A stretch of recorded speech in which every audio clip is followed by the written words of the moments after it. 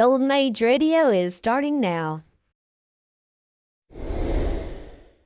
Subscribe to get future updates.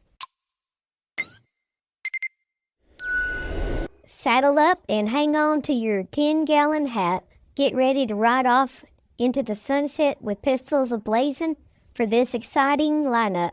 Starting with the Lone Ranger, Gunsmoke, Have Gun Will Travel, Wild Bill, and then the Texas Rangers, followed by Dragnet, Calling All Cars, Richard Diamond, Secrets of Scotland Yard, and Black Museum.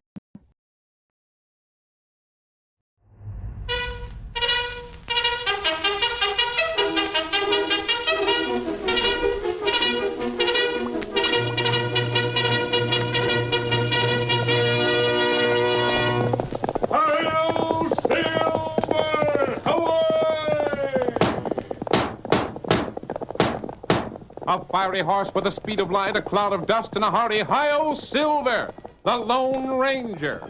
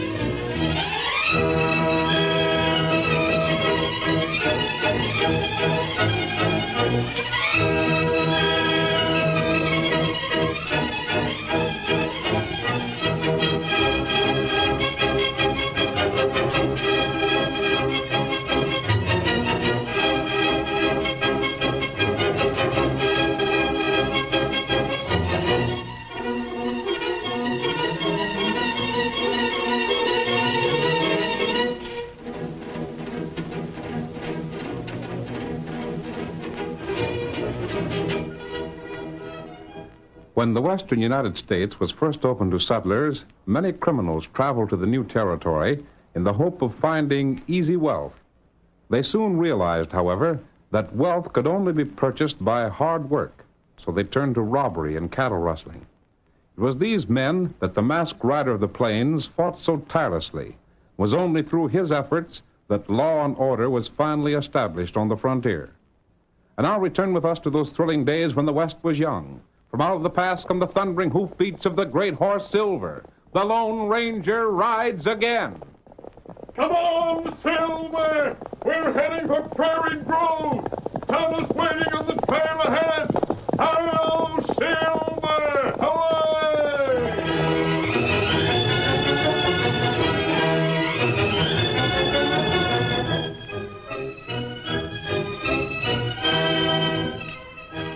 Our story opens in the town of Prairie Grove, a typical frontier settlement in southwestern Texas. It is late afternoon, and Clem Barton, a rancher, hurriedly enters the small post office on the main street. Fred.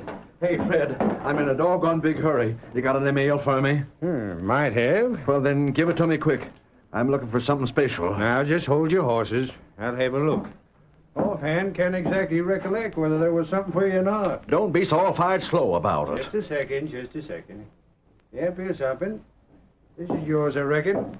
What are you being so blame hasty about? I got to meet Banker Shaw at 5 o'clock, that's why, and it's just about 5 now. Oh, here, give me that. You're meeting Banker Shaw? I am, but this is what I'm looking for. Yippee, this is it, all right. If you're planning to see the banker, you better get a hustle on. He's getting ready to take that stage. What's that? Look for yourself if you don't believe me. There's a stage just across the street. Well, of all the... Looks to me like he kind of forgot about you. Well, I'll catch him. Hi there. Banker Shaw. Hey. You calling me, Clem? Gosh, Mr. Shaw. What are you doing with your bag all packed and everything? You ain't forgot our business, have you? Eh? Business? What business? You know, the ranch, the mortgage. Mortgage? By thunder, Clem, it clean slipped my mind. Gosh, I was hoping we'd get things cleared up today. Look, Mr. Shaw, step back away so as folks won't hear us, won't you? The stage won't be leaving for a couple minutes yet. Well, come along. Now, what is it that's so doggone secret? Well, it's like this, Mr. Shaw. I just now got the cash I sent for to pay off the mortgage. And I'd sure hate like blazes to take the risk of keeping it on me. Well, that's a shame, Clem. I'm sure sorry I forgot about our appointment. If I wasn't going to Gold City, you could give me the cash now, and then you wouldn't have to worry about it. But can't you put off your trip till tomorrow, Mr. Shaw? Sorry, Clem. My business there's a sight too important for that. Well, then how about leaving the cash in your bank for the night? Now, Clem, you know better than that. The bank's closed up tight this late in the day. Of course, you could have them take care of it over to the cafe. After all the holdups there's been, not by a blame sight. Then I reckon you'll just have to take it home with you again. But when you coming back? When? Oh, I'll be back tomorrow evening. I'm just staying overnight. Could I see you tomorrow night, then? Yes, I suppose you could. Of course, the mortgage ain't due for another week yet. But I won't feel real easy keeping $5,000 out to the ranch. And I don't blame you, Clem. Well, let's say you meet me tomorrow night at 10 o'clock, then. That good enough? Oh, that'd do just fine. Get aboard, folks. We're set to travel. Well, the stage's ready to leave, Clem. Sorry I couldn't do no better for you. Oh, we'll make out, I reckon. So long, Mr. Shaw. Tomorrow at 10, then. Good day to you. I'm right in, Mr. Shaw. We're near to 5 minutes late getting started already. I'm ready, driver. Get up there. Get along with you.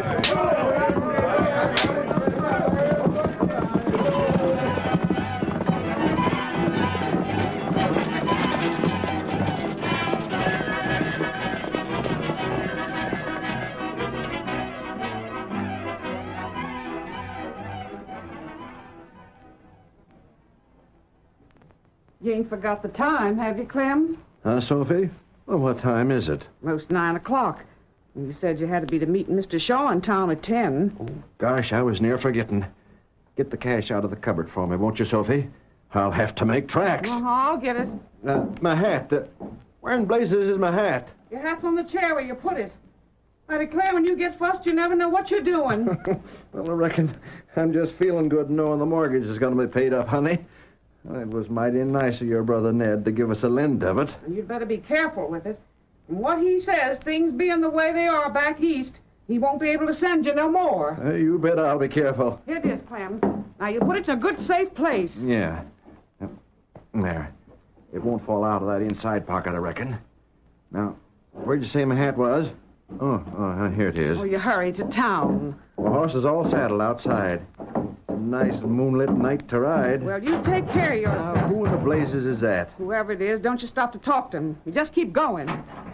An Injun. Oh. What you want, Redskin? Don't stand there, Clem. I'll deal with the Injun. I'm a-going, honey. All right, Injun. What you say you wanted? Me want food. Me pay you. Food? Well, land's sake, we ain't got a whole lot on hand, but you're welcome to share. It's just for yourself? No.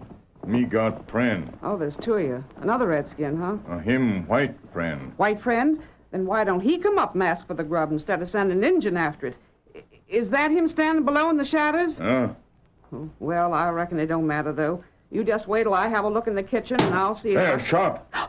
Oh, that's the way Clem rode. Tunnel, to your horse. Something's happened. Me come. Stranger, don't let nothing happen to Clem. Help him. Hurry, Tunnel. Hit me ready. Come on, Silver. Come on, Silver boy. That's it, fellow. Shot came from the trail, Tunnel. Not right. Sounded like a rifle. Hurry, Silver, old fellow. Come on there, Silver boy. That's it, old fellow. You, look. There's a horse. And there's a man lying on the trail. Oh, Silver. Silver. What's the man left the ranch house when you knocked on the door? Him same fella. He's not dead. Bullet cut cross head. Yes. Didn't wound him seriously, but it was enough to knock him out. Oh, no. Him come too. He'll be conscious in a moment. Look, Tonto. The shot must have come from behind that cut bank. It's a perfect spot to hide if he wanted to dry gulch a man on this trail. The man who fired the shot could follow down the gulch and make his escape unseen. Oh, the cash. He'll be all right, friend. The bullet only scraped your scalp. Wait, I gotta look. The cash. You were carrying money? It's gone. It was stolen? How much did you have? $5,000 in folding money. $5,000 and all of it borrowed. You're masked. You're the fellow that shot me. Easy, Clem. Your wife can prove we were at the ranch house when the shot was fired. But we I... didn't know you were carrying money on you. Here. Feel well enough to ride back to the house? Just let me rest a minute, stranger. Can you answer some questions? Huh? What questions? How many people knew you had that money? Nobody. That cash come from the east, and I never told nobody about getting it. No one at all? Well, I did tell Banker Shaw, but he don't count. What I mean is, it was him I was taking the cash to. So he'd have just as much reason as me for keeping it secret. I see. Oh, doggone this head. You see, Banker Shaw holds a mortgage on my place, and I was going to pay it off tonight. A mortgage for $5,000? Uh-huh. But from what I've seen of your place, it isn't worth that much. Well, as a matter of fact, stranger, it ain't. But when I asked for that $5,000, I needed it bad. And if the banker was willing to lend it, I wasn't going to put up no objections. Then Shaw would be more anxious to have you pay the mortgage than to take over your ranch. Shucks, I ain't suspecting him, stranger. You just asked me who knew about the cash, and I told you. Of course, he might have been careless and said something that was overheard. Banker Shaw don't ever say anything careless-like. And besides, he couldn't have told nobody. We fixed up our meeting tonight just when he got on the stage yesterday. He's been out of town ever since. The stage is only due in now. We're going to try and get your money back for you, Clem. Say, do you mean that? We do. Gosh, you're sure a strange sort of fella to be wearing a mask and riding with a redskin. We're not crooks, Clem. You think you can make it back to the house now? Your wife will be worried. Well, I reckon I can. Give me your hand, will you? Here. Oh, my head's like to split. Here, almost. Oh, thanks, Injun. I'll help you, Clem. There they are. Golly, I sure don't know what I'm going to say to Sophie when I get home. I'll sure get a tongue lashing with the cash gone and no way to borrow more. Steady, Silver. How soon does the mortgage have to be paid, Clem? Well, there's just 6 days left. A lot can happen in 6 days. You ready, Tonto? Me ready. Say, which way you heading? Ain't you going back to the house with me? Not now, Clem, but we'll see you later.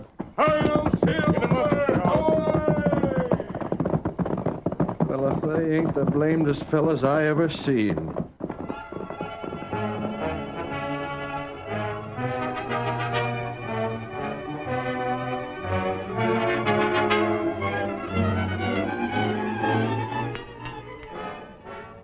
That night, the Lone Ranger and his faithful Indian companion Tonto made camp. But the next morning, they returned to the dry gulch to search for some trace of the man who had robbed Clem Barton. Oh, there, Silver. Oh, steady, boy. Oh, Scout. It's too dark to follow the trail last night, Kemosabe. The moonlight didn't help any in this gully, but we may find something today. There, empty shell. Yes. Look, here's where the man kneeled to shoot. You can see the mark of his knee in the soft earth. That right. And there are hoof prints. Horse got broken shoe. A broken shoe on the left forefoot. There was a small horse. You can see how light the prints are. That right. Here's where he left the gulch. I'm afraid we can't trail him, Tonto. No. Him ride on hard ground. Him not leave trail. Yeah, but they knew what he was about. Now what we do? There's some things I don't understand, Tonto. The outlaw must have known Clem had that money. That right. Clem says the banker was the only one to know. If he'd loaned more than the ranch was worth, he stood to lose if the money wasn't delivered. Here, Silver. Here, Scout. We're going to town, Kemosabe. You got plans? Not yet. But the things I want to find out. Come on, Silver. Come up, Scout.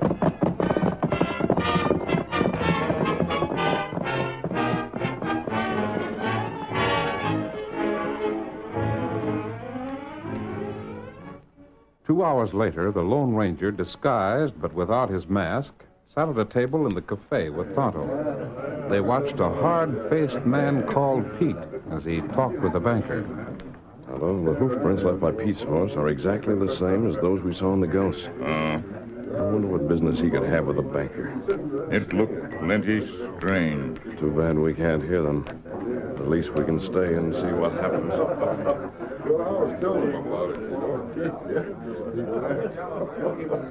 Well, Mr. Shaw, I better be on my way. Even already? Yeah, I gotta. I'll be seeing you again. Uh-huh. Maybe there'll be some more business we can do together. I sure hope so. Hey, Clem. What happened to your head, Clem? Get in the shooting scrape? Hey, hold on and tell us about it. Not now, boys. I gotta talk to Mr. Shaw. Howdy, Mr. Shaw. Can I sit down? Go right ahead.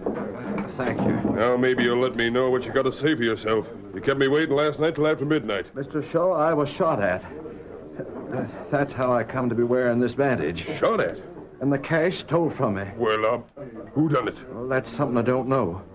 The only fellas I seen was a masked man and an Injun that rode up when they heard the shot. The bullet knocked me out cold. A masked man and a redskin? Why, they're the crooks that stole your cash. You're mistaken, Mr. Shaw. Sophie says they was at the house when the shot was fired. Then they had a partner with them. Don't you see it? Their partner could have shot you, then rode off. Them other fellas talked to Sophie so they'd have an alibi. Then they rode up and stole the cash off you while you was still out. And it worked because you was idiot enough to think the same fellow that shot you must have got the cash. Say, do you really think that? I'll bet every penny in my bank it's so. Mr. Shaw, it wouldn't surprise me none if you was right. Hey, look over there. That's the same Injun. And that fellow with him. He's about the same build. We'll find out about this. Man, grab that redskin and his friend. Get a hold of them. There they go. Out of their way. After them. And through the door. They're heading for their horses. Grab your gun. Make them stop. There they are. Drill them. They're moving too fast. Ben, this is a job for the sheriff. Tell him Clem just had $5,000 stole. And those are the fellas that stole it.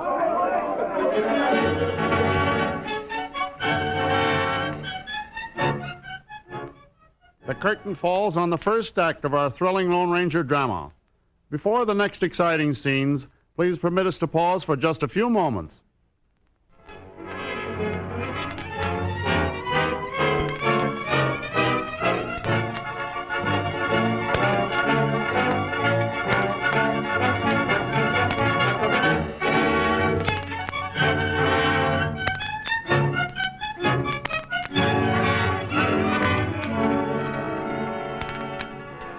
Now to continue the story. The Lone Ranger and Tonto, suspected of the theft of Clem's money, made their escape from town. Their great horses carried them safely beyond pursuit, but that night they returned under cover of darkness. That's Pete's place up ahead, isn't it, Tonto? And there, light in cabin. That means he's still at home. Tonto, we've got to make him talk. Not right. A man who would fire from cover must be a coward. I think we can persuade him to confess whether he planned that robbery alone or whether someone else gave him his instructions. Someone must have told Pete about the money. Maybe the banker tell him. Sure loaned more money than the ranch was worth. But Clem forgot that the banker could have hired someone to steal the money, and that way get the ranch, too. Not right. Tonto, just saw Pete through the window. Oh, Silver. Come on. He may not be alone. We'll have to take a chance. That's right. Come.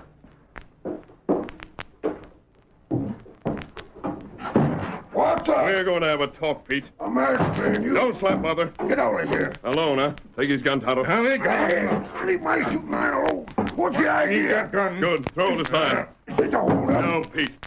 But you're going to tell us about your holdup. Huh? You shot Clem. You stole the cash he was bringing to town. You're loco. You can't lie out of it, Pete. You shot him from the dry gulch next to the trail. We found the prints of your horse. My horse? We didn't know it was yours until we saw you ride up at the cafe today. But when you did, it gave your game away. That ain't so. Who was your partner, Pete? Partner? Someone told you Clem had that money. I have a good idea who that person was, but I want the information from you. Now, look here. Are you going to talk? Let me go. Talk, I said. Talk or take the beating of your life. Quit shaking me. I've got no mercy for a crook like you. Talk. Ow! That's only a start. Get up. Wait, Stand by the door, Tonto. If he makes a break for it, stop him. Him not get away. Don't hit me. You're bringing this on yourself, Pete. You can save yourself by telling me what I want to know. I don't know nothing. Very well. Stand back. Ask for it. Don't. I'll talk. Let me loose. I'll talk. Honest, I will. Just don't beat me up. Quick. It was this way. I was down by the cafe the other day. And this fella...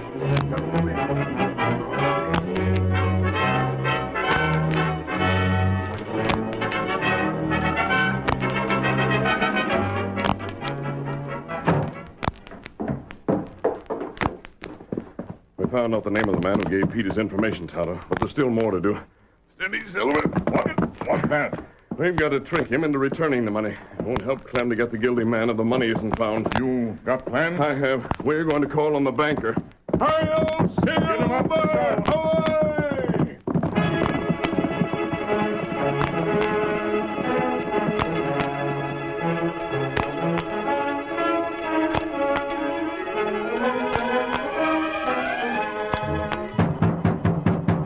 Who's there? Open this door. Just a second. Come on, Tonto, inside, and close the door, Shaw. The masked man Clem told me about. Right. And the same engine. You didn't think we'd be back in town, did you? The sheriff's looking for you fellas. I'll tell You're him. not leaving the house. And if you try to reach that rifle hanging above the fireplace, you'll never make it. I can draw before you've taken another step. You can't get away with it. We'll see about that. So I know who's responsible for the theft of Clem's money. You ought to know. You took it. That accusation won't stand, Shaw. Tonto and I can prove we're innocent. You can't. What's more, you're going to help us prove it. What sense? I meant exactly what I said. You a friend of Clem's? I am. And you want his money returned to him? Of course I do. Then listen to me and stop looking toward your gun. You'll listen whether you like it or not.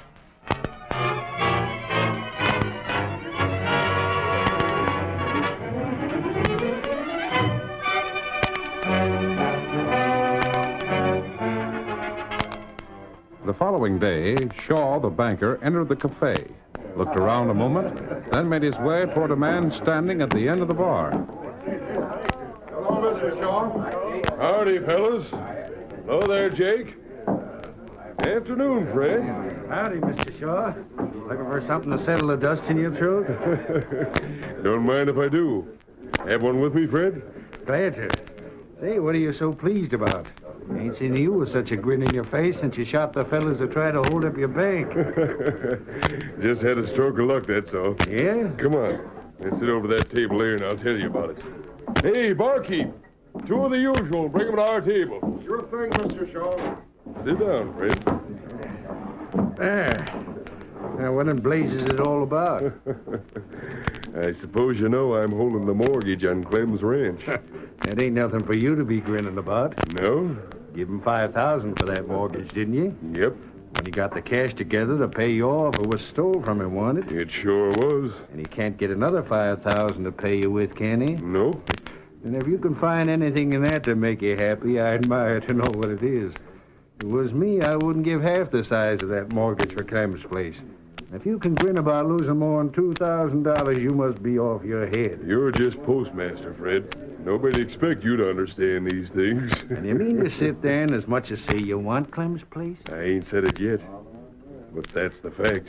It beats me. Here comes the barkeep. I reckon you're needing a drink worse than I am. Just set 'em down, barkeep. This'll pay for 'em. Yeah, thanks, Mr. Shaw. There you are. You can keep the change. You want anything more, just holler. Look here. I've been thinking over what you just said. Yeah? And I've got a notion why you want Clem's ranch. Maybe I'm wrong, but I'm betting I ain't. There's something on that ranch makes it valuable. Now, what would that be? I don't know, but whatever it is, you know about it. Maybe it's gold, maybe it's oil, but that don't matter. There's something on or in that ranch with a heap of cash, something that's got nothing to do with the cattle. Because there ain't a cattleman alive that'd pay you $5,000 for that measly, dried-up range. Now, come on, tell me what it is. It's been nice talking to you, Fred. Wait, you haven't even tasted your drink. Changed my mind. I don't want it. Good day to you, Fred. I savvy why you're leaving. I came too blame close to the truth, didn't I? Now it's you that's off your head. See you later. Now I wonder. By heaven, sure as thunder, that's it. I'm going to find out. Hey, Fred, what's that with you? Huh? You look as though something bit you. Something did, just about. Yeah? You saw me talking to Banker Shaw just now, didn't you? Of course I did. Didn't I bring you your drinks? Barkeep, there's something blame funny going on. Huh? You know what Banker Shaw told me? He wants to foreclose on Clem. He was laughing about it. No. I'm telling you the truth. But he'd be losing money. Barkeep, I'm just wondering if he would. Huh? Don't you tell nobody I said it. But he's got a reason for foreclosing. And just between you and me, Barkeep, maybe that same reason would make him keep Clem from paying off. Mind you, I ain't saying it's so. But it seems to me it's a mighty strange thing.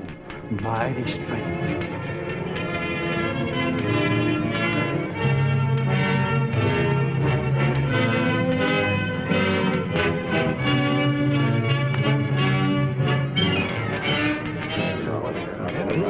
Fellas, the bankers aim to make himself rich with Clem's ranch. What's that? There's oil or gold on it. Hey, all of you fatso, just what's the banker up to? We'll find out.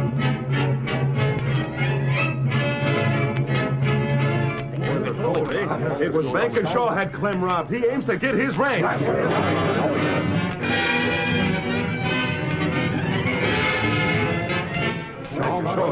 It must have been done the banker done it. Why else did he want to foreclose?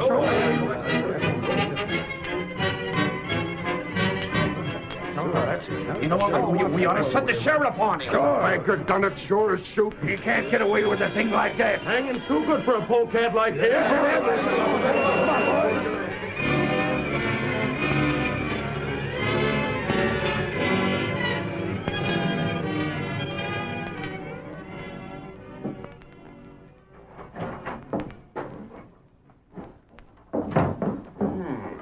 It's you, is it, Fred? Shaw, you're in a heap of trouble. Yeah? Ain't you been uptown? Nope, not since the last I talked to you. Well, everybody's talking about your foreclosing on Lem.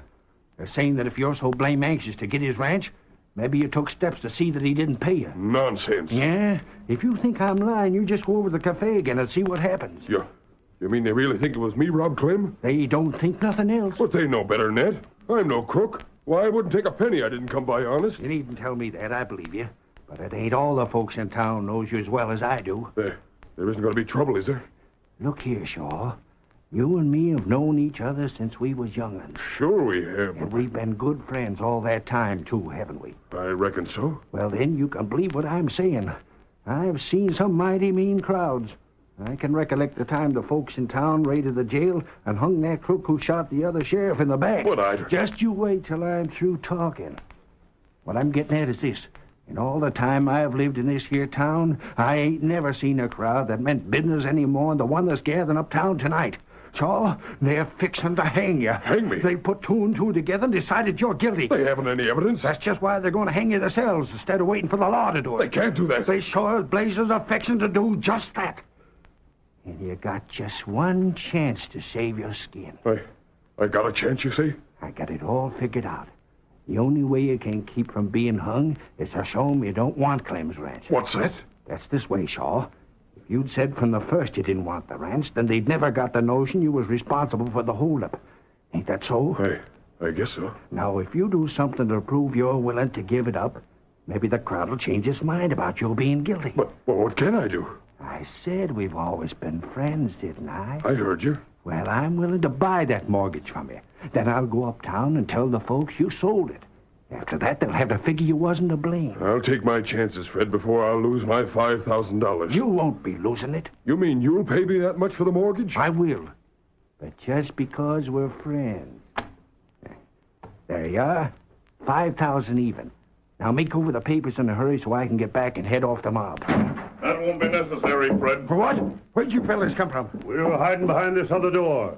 And just waiting for you to show us whether you had that cash on you or not. But, Sheriff, The sheriff has already told the townspeople who was responsible for the holdup, Fred.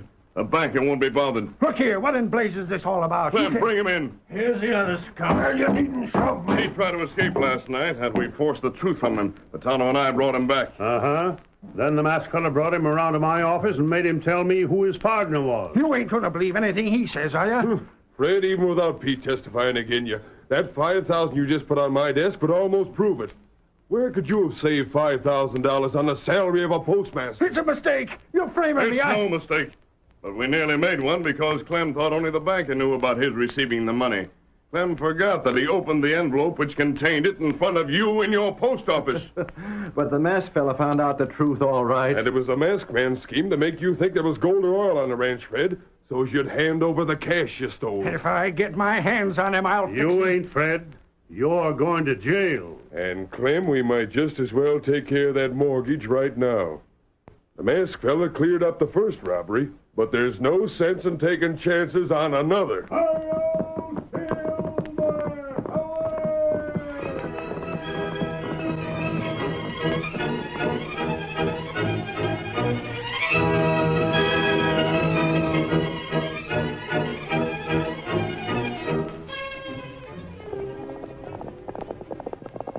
Come on, Silver, old boy. There's going to be trouble. trouble at Fort Gardner.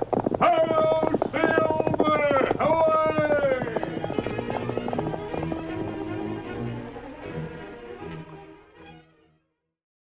You are listening to Golden Age Radio, rumble.com/C/GAR. Brought to you by G3PL.com.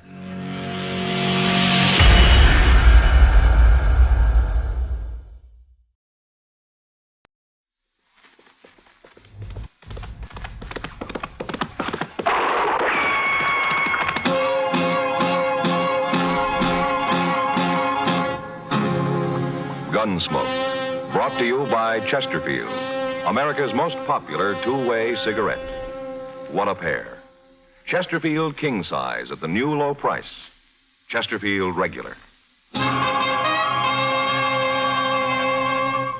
Around Dodge City and in the territory on West, there's just one way to handle the killers and the spoilers, and that's with a U.S. Marshal and the smell of Gunsmoke.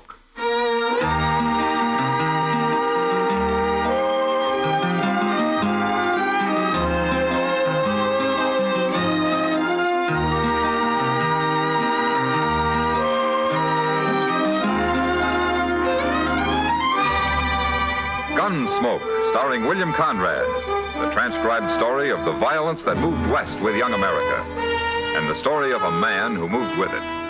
I'm that man, Matt Dillon, United States Marshal. The first man they look for and the last they want to meet. It's a chancy job, and it makes a man watchful and a little lonely.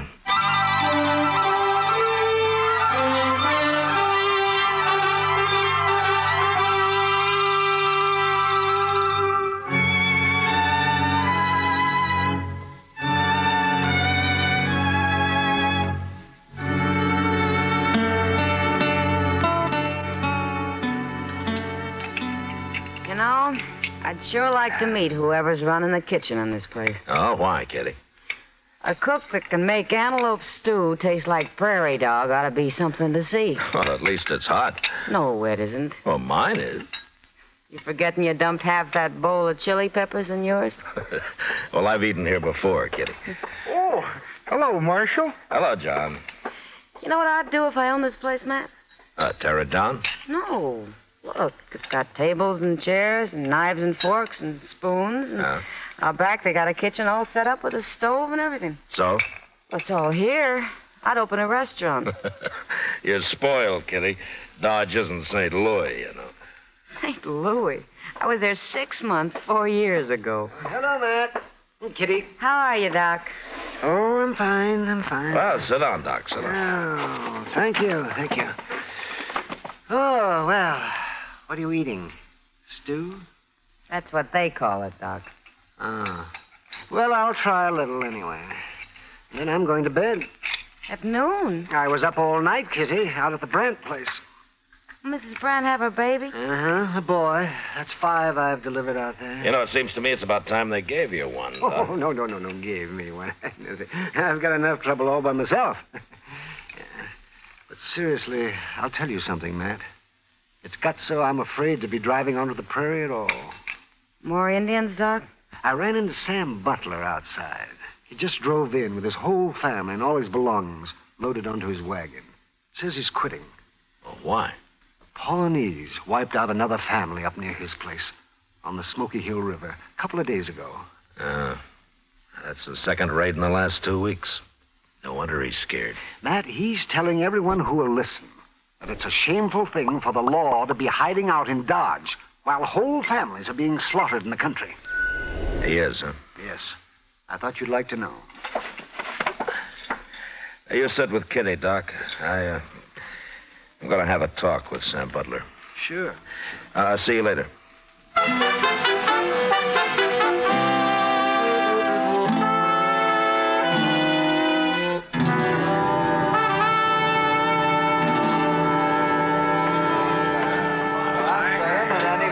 Stays out there and exposes his family to them murdering savages is plumb crazy. You can't fight a Pawnee war party all by yourself. And we sure ain't getting no help from the law around here. We can die and rot for all the law cares.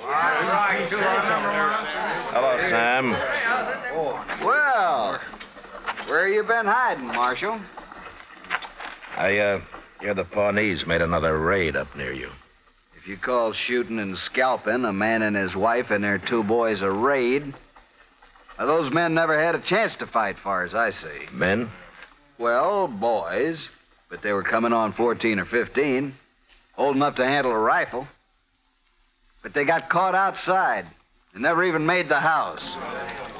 I seen them lying there with my own eyes, Marshal. And if you'd seen them, you'd be doing something about it instead of sitting around here and dying. I'm not hired to fight Indians, Sam. That's the Army's job. And you ought to be out helping the Army. Every lawman in the country ought to. The Army doesn't need help. But there's something strange about those Pawnees.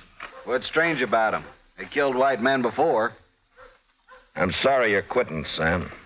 We need settlers out here. Not dead ones, you don't. No. No, not dead ones.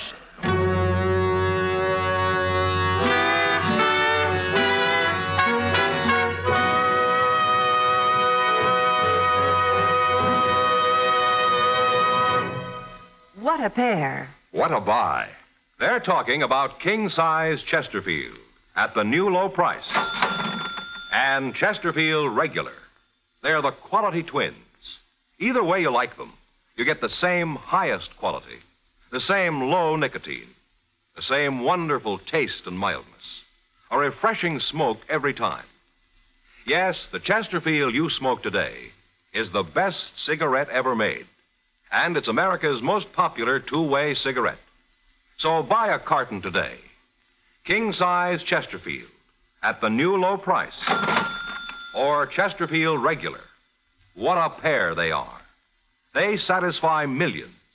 They're best for you.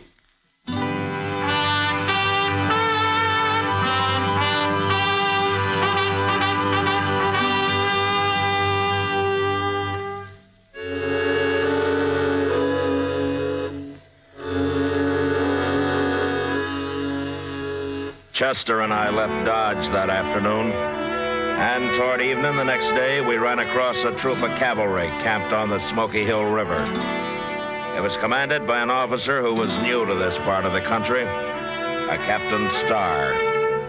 He was anxious to make a success of his first expedition, but so far he hadn't even seen an Indian. I decided to stay with him for a while, and I'm glad I did. The next afternoon, while we were on the march, his scouts reported another settler's cabin burned. The family killed. At my request, Captain Starr filed his troop out in patrols while he and Chester and I rode forward to the scene of the slaughter.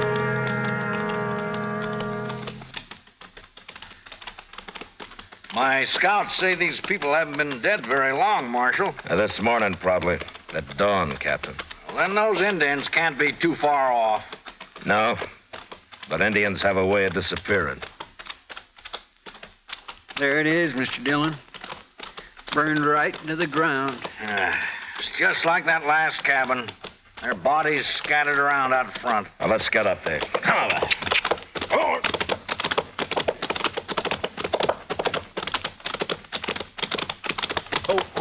Oh.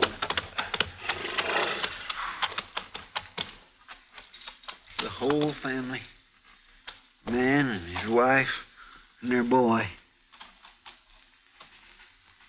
Look over there. Against the water barrel. Oh, my. It's a little girl. It's a little girl.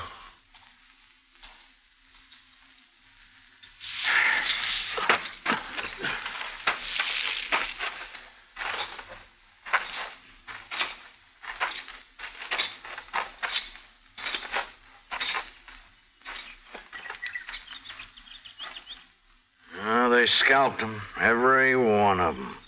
Even that little girl. They even scalped her. At least they didn't torture them. Did they torture the other families, Captain? No, they didn't, Marshal. They shot them just like this and scalped them. Where are you going, Marshal? What is it?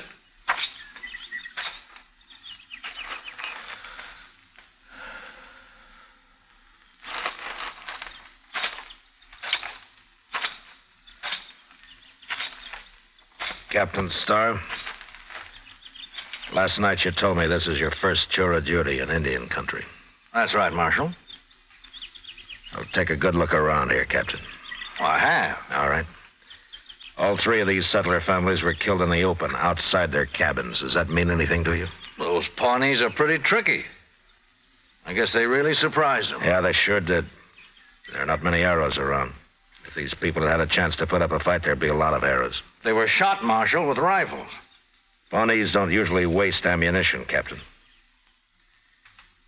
There's a reason for it here, though. Well, what reason? Look at the ground. There are no tracks.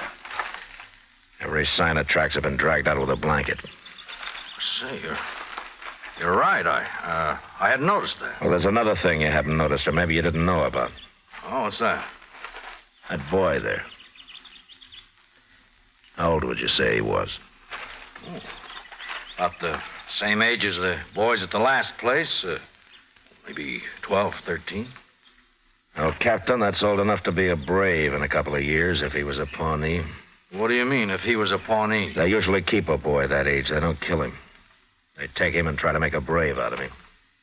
Oh, well, I didn't know that. I know what he's driving at, Captain.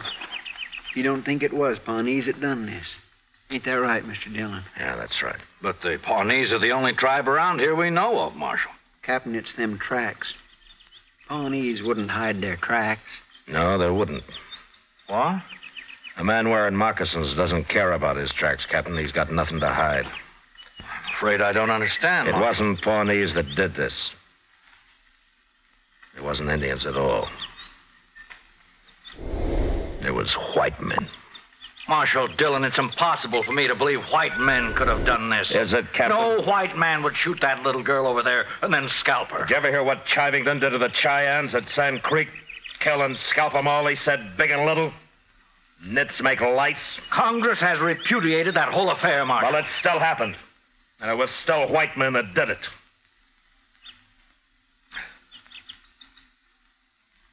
Oh. I suppose you're right. Yeah, I'm right. But why did they do it? Horses. You see that corral out there?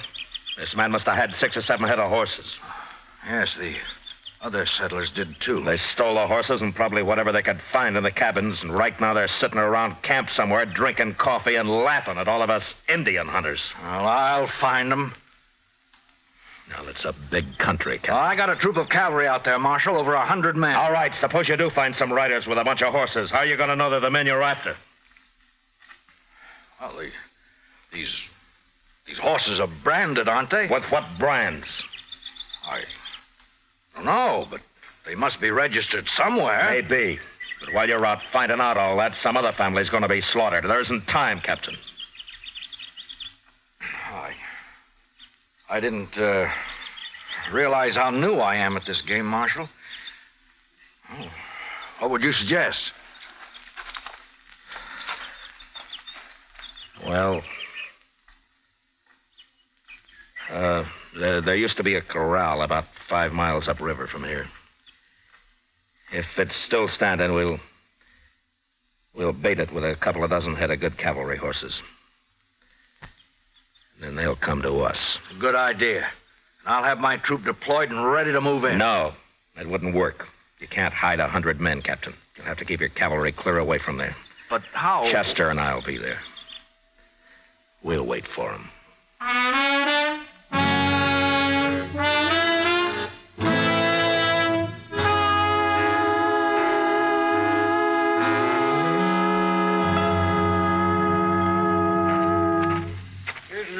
Green branches, Mr. Dillon. I'll throw them on the fire, Chester. Let's have some more smoke, huh? Yes, sir.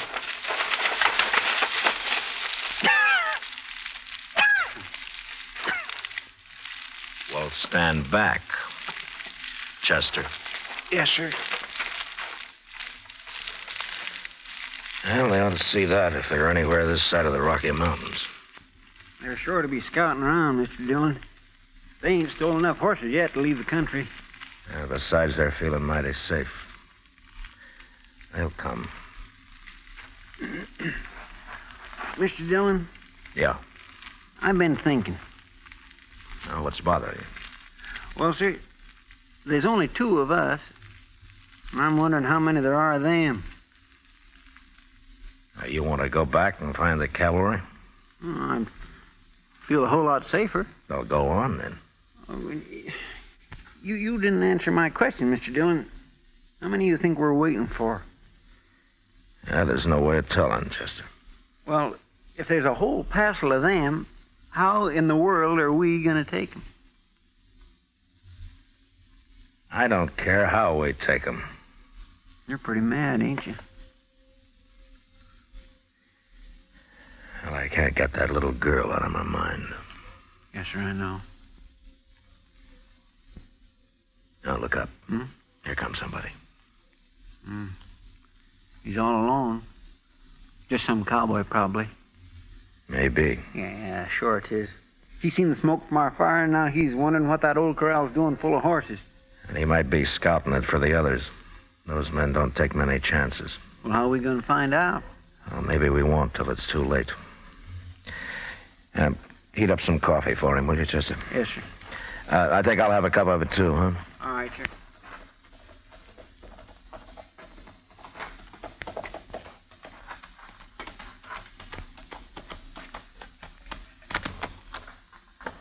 Morning. Oh, get on, stranger. We'll have some hot coffee up in a minute. Well, let's tie my horse here. Whew. Sure used some coffee. Had to make dry camp last night. Oh? Well, you couldn't have been very far away. Why didn't you ride on down to the river here? Tell you why, mister, I was lost. I rode till after dark, and I got lost. Well, your horse could have found it for you. Maybe my horse ain't smart as yours. No offense. Sit down. Chester's bringing the coffee now. I've been sitting all morning.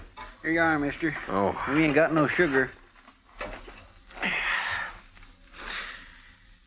You men are traveling pretty light, ain't you? What do you mean? Here's your coffee. Oh, thanks, Chester. I mean all them horses. Mighty big remote and no wagon. Not much grub I can see. We're driving those horses to Cheyenne. There's only 2 of us. We couldn't handle a wagon and the herd both. Only 2 of you? Yeah, that's right. Well, mister, look, I'm drifting. Maybe you could use another hand. Maybe. Where you from? Dakota Territory. Name of Lee Stapp. I sure would like to see Cheyenne. I ain't never been there. Well, why don't you ride up there alone? It'd be chasing a herd of horses all the way. Well, I'm broke, mister. Wouldn't have much of a party in Cheyenne broke, would I? No, I don't guess you would. I'm a good hand. I work cheap. How about it? You're a good hand, huh? Of course I am. Did you take a look at those horses we got? Yeah, I sure did. I ain't never seen none better. Well, they're good horses, and we take good care of them. Well, okay. What's that got to do with hiring me? Mister, I wouldn't hire you to herd sheep. What? You said you made dry camp last night. How come you tie your horse up without watering him while you stand here slopping up coffee? Well, it's my horse, ain't it? Sure. How's the coffee? Coffee? Is it any good?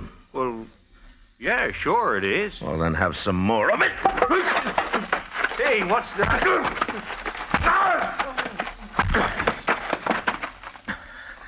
Chester. Yes, sir? Here, catch his gun. Got it. All right, now go get some rope. We'll tie him up while he's still out. Hey, but Mr. Dillon, you sure he ain't just a cowboy like he said? I was pretty sure, Chester, but this made me real sure. It was sticking out of his pocket. Oh, my. I'll get the rope, and we ought to hang him with it.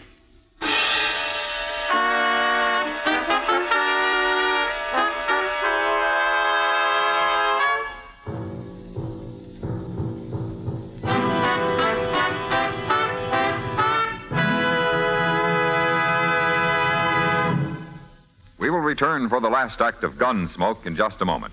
In regular or king size, you can get 'em either way. The best smoke ever made's the Chesterfield you buy today. Smokers coast to coast are changing, it's a cinch to do. Here's all you have to say to get the one that's best for you. Chesterfield's for me, Chesterfield's for me. You just say it's Chesterfield's for me. Friends, for your vacation, take along plenty of Chesterfields. Buy 'em by the carton. Chesterfield king size at the new low price. Chesterfield regular. What a pair. They're the quality twins. The same highest quality. The same low nicotine. Either way you like them, they're best for you. Smoke Chesterfield. It's America's most popular two-way cigarette.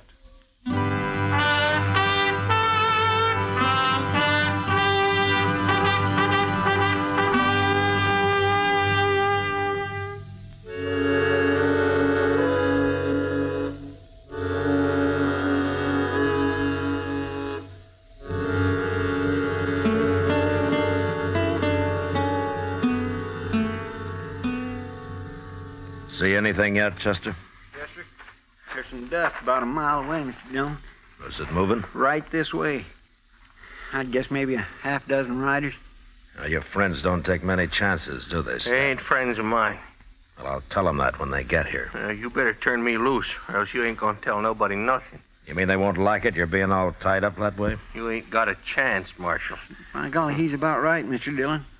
How are we going to fight 6 men? You know, I've been thinking, Chester, we could use Stapp here as a hostage. No, Marshal, don't do that. I don't aim to, Stapp. They wouldn't care whether you die or not. Men like you don't have that kind of friends. But we can't stand up to 6 men, Mr. Dillon. We wouldn't have a chance. No, we wouldn't, Chester. I'm going to do something I never did before in my life. What? You'll see. But first, get a bandana and fix Stapp up so he can't talk. That won't do you no good. Shut up and get on your feet. Here's a bandana. Here, I'll do it. All right, on your feet. Stand you. Now, turn around.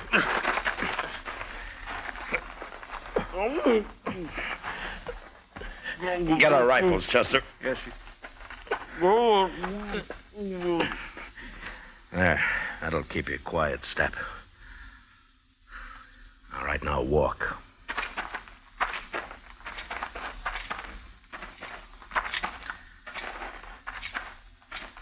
Here's yours, Mr. Dillon. Oh, thanks. You get on behind that log over there, Chester. Yes, sir. I'll keep Stapp here with me. All right, lie down, Stapp. And if you make any noise, I'll split your skull. Now, go on. Lie down.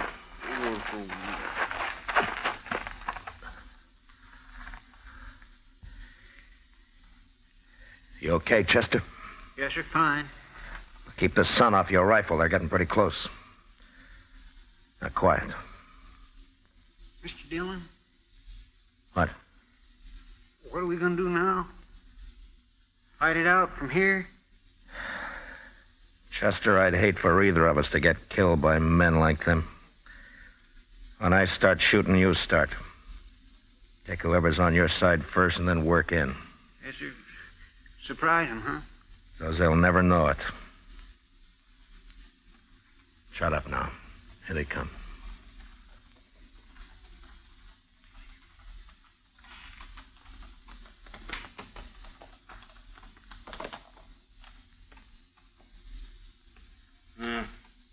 They must be over the river.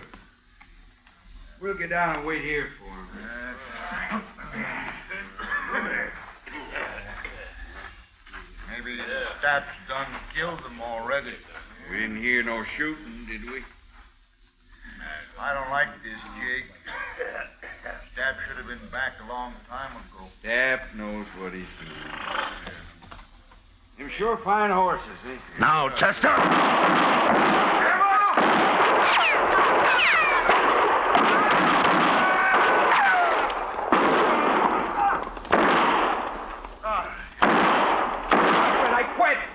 I give up. Don't shoot no more. All right, throw away your guns.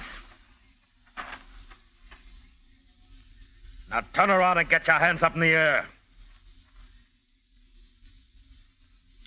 Chester, come over here. We killed 4 of them, Mr. Dillon. 4 of them. Prod Stapp up and bring him up to the fire. I'll handle these two.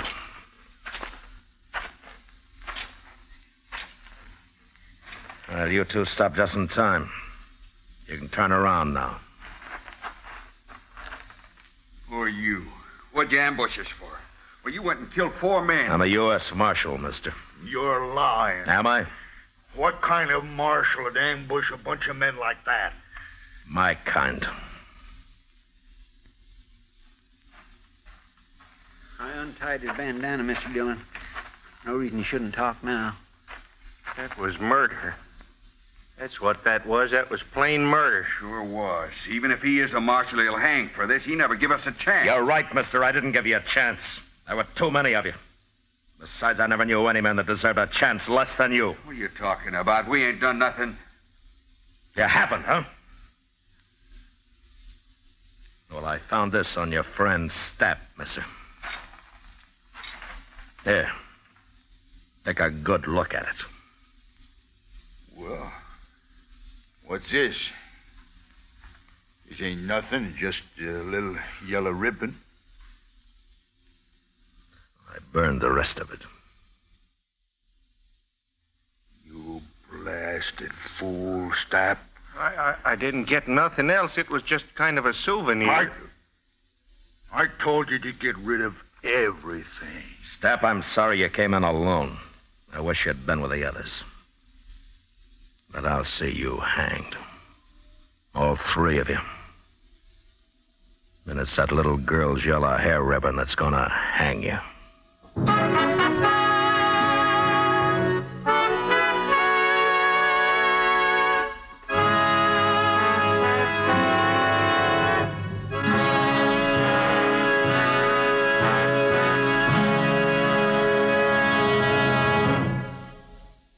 L&M goes king size.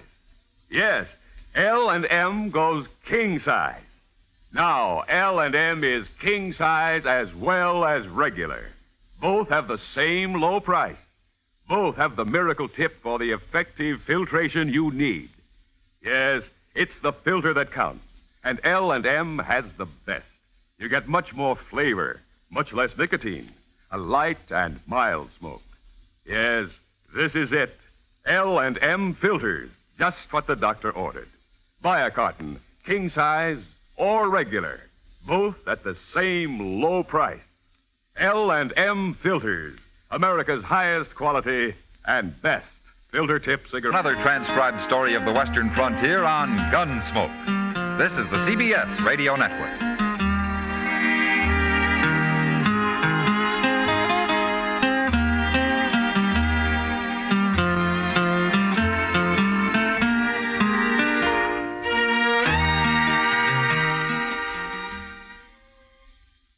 You are listening to Golden Age Radio, rumble.com/C/GAR.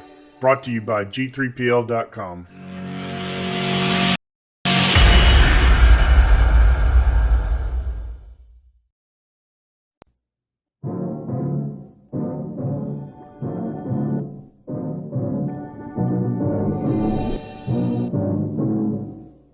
The old man doesn't have long to live.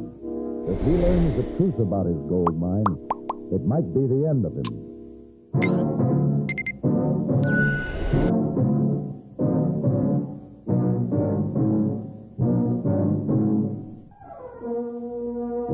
Have Gun, Will Travel. Starring Mr. John Daner as Paladin. San Francisco, 1875. The Carlton Hotel, headquarters of a man called Paladin.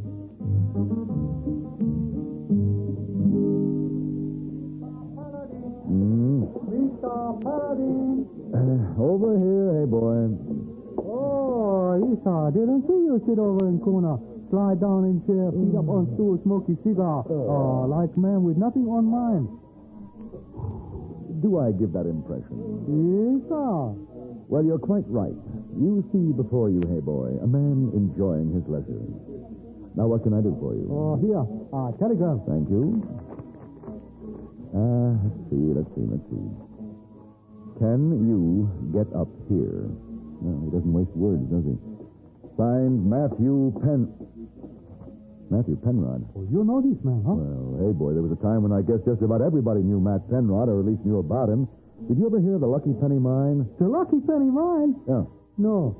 Well, anyway, it's up above Prescott in Arizona territory. Matt Penrod had prospected for years all over the West with no luck. And finally, he was down to his last penny. And the story is he flipped the coin. Tails, he'd forget the whole thing. And heads, he'd give it one more try. And the penny came up heads. Oh, so? That when he found the Lucky Penny Mine, did he make a big strike? A big one. A lot of gold was taken out of the Lucky Penny. Then poor Matt, the vein ran out overnight. Completely gone. Oh, too bad. Matt wouldn't believe the mine was worked out, and he kept pouring more money into the thing until, well, he finally went broke. And the last time I saw him, he was still there in that shut-down mine, digging around, looking for that lost vein. Oh, he don't give up, eh? No, it's sort of sad, too. I wonder what Matt wants with me. Can you get up here? Well, I certainly can. Hey, boy, let's go pack.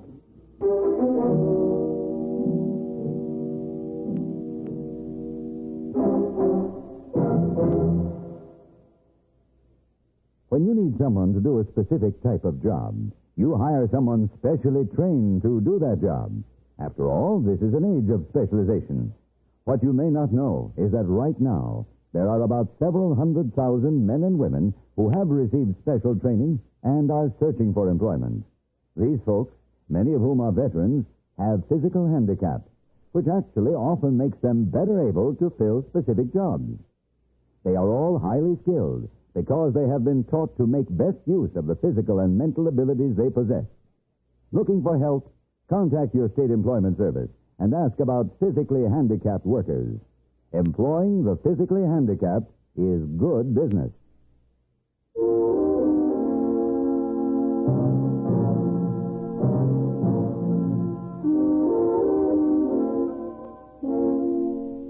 The last time I had occasion to visit the Lucky Penny, it was a ghost mine. So when I arrived, I was surprised to see smoke pouring from the smelter stacks and to hear unmistakable sounds of activity. I rode on to the ornate old house Matt Penrod had built for himself on the side of a hill, and it was waiting for me on a wide secret porch that overlooked the mine. Hey, Matt. Well, I'm glad to see you. How are you, Matt? Look at her, Paladin. Just look out there, going like a house afire.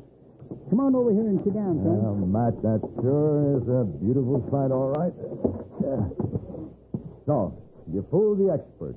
You found the lost vein, huh? Darn this thing. Tell me about it, Matt. Well, like you see, with me in this here doggone wheelchair, got so I couldn't climb around my diggings anymore. Had to give it up. Yep, I had to call it quits. Oh, not you, Matt. Yep.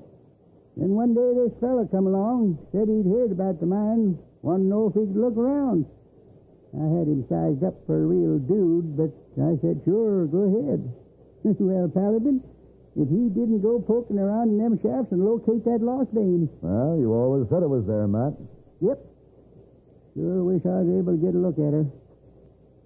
And you know something? Know what this fella's name is? Penny. Joe Penny. Joe Penny? You see? Yeah. Lucky Penny. Yeah. Well, anyway, he come to me with a proposition to work the mine. He take over, we go shares.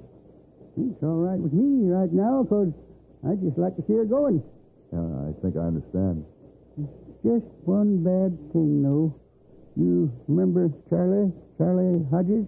Sure. He's the superintendent who was with you for so long. Yep.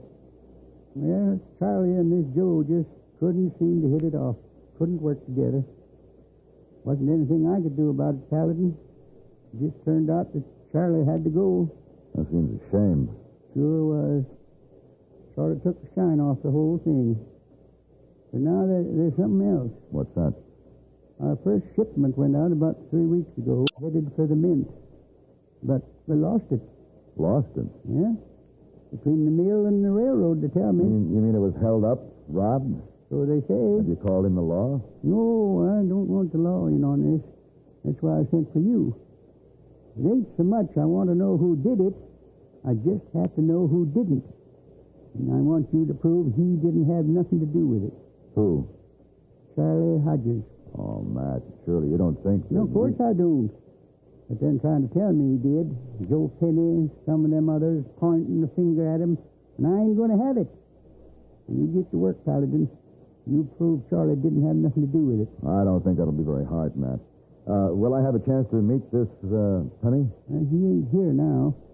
Said he had to go east on a buying trip. I don't know. But you get to work. All right, Matt. Look at that mine, Paladin. Going like a house afire.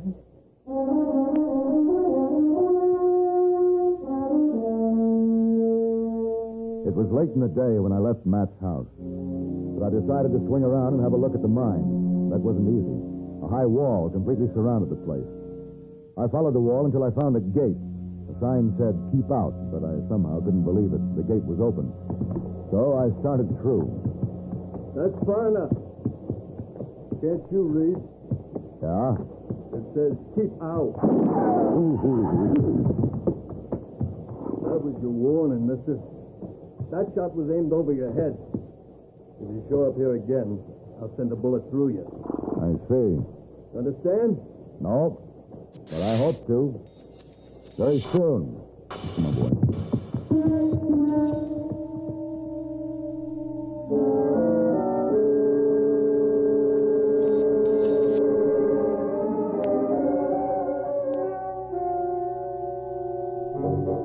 A fortress mine was an unusual thing in that part of the country, and I began to wonder just how much old Matt knew about his Lucky Penny operation. The hotel in town was musty from its years of disuse, but it was open for business, so I checked in and went up to my room. I tried to figure just where to start to prove that Charlie Hodges did not steal the Lucky Penny's gold shipment. Yes? Paladin? Yes? Remember me? Charlie Hodges. I happened to be in town when you rode through today. I thought I recognized you. I'm glad you did, Charlie. Come on in. Thanks. I saw Matt this afternoon. Oh, what'd you think? He looks old, tired, but he's happy. Yeah, he's happy. Maybe after all, that's what's important. Well, go on, sit down, Charlie. Oh, thanks. Hey, Charlie, Matt wants me to check that robbery of his gold shipment. Oh?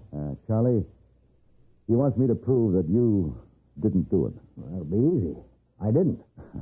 That convinces me. Do you have any idea who did, Charlie? Well, as near as I can figure, nobody. What do you mean? I don't see how anybody could steal the gold. Because I don't see how there could be any gold. Huh? Oh, the Lucky Penny's worked out. No, they're working the mine right now. Look out the window. You can see the fire from the smokestacks. They must be on a 24-hour schedule. That's what's got me baffled. Paladin, I know the Lucky Penny like I know the inside of my hand. And I know a worked-out mine when I see one. That vein didn't just default, it quit. Matt doesn't think so. I know. What about this Joe Penny? Yeah, we didn't get along right from the start. But funny thing, he saw to it that I never had a chance to check out that vein he discovered. But even helpless as he is, how could anyone fool an old miner like Matt? Well, Matt isn't the man he used to be, Paladin. You know, besides, a man believes what he wants to believe. Yeah, you're right. Say, did you ever meet this Joe Penny? No. Believe me, he's just a cheap crook. You know what he's up to? I think so.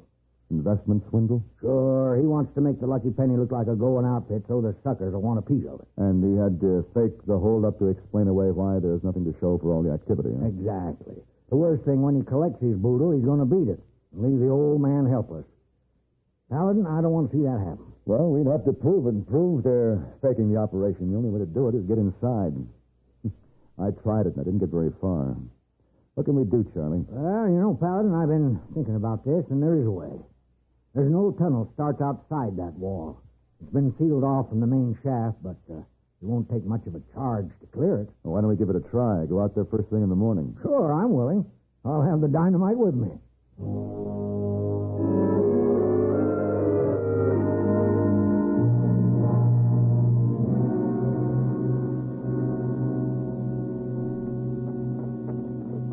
How long since this tunnel's been here? Oh, a long time.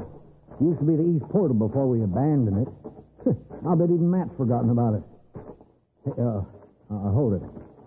Here's where she's sealed off. Oh, give me that dynamite stick. Here. You got the cap? Uh-huh. When you find your spot, I'll fuse it. All right. Now, let's see. Well, about here will make her fall right. All right. Won't they hear the blast up there? Oh, not enough. You got her crimped yet? Yeah, ready to go. All right, now get back a ways. You better get down on your belly. All right. Yeah, it's a short fuse, Charlie. When you light it, move fast. Yeah.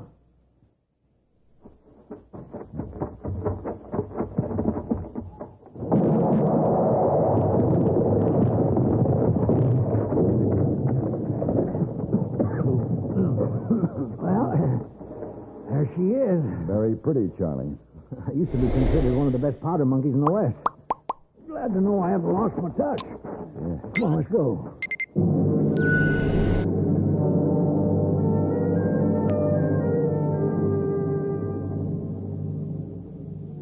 I was happy to remember that Charlie knew the lucky penny like the inside of his hand. It was all a bewildering maze to me, but somehow we eventually reached the main portal and we were able to look out on the yard where the mill and refinery were located. Looks like we made a mistake when we figured to disguise ourselves in these miners' clothes. Those men out there look more like Barbary Coast riffraff. Never see such a bunch of plug uglies. Look, all those that ain't in the poker game have rifles over their shoulders. Hey, you smell that? Yeah. What is it? It's chlorine gas. They got that refinery running full blast. Is there any way we can get over there? Yeah, if we can make it past those rifles, we can duck behind the slag dump and get around the back way. Come on. Take off that miner's hat. It makes you conspicuous. Oh. All right, come on.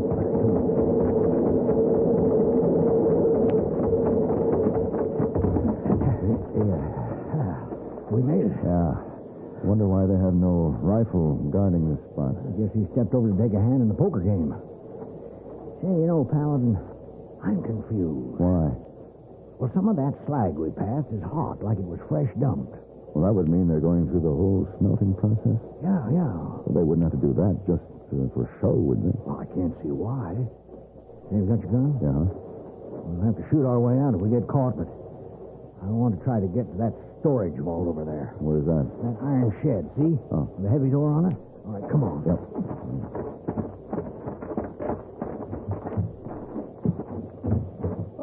Hey, we're in luck. It isn't locked. Ooh, Charlie, look at that. Why, gold bars, real gold. Hey, Maxie, watch it! Oh, they've seen us. Do we shoot? No, better to run. Now, follow me.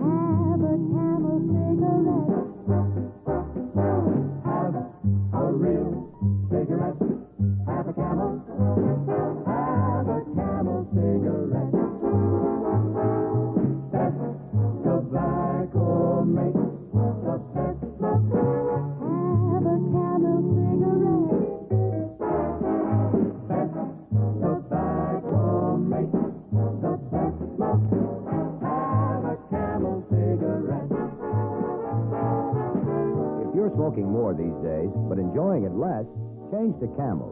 The Camel blend of caustic tobaccos has never been equaled for real smoking satisfaction. Have a real cigarette. Have a Camel. Start to really enjoy smoking again.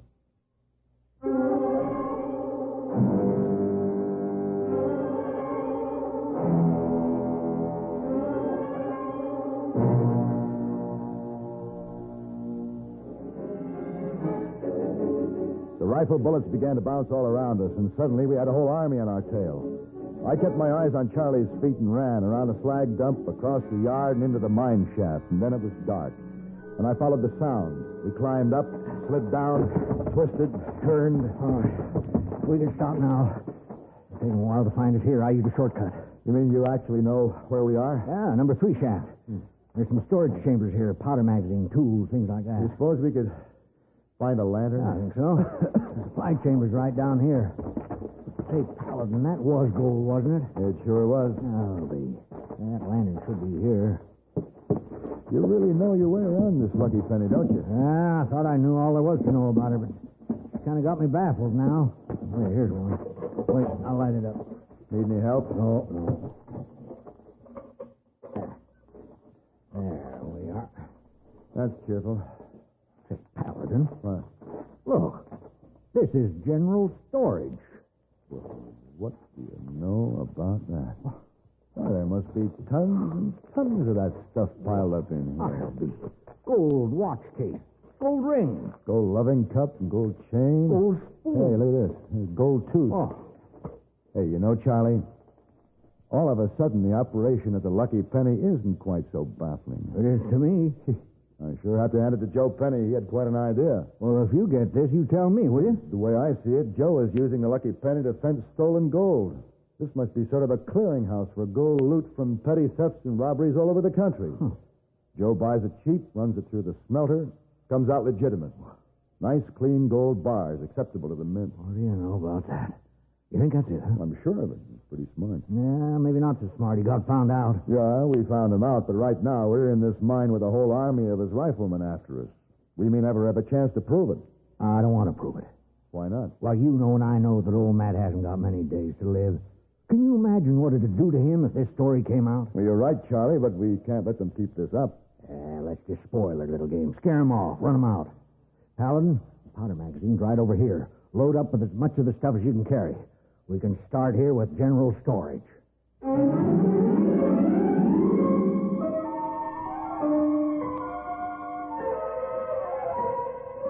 A stick of dynamite sealed the entrance to general storage, and then we retraced our steps through the mine, blasting shut every tunnel and chamber where the loot was stored.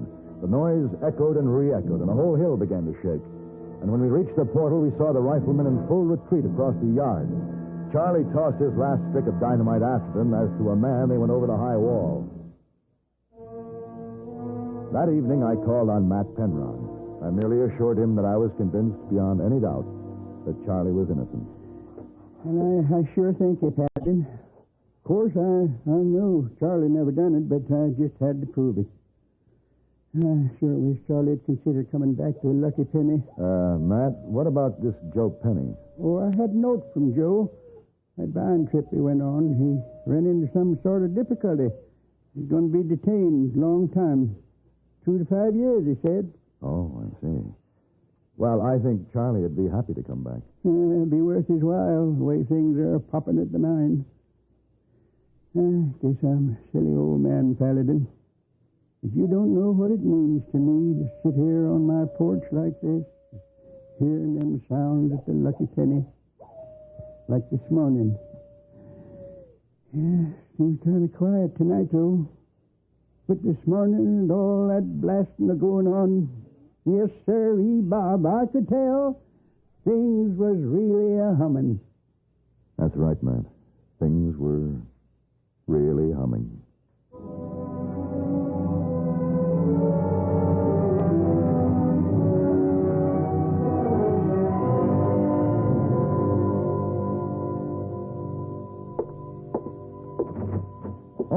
Miss Wong. Yeah, just finished cleaning your room, Mr. Pilot. Very nice. Why, thank you. You had nice breakfast in dining room this morning? Oh, yes, I did. Don't tell anyone, but I had big steak, Big steak. 3 eggs, 3 eggs? hash brown potatoes, Hash browns. and hot biscuits, Oh. dripping butter. My, you eat too much. You get pudgy fat. No danger, Miss Wong. The only good meals I get are those here at the Carlton, and that isn't very often since I'm away most of the time anyway. Yes, Mr. Pilot and Macy Wong found penny you leave on bureau dresser. Oh, yes, that's a special penny, Miss Wong. Oh? Came in the mail yesterday with some very sad news. A friend of mine passed away. Oh, so sorry. Yeah, a wonderful old gentleman. Oh. He remembered me in his will. Oh, you inherit some money? Yes, that penny. Just 1 penny? That's all. Oh. But it's very special. A lucky penny. Oh, it's supposed to bring you much luck? Maybe. We'll see, Miss Wong. Yes,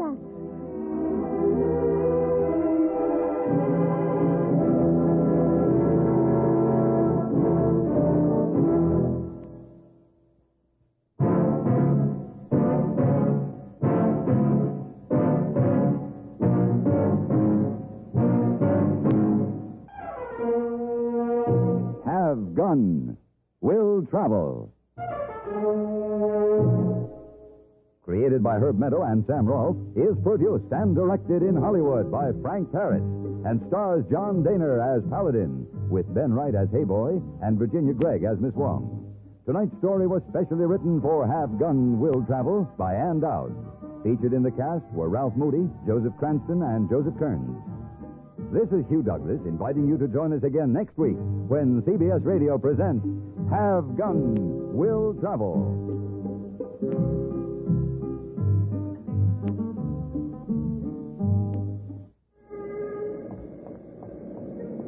Yeah, Temple Watch Repairs. This is the place. May I help you, sir? Yes, can you do anything about this here? What is it? Well, it's a wind-up radio. The crank's there on the side, but the spring's broken or something. Try winding it up. All right. Never seen one of these before. A wind-up radio, huh? Take it to a radio repairman. I did, but he said to bring it to you. What do you do with it, anyway? Oh, I carry it around with me. Like to listen to Arthur Godfrey, Gary Moore, Art Linkletter, Bing Crosby, and Rosemary Clooney. They're all on CBS Radio each weekday. I know. I'm partial to them myself. But I'm afraid I can't help you with the radio. Why don't you get yourself one of those little transistor jobs? Yeah, I guess I'll have to. Well, thanks anyway. Oh, do you have the time? Yes.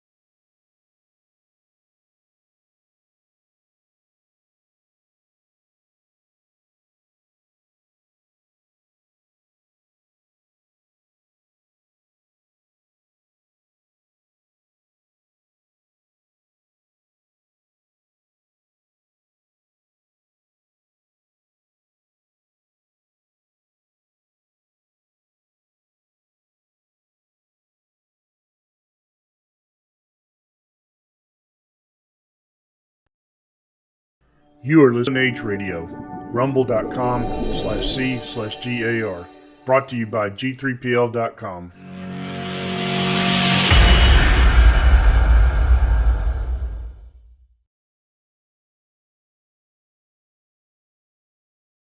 Kellogg's, the greatest name in cereals, presents Wild Bill Hickok!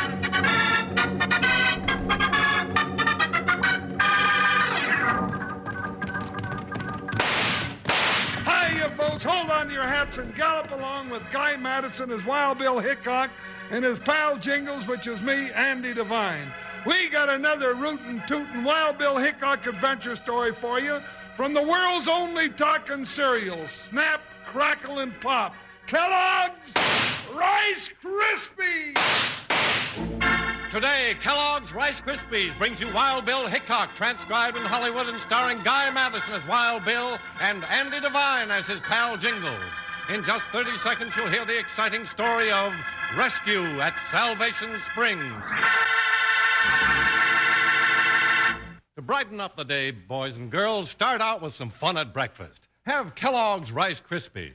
They're fun to eat and fun to listen to because they're known as the talking cereal. They're so fresh and crisp that when you add cream or milk, they go snap, crackle, pop.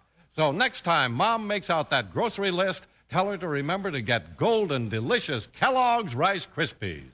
Then you'll be all set for some real fun.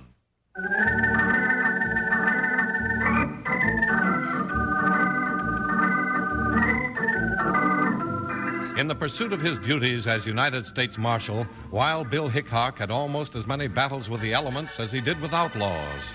Wind and rain, the scorching heat of the desert, and the blinding blizzards of winter served to make his job even tougher. It was a Nevada blizzard that gave Bill and his deputy Jingles a real battle the time they fought through blinding snow toward a rescue at Salvation Springs.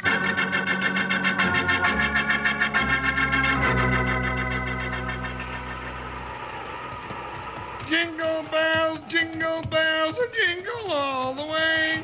Oh, what fun it is to ride in a one-horse open sleigh. Wish I had one, doggone it. You're a little late for Christmas, Jingles. Oh, no, I'm not, Bill. I'm early. All this snow makes me start thinking about Christmas next year. You'd better start wondering about getting to Battle Mountain today instead. Oh, what's the matter? Your compass froze up on you? No, but it's already afternoon. We'd better head to the left and try to find some shelter in the foothills. Oh, now, Bill, if we do that, we'll never get to Battle Mountain. We can hold up till this storm blows over. And spend another night freezing to death? I'm getting tired of this. Can't see 10 feet ahead of me. The wind is cutting through me like cactus needles, and I'm hungry. If we can make it to the foothills, we can find shelter. Oh, but Bill, doggone it, I wish all the outlaws would go south for the winter like the birds do. Then we could be comfortable while we're chasing them. Hold it, Jingles. Who, Buckshot? Who? Oh, Joker, who? What are you stopping for? Quiet, listen. I thought I heard shots. Oh, now you didn't either. You're always looking for trouble, and I ain't Hold it, partner. Now listen. I still don't. There. That's it, Jingles. 3 shots. Somebody's in trouble, all right. Well, they sure picked a fine time for it. It came from the left. Come on, let's go. Hi, Buckshot. Hi. Well, I hope it was just somebody inviting us to dinner. Come on, Joker. Don't get too far away, Bill. You could lose me easy in this blizzard.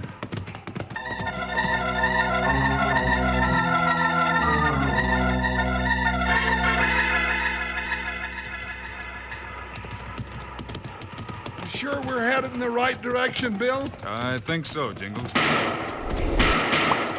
Well, there's that signal again, Bill. Yeah, it's not far away now. Boy, I wish I could see through this snow. Reckon somebody's hurt or just got lost. I don't know, but they need help. That's a cinch. Listen, everybody, I hear horses. Hey, Bill, that's a girl's voice. It is horses. Help! This way! You're right, partner.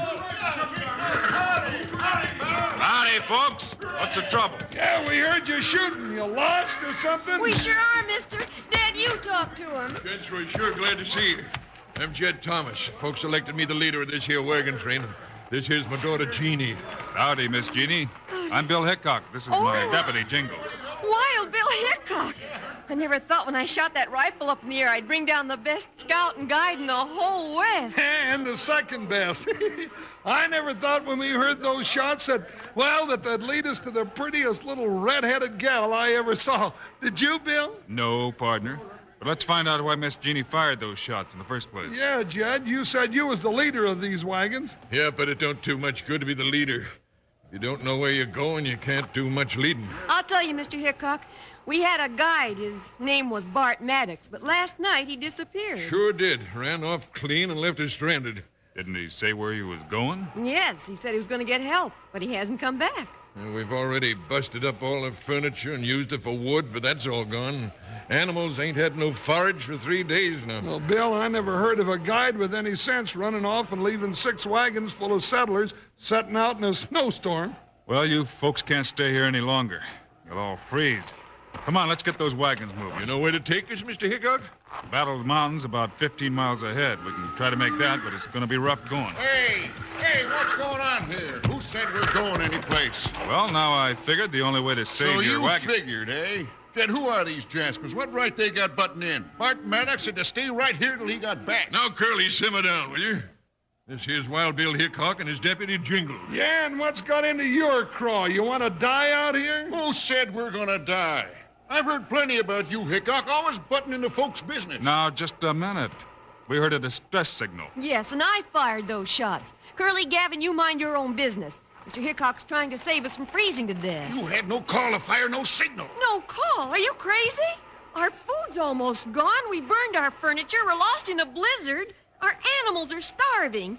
You say I've got no call. Yeah, that's what I said. You're a meddling, nosy... Now, hold on, Curly. Mister, I've heard just about enough of Yeah, it. you can't talk to Miss Jeannie like that. I'll take him, Bill. You get away from me, you big ox, or let you have it right between the eyes. Look out, he's got a gun! Down, Jingles.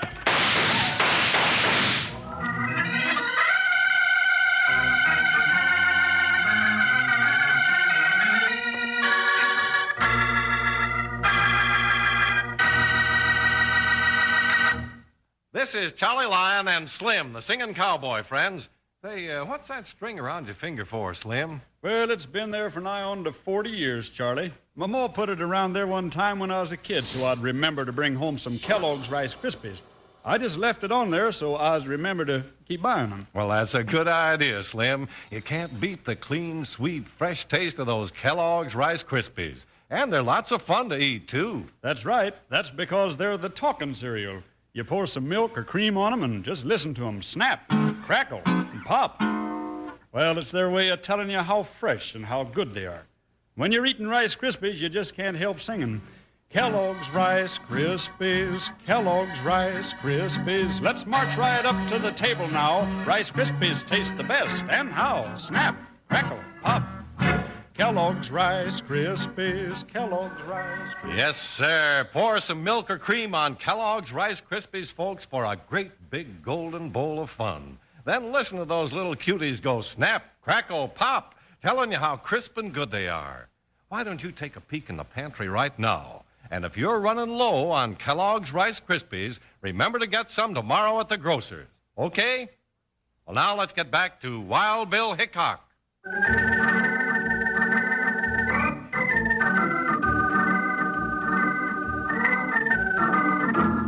Wild Bill Hickok and Jingles were just about to try to lead the stranded wagon train of settlers on through the biting blizzard toward Battle Mountain when Curly Gavin interfered.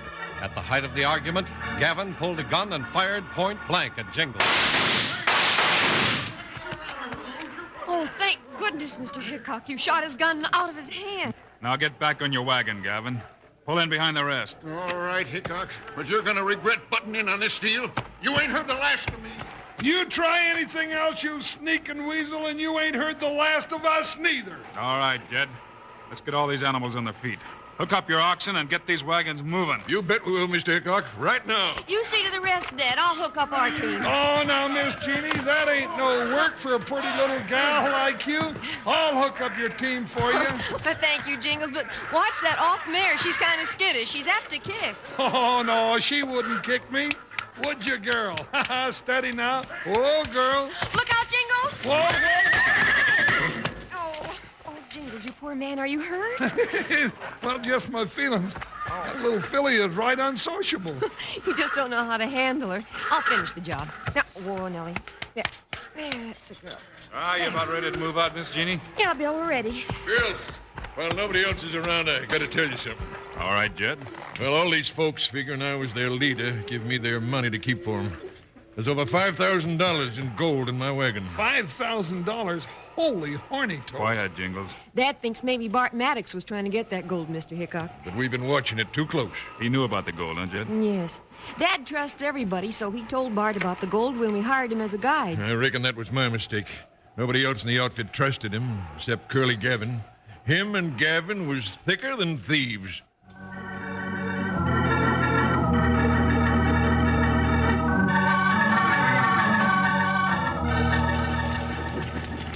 Get along, you!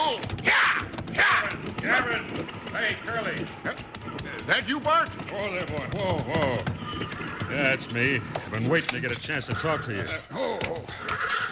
I wondered where you'd got to. What happened? How come the wagons are moving? Old Jed's meddling daughter got it into her fool head to fire a signal for help. So what? Ain't nobody for miles around to hear. No, Well, it wasn't 10 minutes till two Jaspers come storming in on horseback. And guess who they was? Don't play games with me, Curly. Spill it. Wild Bill Hickok and that fat deputy of his, Jingles. Hickok and Jingles? Yeah. And they got the whole train moving. Why didn't you try to stop them? Well, I done all I could. Well, it wasn't enough. Of all the blasted luck. At the rate things was going, the whole bunch would have been froze by tonight, and we could have had the gold and nobody the wiser. Yeah. Well, Hickok ain't gonna stop me. What are you gonna do, Bart? You stay with the train. Do everything you can to delay him. Fake a breakdown. Do anything. I'll dog along out of sight and try to get a clear shot at Hickok. Hey, that's a good idea. If you can pick off them two lawmen and Jed, we might get that gold yet. Don't worry. We'll get it. If this storm keeps up to give me a chance to stay hid, I'll plug Hickok and his partners so slick they won't know what hit them. Now get going.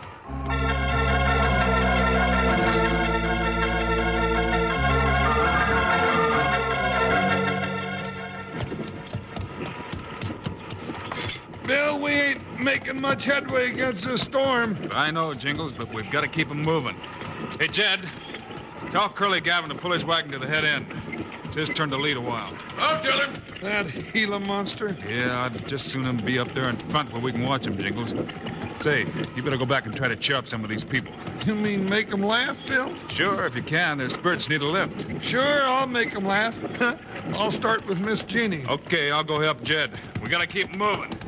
Howdy, Miss Jeannie. How you coming? All right, I guess, Jingles. But it's so cold, I'm about to freeze. Cold? Cold, you say? Why, shucks, Miss Jeannie. This ain't cold. No? Why, it's nothing to what it was at the Battle of Vicksburg in '63. We had a real cold snap then. You did? Sure did. Why, for a week it was so cold that every time the company bugler tried to blow a call, sound froze right up in the horn and nothing came out. Oh, now, Jingle. Well, it's a fact. No. Then when it warmed up, that bugle thawed out and all those bugle calls started coming out at once. Oh, no. Made such a racket it scared the bugler so much he deserted. Oh, no. Ah, Miss Jeannie, it sure is good to hear you laugh like that. I reckon you're about the bravest and prettiest little gal I ever saw. Oh, Jingles, I'm not brave at all. I know we'd all have frozen to death if you and Wild Bill hadn't heard my signal. Oh, here come Dad and Bill. Dad! Bill, Dad's been shot. Catch him. Easy, Miss Jeannie. Okay. Bill's got your paw. Oh, Nellie, whoa! Here, Jingles.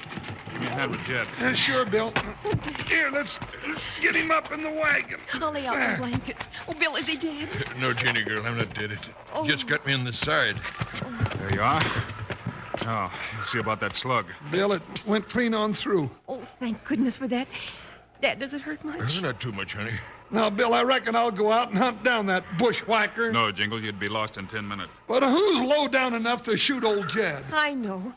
I know who'll be mean enough to do it. Yeah, Miss Jeannie, I reckon you're right. That dry gulch in Jasper's name is Bart Maddox. But, Bill, if he's riding along out there hiding in the storm, he can watch his chance and pick every one of us off one at a time.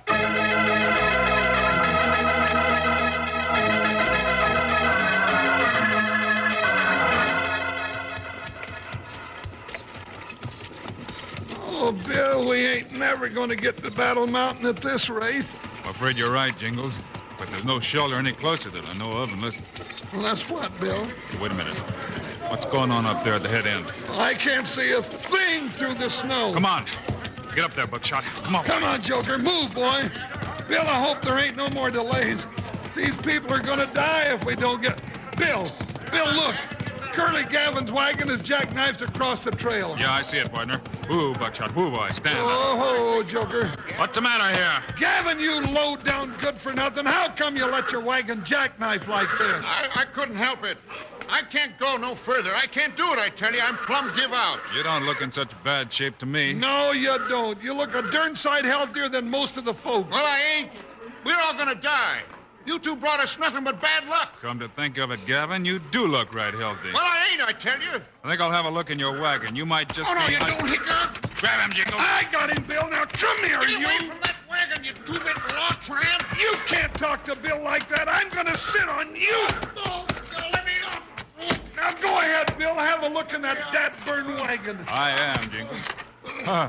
Guess what I see in here? Oh, what is it, Bill? A charcoal stove and a sack of charcoal. 2 baskets of extra provisions he was hiding. So you ornery coyote, no wonder you look so healthy. Bill, this sidewinder could have held out for a week after all those other folks was froze to death. Yeah, Jingles. And I guess that's just what he and Bart Maddox had in mind. Let him up. You nosy mavericks will regret this. You said that before. Now get up and get your team moving. Straighten that wagon out fast. Yeah, you heard Bill, fast. Jingles, take that stove back and give it to Miss Jeannie. She can heat some snow water to bathe Jed's side. Yeah, and I'm taking her this food, too. Gavin can live on his fat till we get him to jail. All right, everybody. Get moving again. Who? Move out!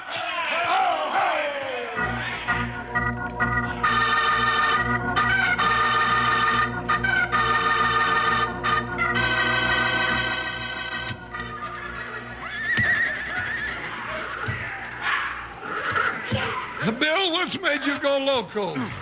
Just keep digging down through that snow, Jingles. If you beat me to solid ground, let me know. What do you hope to find down at the bottom of this wash? I'm not sure. I'll tell you if we find it.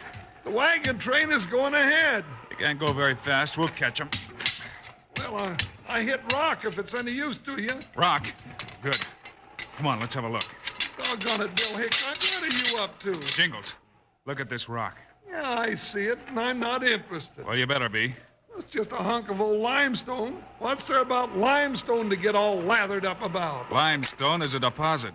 You know what that means? It means nothing, less than nothing. You're wrong, Jingles. It means everything. It means that we've got one last chance to save the lives of these folks in this wagon train. One last chance. Well, now, ain't that just too bad? Bill. Don't move. I'm right behind you, Hickok. Reach up and catch snowflakes, both of you.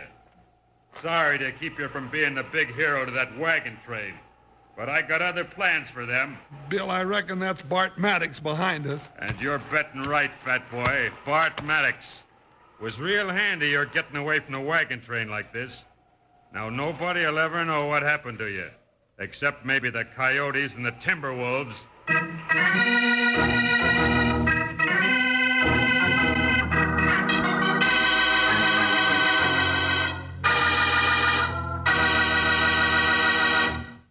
Let's pound leather, cowboys. We're going to the RK Ranch for one of them good old Western breakfasts. The cookie's got the best brand of cereal this side of the Sierra Madres. Kellogg's Rice Krispies. Come on, let's sing while we ride. Kellogg's Rice Krispies, Kellogg's Rice Krispies. Let's march right up to the table now. Rice Krispies taste the best. And how? Snap, crackle, pop. Kellogg's Rice Krispies, Kellogg's Rice Krispies. Rice Krispies mean more fun and pep. So come on, gang, let's get in step. Snap, crackle, pop. Kellogg's Rice Krispies, Kellogg's Rice Krispies. Add milk or cream, that's all you do. Then listen to 'em talk to you. Snap, crackle, pop. Kellogg's Rice Krispies, Kellogg's Rice Krispies. These Kellogg's Rice Krispies will talk you right into having another bowl, kids. So you'd better bring along an appetite to breakfast. Now get a package of Kellogg's Rice Krispies tomorrow, and you'll see what I mean. Now, what do you say? Let's get back to Wild Bill Hickok.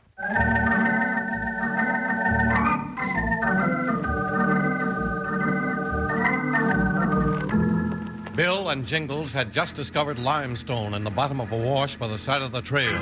It seemed to mean a real chance to save the wagon train of the settlers to Bill. But just then, the voice of Bart Maddox threatened them from behind their backs. Bill, he's going to kill us. Then those folks will have nobody to protect them. That's right. You catch on quick. And he's got us right close together. That makes it real easy for him, partner. Huh? Oh, yeah. Yeah. Hey, quit spreading out or You what, Maddox? You slippery varmint! Hey, Bill, grab that gun. He's going to shoot again. Oh, you low down. That's it, Bill. Now give it to him. That ought to take care of him for a minute, Jingles. Yeah, now what was You ain't going nowhere. I got you covered. Bill, it's Gavin. Down, Jingles! Woo! Wee! That was close. Bill, did he get you? No, Jingles. You all right? Yeah. Then let's gather these 2 coyotes up and get back to that wagon train. Yeah, at least we won't have to worry about them no more. And Jed still got the gold in his wagon. That's right, partner, but now we've got plenty more to worry about. We've only got 1 chance in 50 of saving them now.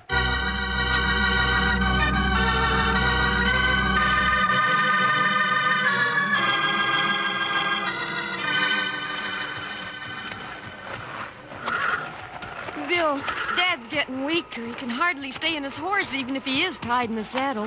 Bill, you sure you were right in leaving all the wagons and heading the folks up this wash? I think so, Jingles. But we've been going for 2 miles or more, and there still ain't no shelter. I don't think we can go much farther, Bill. It's getting late, Bill. Seems like the dark will catch us in another hour or so, and, well, look at that fog bank ahead. I've been looking for that fog to set in, Jingles. That's the only hope I had. What do you mean by that? First you dig up a piece of limestone, and then you make us abandon all the wagons, and now you're looking for fog banks. Bill, I ain't so sure about you. What is it, Bill? Tell us. Just a little farther, Jeannie, and I'll know for sure. Hey, the fog's clearing. Yeah. Jingles! Dad, look, through the fog! Well, glory be. Do I actually see green grass, or am I losing my mind? You see it, Jeannie. Yeah, I see it too, and it's getting warmer. Come on, hurry! I don't believe it. Bill, what is it? How'd you know about this? It's hot springs under the ground, Jingles. They're called Salvation Springs. I've never been here, but I heard about them. Then that's what you meant by the limestone. The hot water overflowing left a deposit of limestone on the floor of that wash. Hey, help! What's that, Bill? Hold it, Jingles, hold it. Don't stampede. That's just a geyser. Isn't it beautiful? A wonderful fountain of steam. Oh, this beautiful valley of green grass. A wild Bill. Say, Bill, didn't you tell me once that if we dug straight down far enough, we'd come out in China? That's right, Jingles. Why? Well, that geyser of hot steam shooting up out of the ground looks like a big spouting tea kettle. If there's a Chinese cook alongside of that tea kettle, I'm going to start digging right now. Somebody hand me a shovel.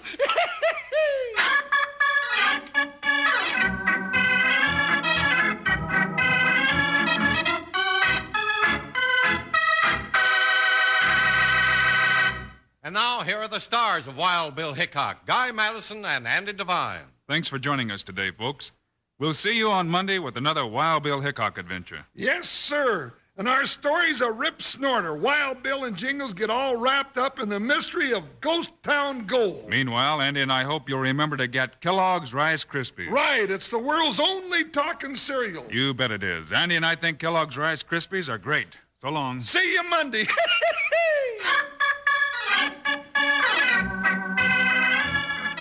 Yes, sir. Kellogg's, the greatest name in cereals, has brought you another exciting story of Wild Bill Hickok, starring Guy Madison and Andy Devine in person. Today's cast included Marion Richmond, Paul McVeigh, Frank Gerstle, John Stevenson, and Dusty Walker. Our director is Paul Pierce, story by Larry Hayes, music by Dick O'Round. This is a David Heyer production, transcribed in Hollywood. Don't forget to listen Monday, same time, same station, when Wild Bill Hickok searches for Ghost Town Gold. Now, this is Charlie Lyon speaking for Kellogg's Rice Krispies, the world's only talking cereal.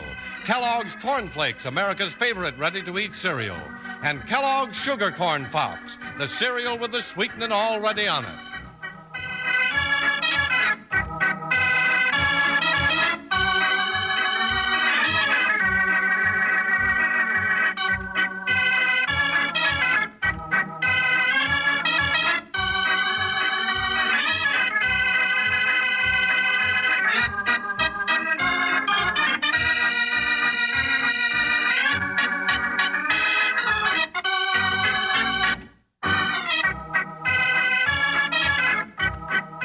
You are listening to Golden Age Radio, rumble.com/C/GAR. Brought to you by G3PL.com.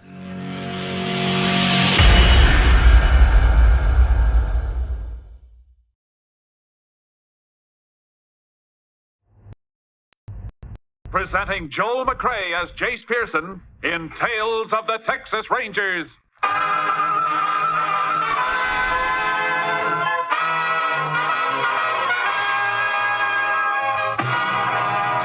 Texas Rangers, authentic stories from their official files. Texas, more than 260,000 square miles. And 50 men who make up the most famous and oldest law enforcement body in North America.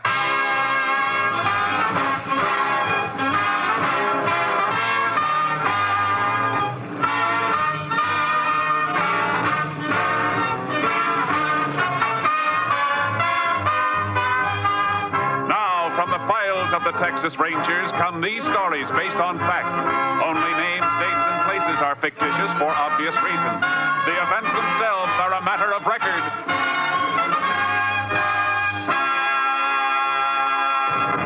Case for tonight, clean up.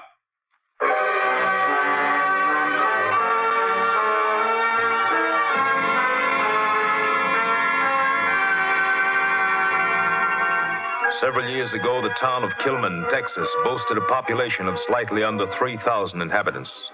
Until a wildcat gusher started a fabulous new oil boom.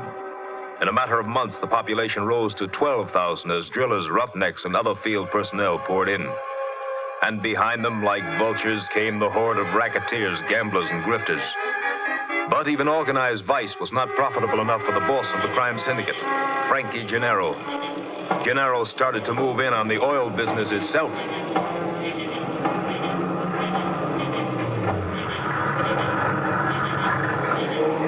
Sure Paul is alone, Stutz? Yeah, Frankie.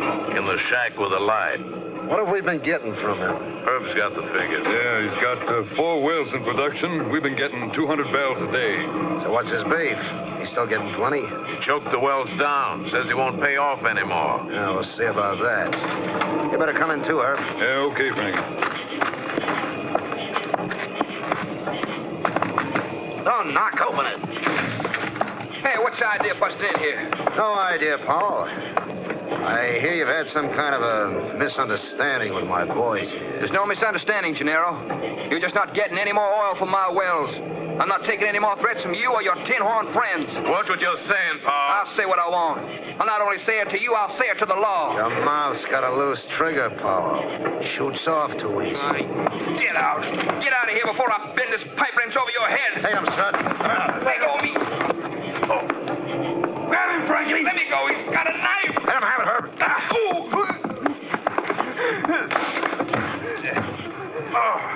He clipped me with that wrench.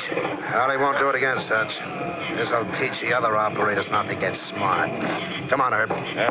Let's get out of here.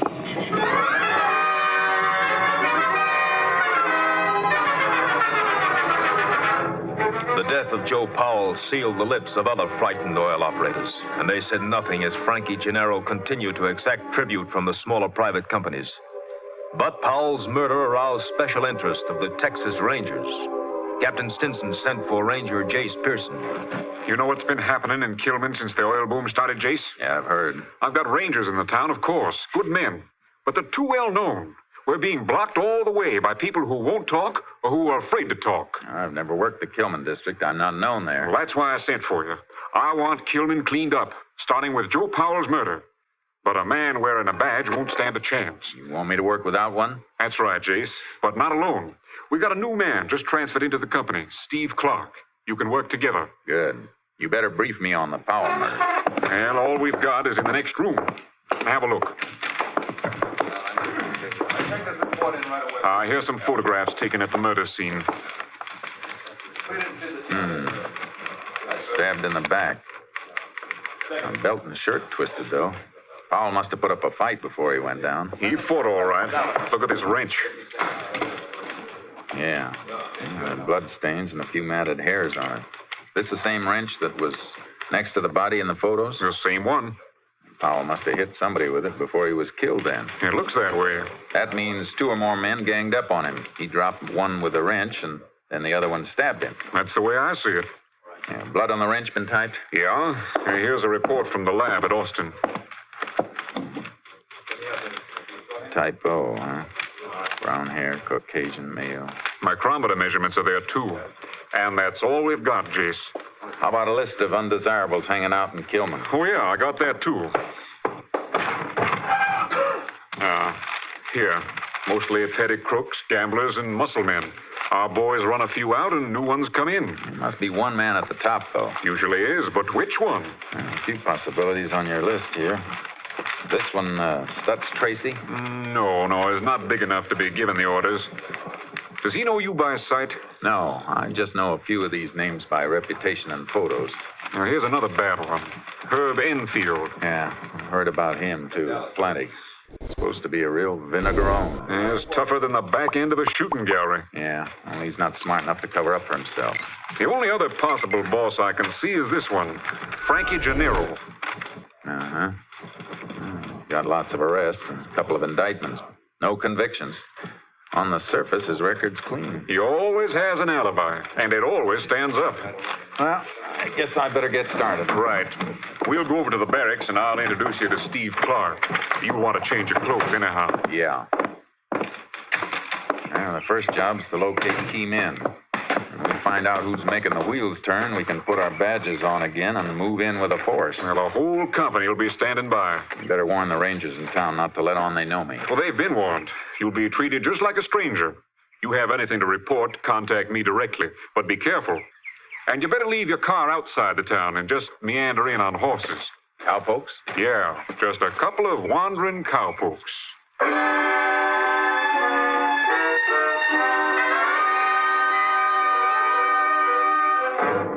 I met Steve Clark.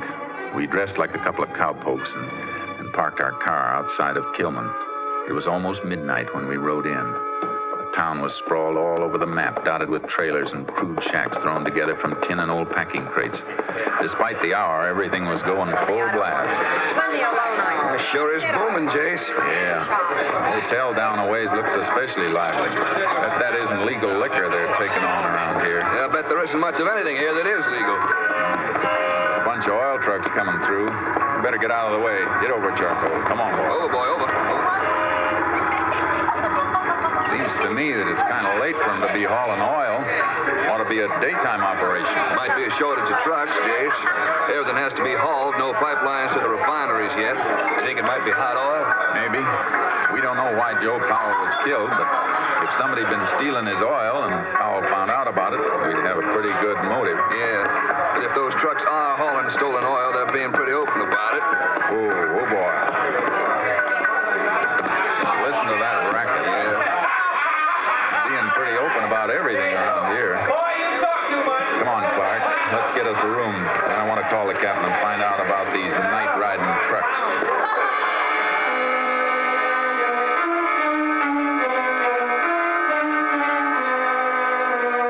Any plan we had about staying at the hotel was cut short by the desk clerk. There wasn't a room available in the town. We hung around for about an hour before we found a rancher who told us we could bunk down in the loft of his barn outside of the town. Cleaning that mess up isn't going to be easy, Jason. It's going to be even tougher than it looks, Clark. Notice what happened when the sheriff and one of the rangers they know walked in? Yeah, and all the gambling stopped 5 minutes before they got there, and all the liquor disappeared. Whoever's running that place knew they were coming. No wonder our men haven't been able to get any place. We could have stopped that place from operating, Jace. We saw what was going on. That wouldn't do any good to show a badge and shut down one spot. We got to shut them all. But first, we got to hook them all together. Yeah, guess you're right. Hey, look over there. Roadside phone booth by that gas station. You still going to call Captain Stinson? Yeah, it's a good spot. Station's closed. I'll take the horses back off the road and wait. Good.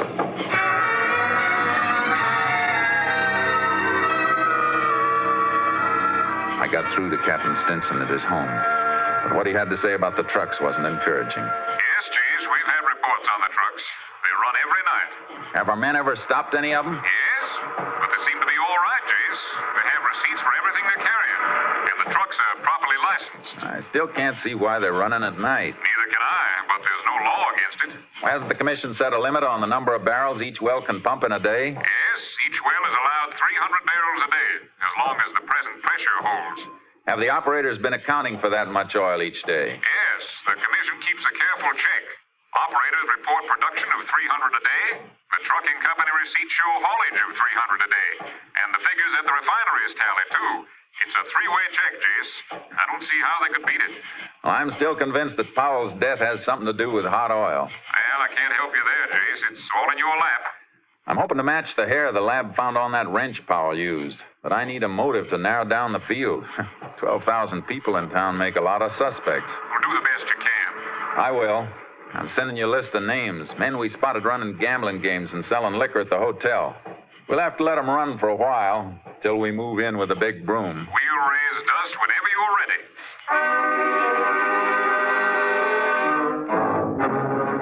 For 3 days, I left Steve Clark wandering around town, spotting the rackets. while I rode through the oil field at night, striking up casual conversations with the pumpers wherever I saw one of the night-riding trucks load up and leave. Howdy. Well, howdy. A little bit off your trail, ain't you, cowpoke? Just riding around, wishing some of this land was mine. Yeah, we all wishing the same thing. Just gonna have a donut, a little coffee.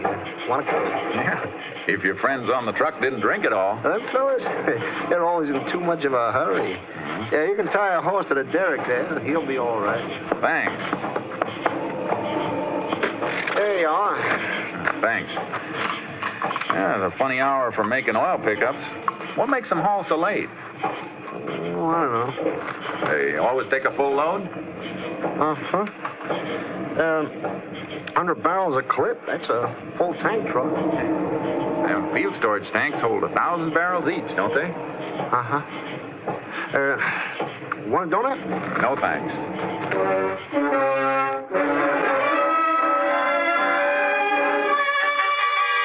I checked with a few more pumpers, then rode out to the barn where Clark and I were bunking. I woke him up.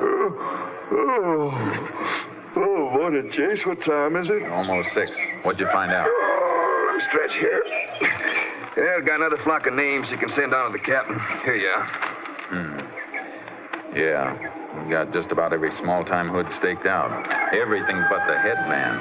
Chase, I'm not so sure there is a head man. There's gotta be. All the racketeers stick to their own game in their own part of town. They're all protected by the same muscle men. Yeah? So? So they belong to an organization. Otherwise, they'd be fighting among themselves, trying to move in on each other. Yeah. Didn't think of that. And dipping a finger in the oil business here, too. I'd swear to it. And that's big. We find the man on top of that, we'll have the kingpin of the entire operation. Well, I'll keep looking around, Chase. No, let the town go for a while. From now on, we'll concentrate on the wells. When we get the man responsible for killing Powell, the whole thing will tumble like a house of cards.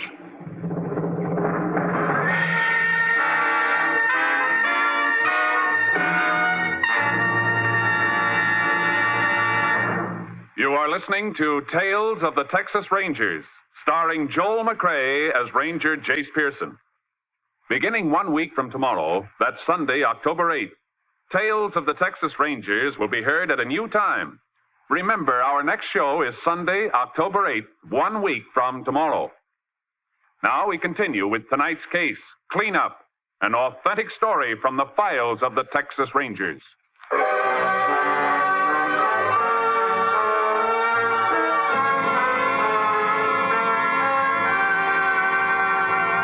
We staked ourselves out at Powell's wells. For 2 days, we kept check around the clock on every load of oil that was hauled away, watching from a distance. It was a dead-end watch. Yeah, it checks out, Chase. 4 wells, 300 barrels each per day, 1,200 barrel total. And that's what they've hauled away. Yeah, but since we've been here, nothing's been hauled from Powell's wells at night. You gonna keep watching them? Just for tonight, so we can measure the flow from the wells. You can keep the pumper busy for a while at 9 o'clock while I run a tape gauge into the storage tank. You'll have to check them again later. Yeah, I'll wander up and keep the pumper busy around 3 a.m. Then you can make the second check. We compare our figures, and we'll know if those wells are really choked for 300 barrels each or if they're pumping more in the legal quota. Okay, Chase. Let's hope it works.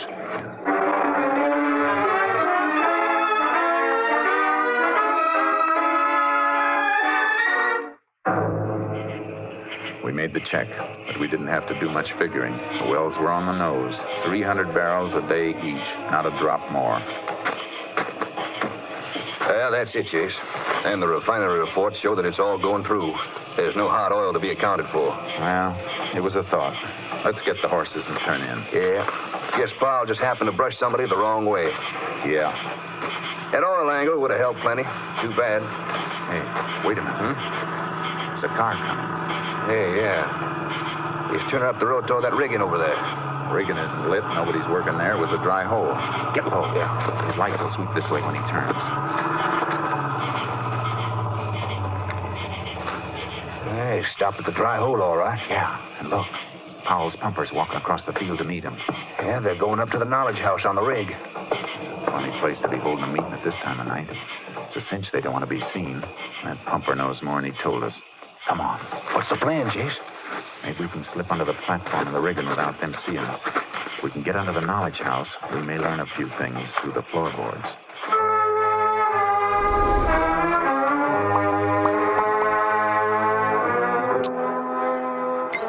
We crept through the muddy channel that drained into the slush pit, got under the knowledge house. We were hidden, but we could hear them.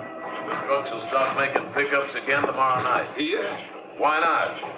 Unless you think you're going to object. I can't do it. You know Powell changed the joke before his accident? Yeah.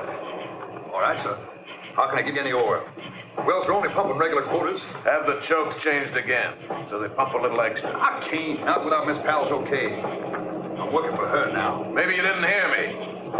I said change the choke. Oh, I'm afraid, Stutz. Must be Stutz Tracy, Jason. Yeah. Well, don't look at me like that, Stutz. You know I'm on a spot. Listen, we've got the operators in this field lined up. We don't intend to have any trouble with a wise guy pumper. No, wait a minute, Stutz, wait a minute. What'd you have to hit me with? Just to make you think. That's only a sample. Maybe you'd like what Paul got. Oh, don't talk like that, Stutz. I'll do what you say. Just tell me what you want me to do. I've already told you. The trucks will roll tomorrow night. Yeah. Don't disappoint us. Don't forget. Yeah. Tomorrow. He knows what happened to Paul, Jace. Let's grab him. No, stay down. He's not the head man. But I wonder why we haven't been seeing him around. Wish I could have gotten a look at his face. His voice sounded familiar. Yeah, you've seen mugshots of him in the photos we have. Hey, the fellow with the broken nose. That's right. Have you seen him around? Yeah, I think I have. Shh. Pumpers leaving. All right. How about it? You seen Stutz? Yeah, only this afternoon at the hotel. He was talking to Frankie Gennaro. That's the first time either of us has seen him since we've been here. I heard him talking to Gennaro. He said he'd been up to Big D. In Dallas? What was he up there for? Well, that wasn't mentioned. They didn't talk much. All I know is that Stutz just got back. He'd been gone 2 weeks. Come on. We can get out of here now. Gone 2 weeks, huh? In other words, since Powell got killed. Yeah, what do you make out of that, Jason? Maybe he doesn't know just something about Powell's murder. I got a hunch he was in on it. Powell clipped one of his attackers with that pipe wrench, remember? Must have left a mark. And if Stutz had that mark, he wouldn't hang around and give people a chance to notice it. Is that it? 2 weeks is just to be about long enough for a scar to heal over. We got to get a sample of Stutz's hair to match with the hair samples Lab got off that wrench. Well, how do we get that?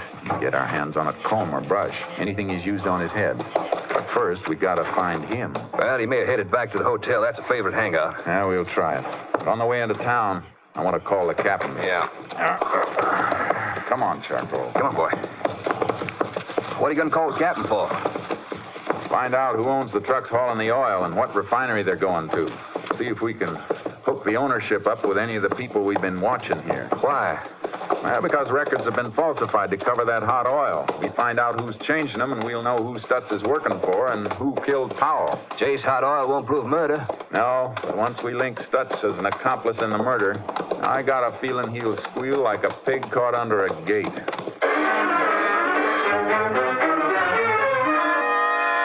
I made my call to Captain Stinson. He arranged to have the trucks followed and the ownership checked. Then Clark and I headed for the hotel where business was going on as usual. There he is, Jace, at the counter. They're using it as a bar. Herb Enfield and Frankie Gennaro. There's a trio the warden of Huntsville would love to have. Well, maybe you'll get him later on. Well, what do we do? Just wait around until Stutz combs his hair? No. Look, on the stool beside him. What? Oh, his hat. Is it his? That's the one he was wearing when I saw him this afternoon. Good. There'll be enough hair strands in it or little clippings in the band to tell us what we want to know. Well, Chase, how do we get it? I'll call for a drink and crowd him. You just grab it and fade. You want me to take it back to the barn? No. There's a small airfield near the next town. Get it over there and call the Austin lab and have it picked up. They can report to Captain Stinson. When I call him in the morning, he should have enough for us to start dropping the net.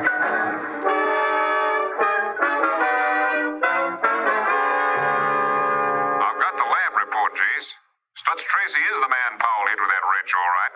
Good. You get a line on the trucking company and the refinery? Yes, you like it. The trucking company is owned under an alias by Herb Enfield and his wife. Good. And the refinery is owned by a woman. We checked on her, Jace. She's Frankie Gennaro's girlfriend. Now, that does it. When are you coming in? The whole company's standing by right now, ready to roll. Well, then come ahead and throw up roadblocks on the way. An awful lot of people are going to want to leave here in a hurry.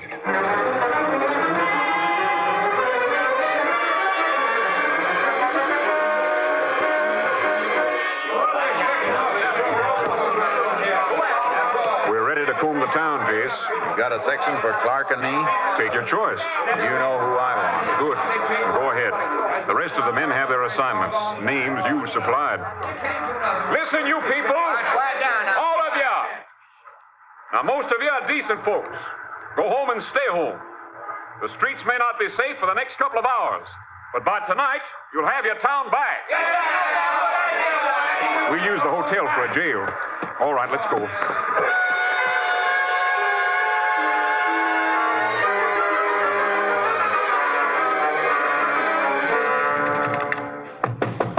You men in there, you're surrounded. Come out with your hands up.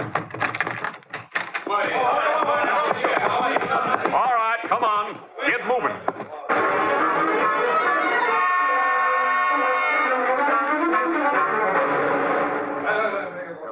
All right, all of you up against the wall. And don't anybody reach for a gun. Anybody else want to try that?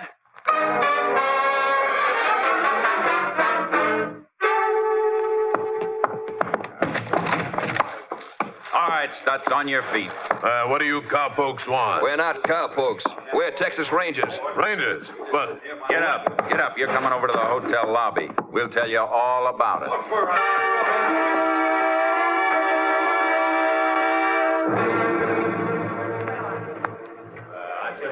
Well, that's quite a haul, Jace. Yeah, but I can't locate Herb Enfield and Frankie Gennaro. Clark's holding Stutz Tracy in that side room, though. He might know where the others are. You got the photos of the hair samples lab matched? Yeah, here. Good. I'll show these to Stutz. They should convince him.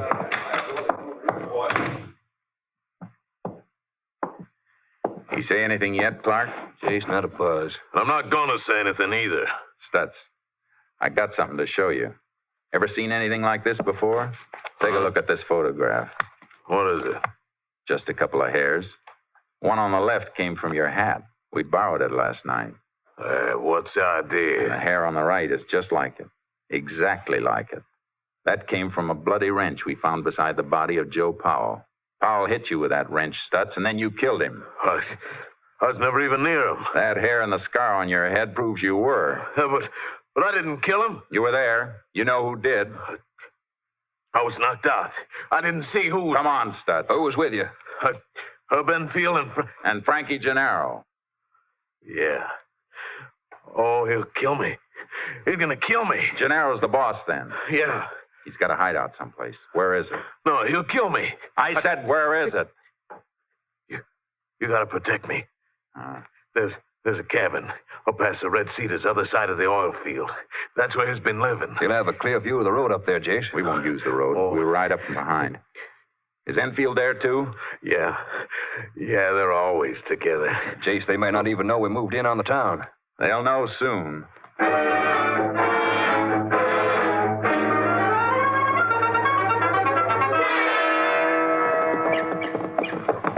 Yeah, there's the cabin, Jace. Pretty fancy. It ought to be. They've milked plenty out of this town. Yeah.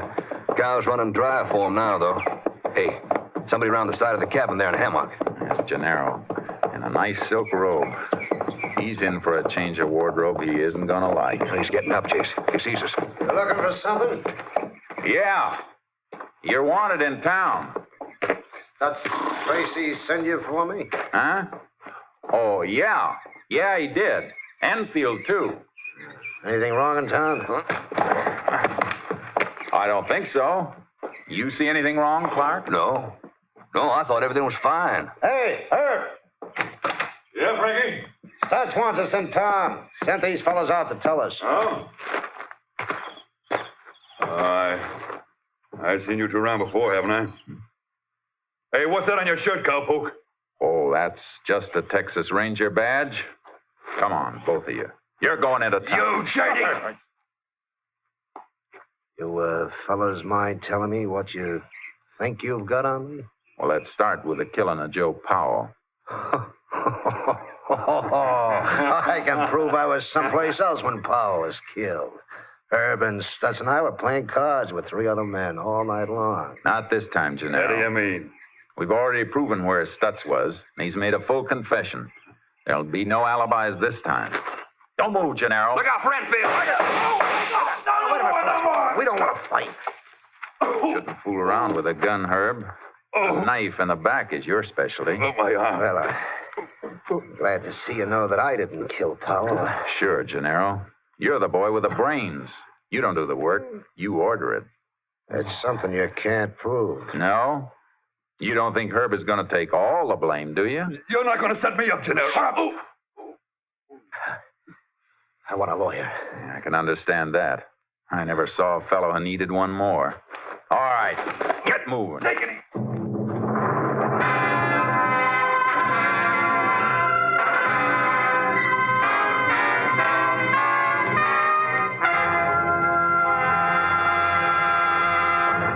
Frankie Gennaro and Herb Enfield were sentenced to life terms at Huntsville. Stutz Tracy was given 50 years, and lesser offenders in the Kilman cleanup were given sentences of from 1 to 5 years. Those who were released without being charged left the town of Kilman quickly and quietly. The cleanup was complete.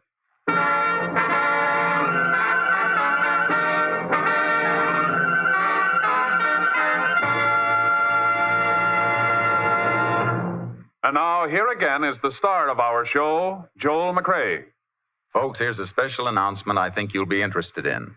You will next hear Tales of the Texas Rangers beginning Sunday, 1 week from tomorrow. Yes, we're moving to a brand new time on Sundays, beginning Sunday, October 8th. I hope you'll make it a point to hear us at our new time, beginning in just 8 days. Good night, folks. See you next Sunday. A week from Sunday, Joel McCrea in another authentic reenactment of a case from the files of the Texas Rangers.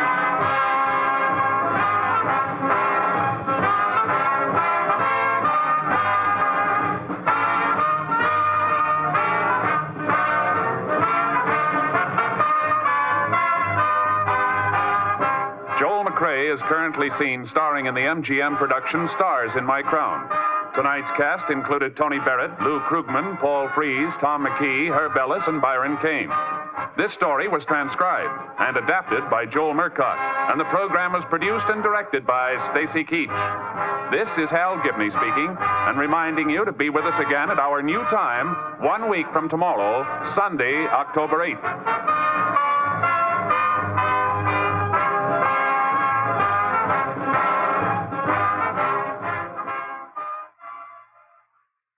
Three chimes mean good times on NBC. Next Saturday at this time, Dennis Day returns to the air. Dennis Day's comedy is always refreshing because he appears so timid and bewildered. But one thing that doesn't bewilder Dennis is how to sing a popular ballad or rhythmical melody. So for comedy and songs, it's Dennis Day at this time next Saturday. That day also marks the return of the Judy Canova Show. And tomorrow, Phil Harris and Alice Faye return to NBC. You are listening to Golden Age Radio, rumble.com/C/GAR. Brought to you by G3PL.com.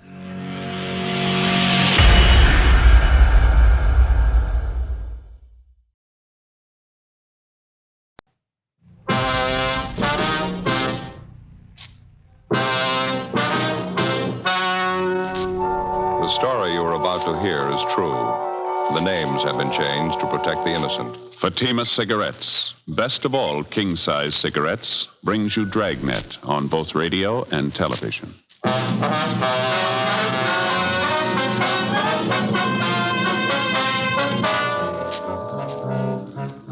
You're a detective sergeant. You're assigned a homicide detail. You receive a complaint about the owner of an apartment building. He signs leases for the apartments, then he threatens to kill the tenants if they move in. Your job? Investigate. Comparison proves Fatima quality. Yes, comparison proves Fatima quality. Compare Fatima with any other king-size cigarette. 1. Fatima's length filters the smoke 85 millimeters for your protection. 2. Fatima's length cools the smoke for your protection. 3. Fatima's length gives you those extra puffs. 21% longer than standard cigarette size. And you get an extra mild and soothing smoke, plus the added protection of Fatima quality. Definitely the best quality in its class, but the same price as the cigarette you're now smoking. In Fatima, the difference is quality.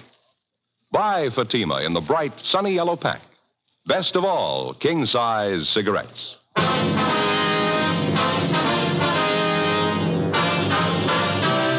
Dragnet, the documented drama of an actual crime. For the next 30 minutes, in cooperation with the Los Angeles Police Department, you will travel step by step on the side of the law through an actual case transcribed from official police files. From beginning to end, from crime to punishment, Dragnet is the story of your police force in action. It was Wednesday, May 9th. It was hot in Los Angeles. We were working the night watch out of homicide detail. My partner's Ed Jacobs. The boss is Captain Lorman. My name's Friday. It was 6:47 p.m. when I got back to the Capitol Avenue Auto Court. Cotty's number 11. No reason in the world for it. I tried to reason with him. He wouldn't even listen. It's the craziest thing I ever saw. Yes, ma'am. Now, Joe, did you find the phone all right? Yeah, I checked the office. Lopey says they picked up Daniels a few minutes ago. They're bringing him downtown now. Oh, they got him, did they? They're going to put him in jail? Well, it depends, ma'am. It's going to take a little more investigating first. I don't see what else you need. He threatened us with a gun, me and Doris Ashby. If that isn't a crime, I don't know what is. A few more questions we'd like to ask you, ma'am, if you don't mind. A couple of things we'd like to clear up. I told you just how it happened. Doris will tell you the same thing. He's just a crazy old man, if you ask me. Ought to be put away. Did you ever have any trouble with Mr. Daniels before this afternoon, Miss Cameron? Excuse me, the baby. Yes, ma'am. What is it now, honey? Can't you sleep? You try now, won't you? Daddy will be home pretty soon. That's a good boy. You try and sleep now. Miss Cameron? Yes. Oh, you be quiet now. I don't want any trouble from you. You heard me. Be quiet now. You got your hands full, ma'am. Don't I know it? A canary, a 4-month-old baby trying to keep house in an auto court. If I knew it was going to be like this, I never would have left Paso Robles. You've only been in town a week or so, is that right? It's closer to 2 weeks. Seems more like 2 months trying to get along in a place like this. A room and a bath, no place to cook, rinse out diapers. It's terrible. I told my husband he should come down here alone, find us a place to live first, then we could move. No, he had to have it his way. Mm-hmm. You say your husband made the first contact with Daniels. He gave him a deposit on this apartment, is that right? Yeah, that's right. The same day he started work at the aircraft plant in the valley. We've been living in Paso Robles since we got married. A month ago, Pete, that's my husband, he got a lead on this aircraft job down here. Him and Ralph came down and signed up for it. Ralph, who's that, ma'am? Ralph Ashby. He's Doris's husband. Doris Ashby. She's my best girlfriend. We were neighbors up in Paso Robles. Oh, I see. They're not doing much better than we are right now. They're staying in another court up the street. Same thing, room and a bath. Doris is expecting, too, a poor kid. Did you hear me? You be quiet now. You want to wake up the baby? About the arrangements your husband made with Daniels to lease this apartment, Miss Cameron. When was all this? A week ago Monday, the day after I moved down here. My husband and Ralph Ashby saw the rental ad in the paper, and they went over and talked to Daniels. He said, all right. He had an apartment for the Ashbys and one for us. Nice places, too. I see. Ralph and my husband signed the leases, gave him the first and last month's rent in advance. It was all decided. Well, how is it you couldn't move in right away, Miss Cameron? Well, he said he was having the apartment house redecorated. Daniels did, I mean. He told Ralph and my husband the apartments would probably be ready for us on the 8th. That was yesterday. He said the 9th for sure, and that's today. And you tried to move in this afternoon, and Daniels refused to let you in. Is that it? I had the movers get all our things out of storage and move them out to the apartment. So did my girlfriend, Doris. The movers were just starting to get our furniture out of the van and move it into the apartment when Mr. Daniels showed up. He acted like a crazy man. Well, did he give you any reasons why you couldn't move in? He tried to give us a lot of reasons. None of them made any sense. You can ask Doris. She'll tell you. She was there with me. Well, what did Daniels say, now, just for instance? He said a lot of things. First, he told us there was no water in the apartments. It hadn't been turned on yet. He said the gas wasn't turned on either. Well, I knew that was a lie. I was in the apartment late in the morning. Everything was fine. The gas was working, so was the water. I see. When I caught him in that lie, he got madder than ever, made some more excuses. Then he started yelling and swearing at me right there on the sidewalk. Said the apartment just wasn't ready yet. I told him to go climb a tree. We signed the lease. We paid the rent. We were moving in anyway. Told the movers to go ahead, take in the furniture. Mm-hmm. Well, what did Daniel say then? Nothing. He just got real purple in the face, and he put his hand in his coat pocket, and he took out a gun, pointed it at me and Doris, and I had the baby in my arms. Imagine that. Mm-hmm. He actually told you he'd shoot you if you tried to move in the apartment, is that right? Oh, in so many words, yes, he did. He threatened the moving men, too. They tried to talk to him. He wouldn't listen. We all tried to talk to him. He didn't make any sense at all. I wasn't going to take any chances with the baby in my arms. Doris and I got in the car and drove away. So did the movers. They left with us. Can't say I blame them either. Yes, ma'am. That Daniels must be out of his mind. It's the only thing I can figure. A real nut. Well, did either you or your husband have any arguments with him at all before this afternoon? No, everything was fine. This afternoon was the second time I ever spoke to the man. And he had no objections to your having children or pets in the apartment? None at all. That's one of the first things my husband told Daniels when he went to look at the apartment. We had a baby and a canary. Daniels said it was all right with him. He didn't object at all. I understand there's 6 apartments in the building, Miss Cameron, that right? Yes, that's right. They're all vacant as far as I know. Daniels just bought the building a month ago. That's what he told my husband, anyway. He had the place redecorated, and the work was all done. The apartments are just sitting there. That's why I can't understand it. Why won't he let us move in? Yes, ma'am. We paid our money, signed the lease. If he gave us any kind of a good reason why we shouldn't move in, I could understand it. But to keep us out for no reason at all, to stand out there on the sidewalk and threaten to shoot us if we move in, me with a baby in my arms, I don't know. He must be crazy. You say you were in the apartment this morning, Miss Cameron. Did you notice anything unusual about the place, anything out of the ordinary? No, nothing.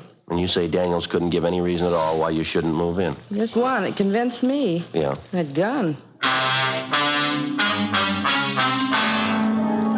Before we left Mrs. Cameron, we took her crime report and had her sign it, and then we drove back downtown to the squad room where Gene Bechtel and Lloyd Bond were waiting with the suspect, Edward Daniels.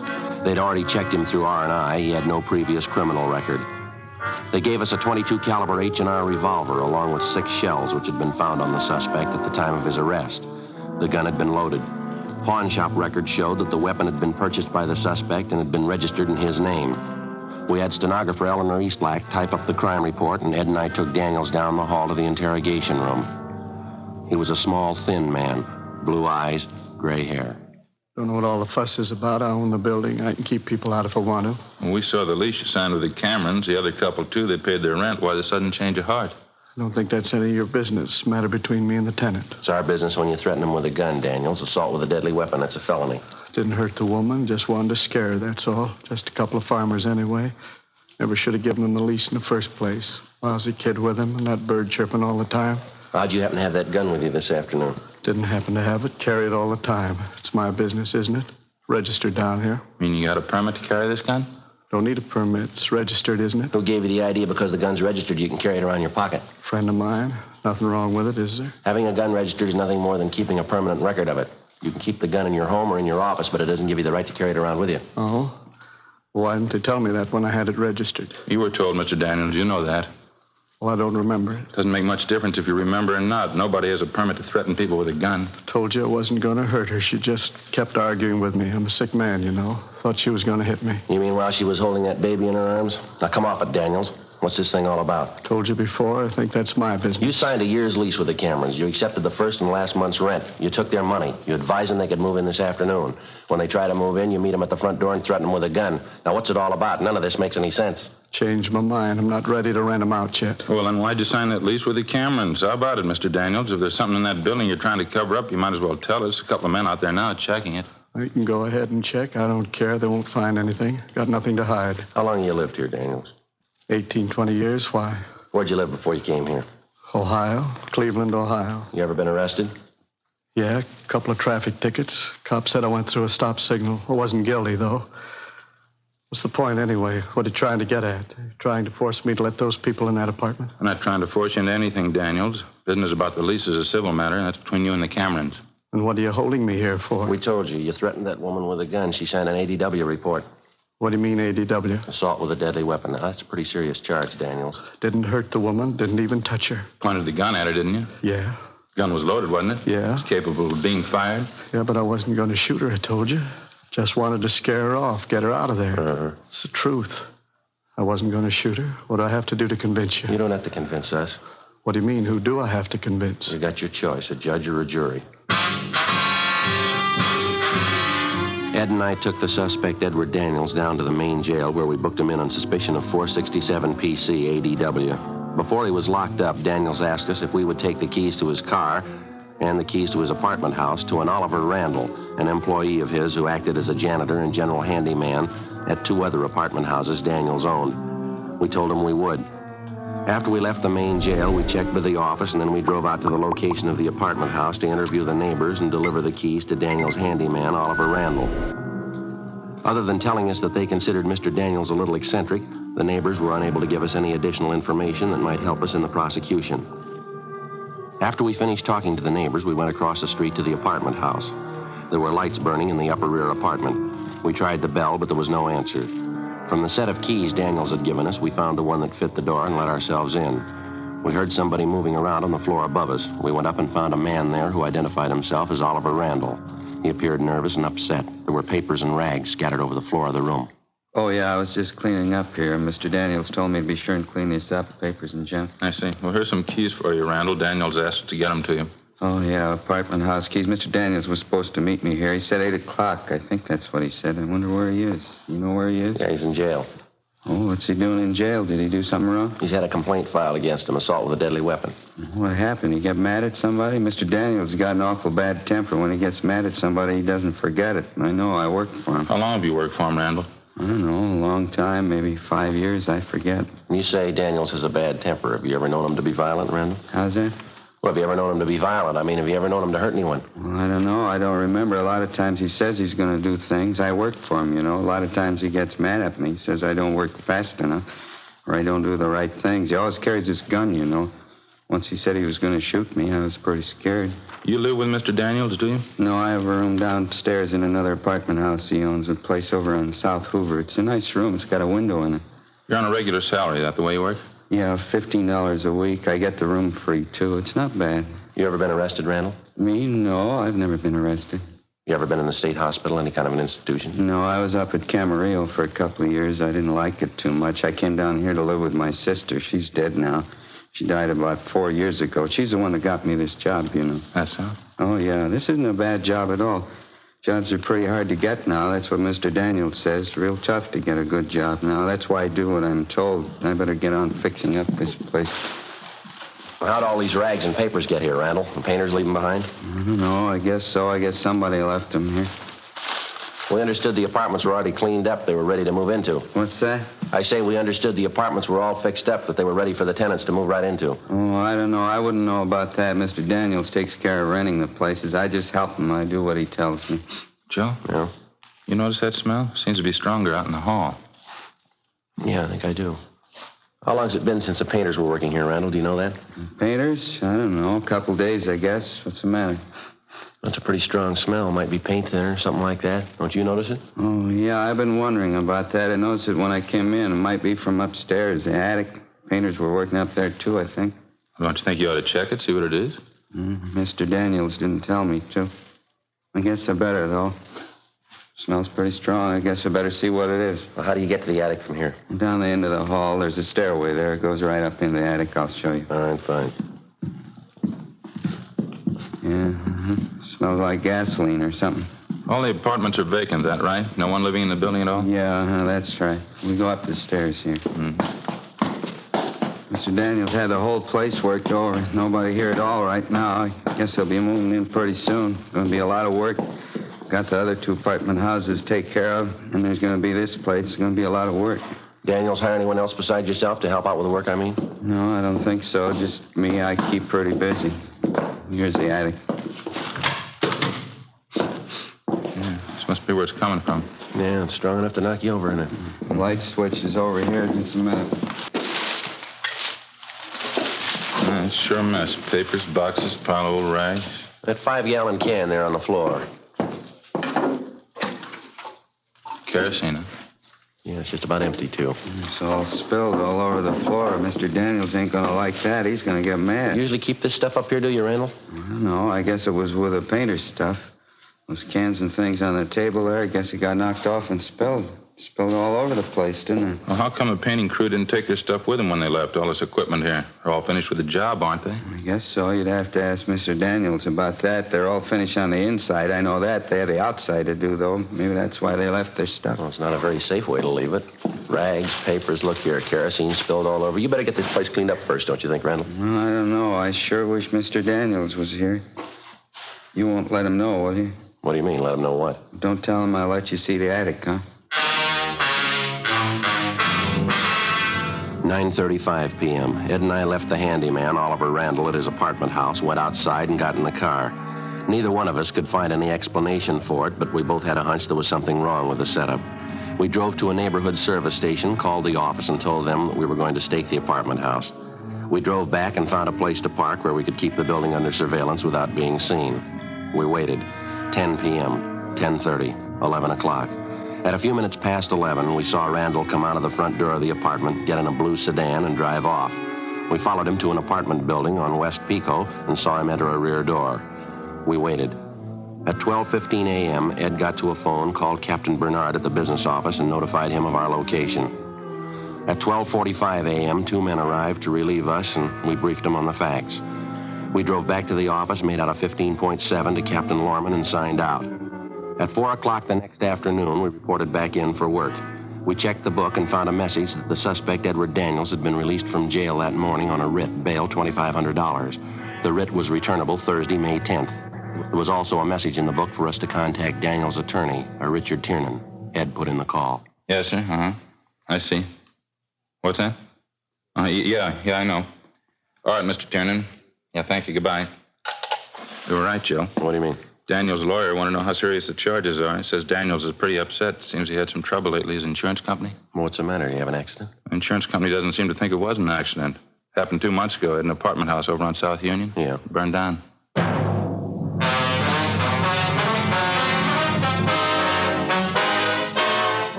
You are listening to Dragnet, authentic stories of your police force in action.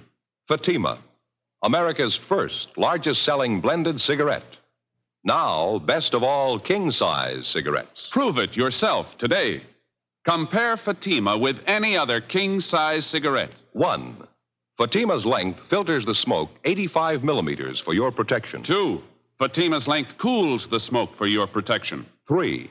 Fatima's length gives you those extra puffs, 21% longer than standard cigarette size. And in Fatima, you get an extra mild and soothing smoke, plus the added protection of Fatima quality. To show our confidence in Fatima, we make this money-back guarantee to every king-size cigarette smoker. Buy a pack of Fatimas. Enjoy Fatima quality, extra mildness, and superbly blended tobaccos. If you're not convinced Fatima is better than the king-size cigarette you're now smoking, just return the pack and the unsmoked Fatimas before August 1st, 1952, and we'll give you your money back plus postage.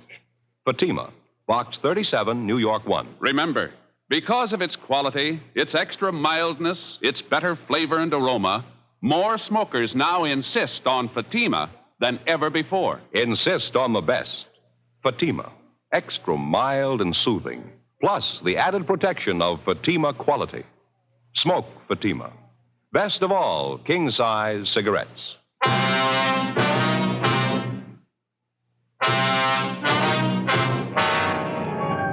Thursday, May 10th, 4:30 p.m. We contacted the fire department's arson squad to find out if the fire at Daniels' apartment house on South Union Avenue 2 months before was under investigation. After checking back, they told us investigators from the arson squad had found a large amount of kerosene to be present in some of the burned timbers found in the debris after the fire was put out. They said that Mr. Daniels had admitted after the fire that the apartment building had been recently redecorated and that kerosene, paint, and other inflammables had been stored in the attic of the building. Ed and I contacted the insurance adjuster handling the case, a Snyder Peebles, and he told us there wasn't any doubt in his mind that the fire at Daniels' apartment house 2 months before was of incendiary origin. But he said so far the investigators were unable to prove it. The one thing that seemed to puzzle him was if Daniels planned on burning down the building, why did he go to the trouble and expense of redecorating first? Well, as soon as it was dark, Ed and I drove out, relieved the men on stakeout at the apartment house on West Pico, where the handyman, Oliver Randall, had his room. They reported no unusual activity during the day. 7:32 p.m., Randall came out of the apartment house, got in a car, and drove off. We followed him. If we got this Randall made right, it shouldn't be too long before we find out. Daniels is using him to work something out. Pretty sure we can count on that. Yeah, maybe. I'll watch it, Ed. He's turning down Union. Yeah. He's pulling up ahead. Don't crowd him now. There's a good spot here. Shouldn't be able to see us. All right, pull up in here. All right. That's fine. He's getting out of the car. He's going over to the house. Down the driveway. Going around back. He's out of sight now. All right, let's go. Still no lights in the place. Oh, yeah, there they go, in the basement. All right, easy. Let's take it easy. All right. Yeah, I think I can see the back door from here. All right, come on, easy now. What is it? All right, easy with this door, Ed. Don't let it bang. Uh-huh. Where now? Sounds like somebody upstairs, doesn't it? Mm-hmm. All right, come on, watch your step.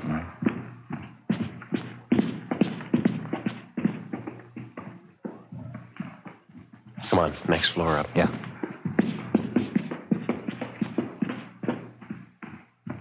Yeah, it's up in the attic. Come on. Mm-hmm.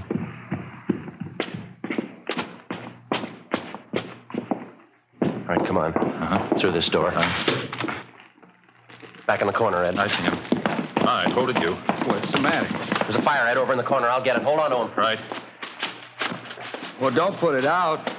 You need any help, Joe? You getting it all right? No, I'm getting it all right. Just a minute. There, I got it. Okay. You want to get the lights? I got him. All right, Randall, what's the story? He told me to do it. He told me to come back tonight and burn the whole place down. Who told you? He said, Ollie, you go back to the place, to the attic, light a match, that's all, and then get out. Mr. Daniels, that's just what he said. Daniels told you to do this? He told me just light a fire and nobody'd know. He said there wasn't going to be any trouble. No trouble at all. Well, it gives you the edge, doesn't it? No trouble, he said. Yeah, well, next time you see him, you can call him a liar. 8:50 p.m. After making sure that the place was secure and that there was no danger of fire from the recent arson attempt, Ed and I took the suspect, Oliver Randall, outside and put him in the car where we questioned him. He made no attempt to disguise the fact that he had been directed by his regular employer, Edward Daniels, to commit arson by setting fire to the attic of the apartment house. In addition, he told us that Daniels had threatened him with bodily harm if he refused to obey the order and set fire to the building. He had this gun, you know, Mr. Daniels did. He always had it with him. I was scared of it, I don't mind telling you. Uh-huh. Well, he threatened to kill you if you didn't do what he wanted, that it?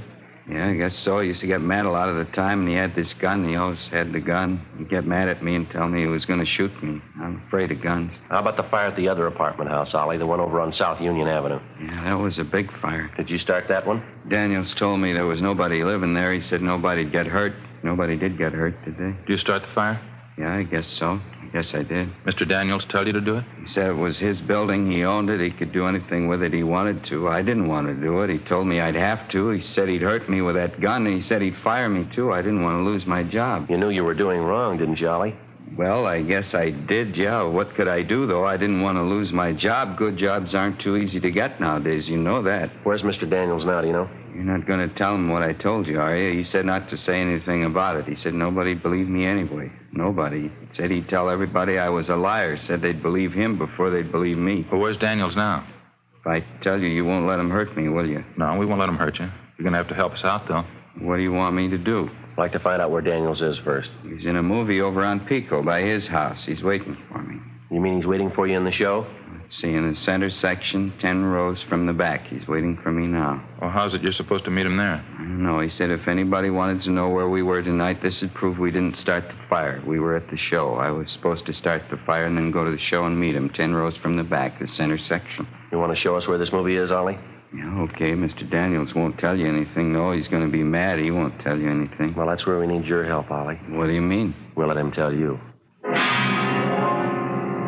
9:44 p.m. Ed and I, along with the suspect, Oliver Randall, drove to the movie house on West Pico. On the way, we explained to Randall what he was supposed to do. 9:55 p.m. We parked our car half a block from the movie house, bought 3 tickets, and went inside. The feature picture was still on. There wasn't much of a crowd. We sent Randall down the aisle ahead of us and watched him move into the 10th row and sit down next to somebody. Ed and I followed him down and found seats in the row directly behind him. We recognized the man sitting next to Randall as Edward Daniels. Hello, Mr. Daniels. I did it just the way you told me up in the attic. It was okay. Nobody saw you? You didn't have any trouble at all? No, it was okay. I don't feel so good about it, though. What do you mean? What are you talking about? I don't know. Maybe somebody might find out. Don't you think we'd get in trouble if they found out? You just keep your mouth shut. I'll attend to that. Nobody's going to find out. All right, Daniels, you mind coming outside? We'd like to talk to you. What are you doing here? Come on, we'll talk outside. What's this all about? We'll let you tell us. All right, what do you want? You arresting me? That's right, mister. Why? What's it supposed to be this time? Think you know, arson, conspiracy. Caught Randall here, caught him right in the act. He told us the whole story. What? Ollie? What story? What is this? I told you I didn't want to do it, Mr. Daniels. I told you we'd get in trouble. Fool, stupid fool. Should have known better. Yeah, you should have. Just 2 questions for you, Daniels. Why'd you burn down your own property? Why'd you redecorate the buildings first? I never forgot it. Told him when it happened. I wouldn't forget it as long as I lived. What do you mean, forget what? 24 years ago, I was just starting out. A small store back in Ohio burned down. Real fire. Lousy insurance company, they wouldn't believe me. Had to sue. Lost the whole thing. Had to start all over again. I told him I'd never forget it. Told him I'd make him pay. And you've been nursing this grudge for 24 years? Why not? Why shouldn't I? Lost everything I had. Well, why'd you redecorate the apartment houses if you planned to burn them down? Simple. Gave me a good excuse. I could have all those things stored in the buildings. Paint, kerosene. Besides, you'd think I'd burn down the building right after I got done redecorating. Not a bad idea. Worked pretty good, didn't it? Yeah, you're going to jail. You figure it.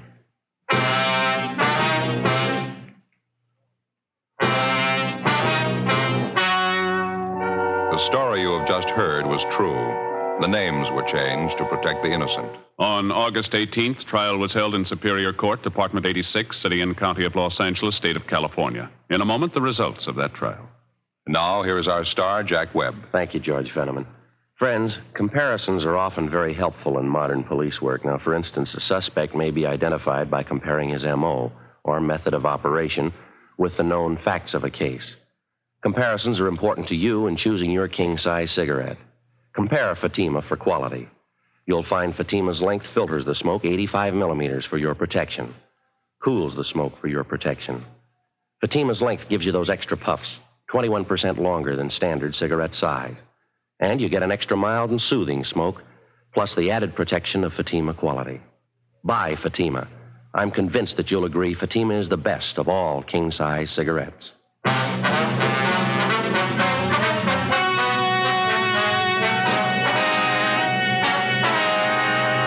Edward John Daniels was tried and convicted of 2 counts of conspiracy and 1 count of arson and received the sentence as prescribed by law.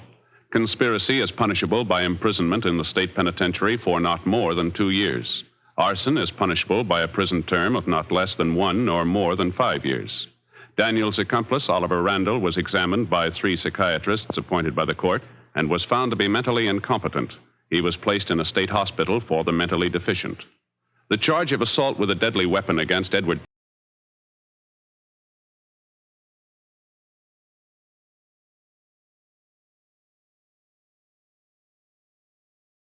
Police Department. Technical advisors, Captain Jack Donahoe, Sergeant Marty Wynn, Sergeant Vance Brasher. Heard tonight were Barney Phillips and Vic Perrin. Script by Jim Moser. Music by Walter Schumann. Hal Gibney speaking. Fatima Cigarettes, best of all king-size cigarettes, has brought you Dragnet, transcribed from Los Angeles.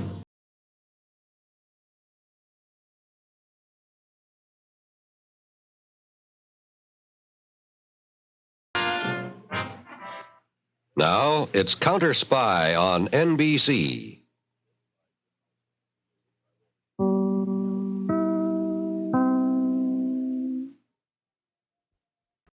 You are listening to Stage Radio, rumble.com/C/GAR. Brought to you by G3PL.com.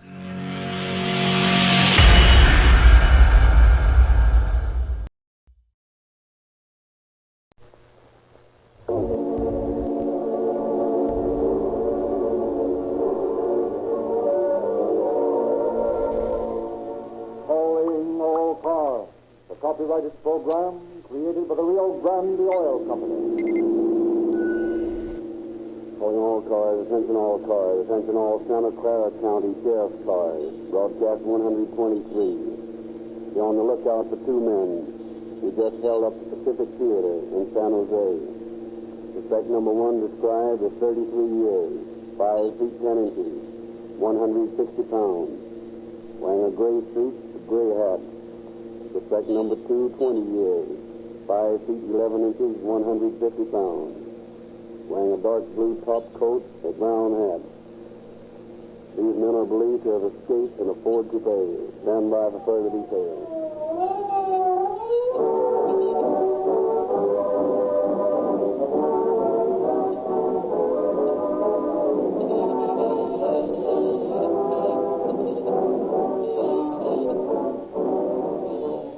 You will be amazed how quickly the police catch the criminals in tonight's crime. Enlightened civic officials have supplied the police forces of many western cities with the newest, scientific devices to fight lawbreakers, including high-powered police cars equipped with radio and powered with Rio Grande crack, the only Pacific Coast gasoline made by the very latest scientific Sinclair refining process. Police cars have proved that cracked gasoline develops greatest speed and power. In Los Angeles, where the police cars answer from 700 to 1,000 emergency calls every day, it takes an average of only 2 minutes and 42 seconds for a police car to reach the citizens who call for help. Police give Rio Grande cracked gasoline full credit for making this great speed possible. And in the largest cities and counties of the West, more police and emergency cars are powered with Rio Grande cracked than any other gasoline. This is the same gasoline you can get from the Rio Grande dealer near you. You, too, can enjoy police car performance in your own car.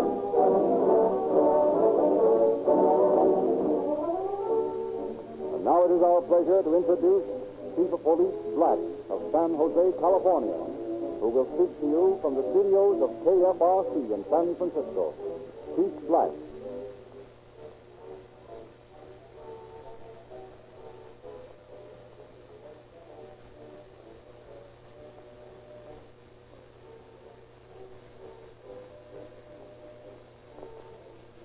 Good evening.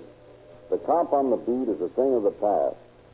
Nowadays, the officer who helps preserve the peace of your community rides in a high-powered patrol car, constantly in touch with headquarters by means of police radio on the dashboard, and, as is becoming more and more the case, able to communicate directly with headquarters by means of the shortwave sending set in the car. Behind the officer in the radio car is all the equipment science has given to criminology. Laboratories for testing physical evidence, fingerprinting, the statewide teletype which flashes the news of a crime, and the description of the criminals over the entire state in an instant. Against such a formidable array of equipment and knowledge, how can the criminal hope to win? We who know that he never does often wonder at his stupidity in trying. The story you are about to hear is one in which the criminals attempted to enlist the most modern developments of the day to their side. But quick as they were, the police were quicker, as you soon will see.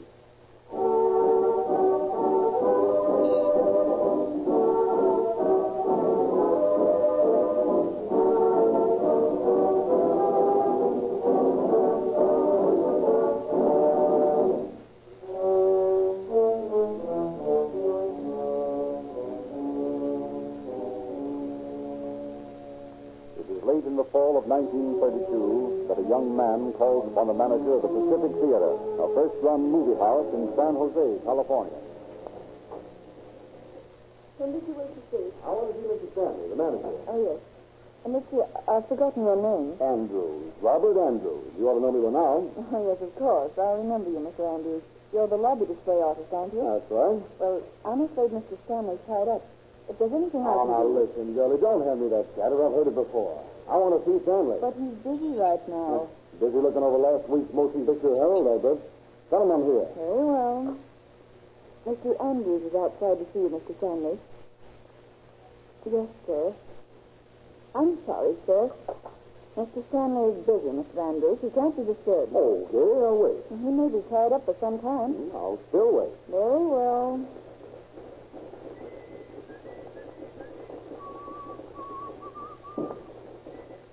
Please, if you don't mind. Oh, sorry.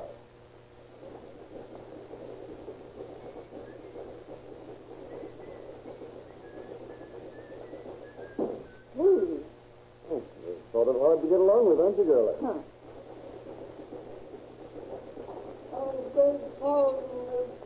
Yes, David?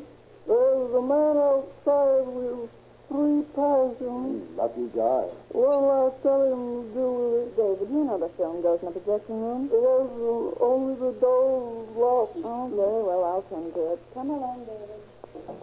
Well, I guess I'll be my own secretary. Good morning, Mr. Stanley. What? Oh, I told my secretary to tell you I was busy. You did, but you had to step out a minute, so I just thought I'd drop in. I've got nothing for you. Now, listen, Mr. Stanley, don't be so sure about that. Look here. Take a look at this bill. That's the lobby of the Occidental in Los Angeles. I did all the cutouts and lobby cards for Madeline Claudet for them. Did you ever see a sweeter job in your life? That's all right. And look at this, the lobby of the Dragnet. There's my stuff on the 42nd Street campaign. Yes, it's all very nice, Mr. Stanley. I can take you lobby cards and design cutouts that'll drag them in off the street. I can give you... I believe I said before that I was busy. Oh, you did? And I meant it. Now listen to me. I don't want any lobby cards or cutouts. You get all that display stuff from the cinema display in Frisco. And I told you that the first time you came in here, and I'm tired of repeating it. Good morning, Now, Mr. Stanley, I can do you a better job at Let's Go. Good morning, Mr. Andrews. Oh, I don't know why I waste my time talking to you. I don't either. I'm used to doing big jobs, not decorating the fronts of Tanktown show shops. You don't seem to realize who I am. Will you get out now, or shall I call the police and have them escort you out? Oh, you're going to get tough, huh? All right, don't bother. I'll get out. But I won't forget this, Mr. Stanley.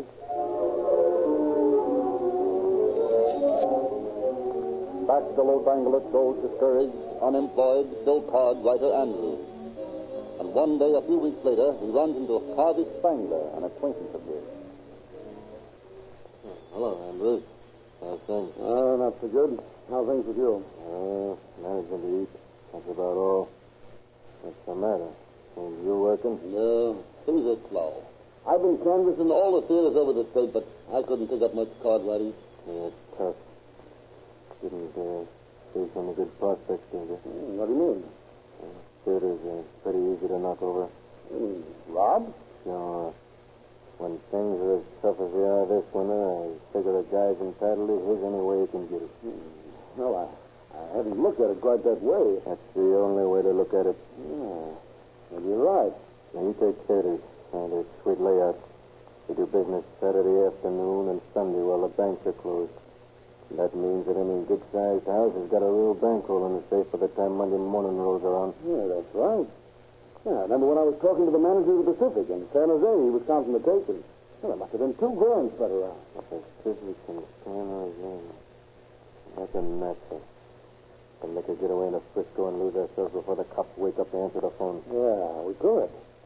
And I got a little matter to settle with the manager of the Pacific anyway. I don't like that guy.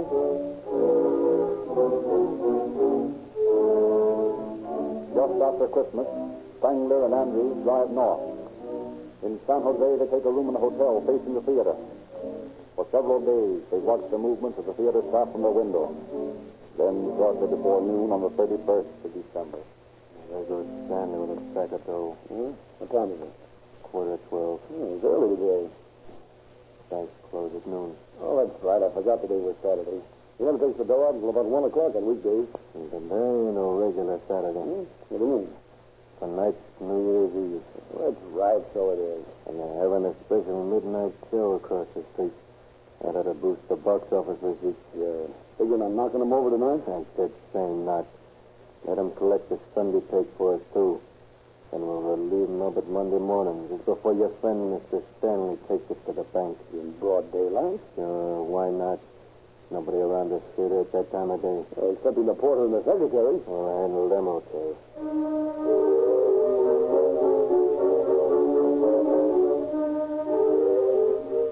Just at noon, the following Monday, Andrews and Spangler park their car in front of the theater, get out and saunter across the deserted lobby. Blinking, they step from the brilliant sunlight into the still darkness of the empty theater. And where do you suppose that porter is? Probably sitting up under the seat. Yeah, there he is, over the side. Hey, don't call me like it's his mask adjusted. I don't want anybody to recognize me. Yeah. Okay. Porter. Come here a minute, will you? Remember, don't say anything in front of these people. They might recognize your voice. Don't worry. What was it you did? Pick it up. Yes, sir. And keep quiet if you want to keep your health. Don't worry. I ain't going to lose it. Okay. And lead the way to the manager's office. But I can't take you all involved. Mr. Stanley, Yeah, I know. Busy counting the weekend receipts. And besides, he got the door bolted from the inside. I know about that, too. And you're going to walk in there in front of our guns and knock on the door and ask him to let you in. You won't like that. What do I care? You're going to tell him you want to clean the windows in there, see? Yeah, but I can't. Get going, get going. Yeah, I'm going as fast as my shaky legs will let me. I'll move another quickly. Here we go. Okay. It's me, sir.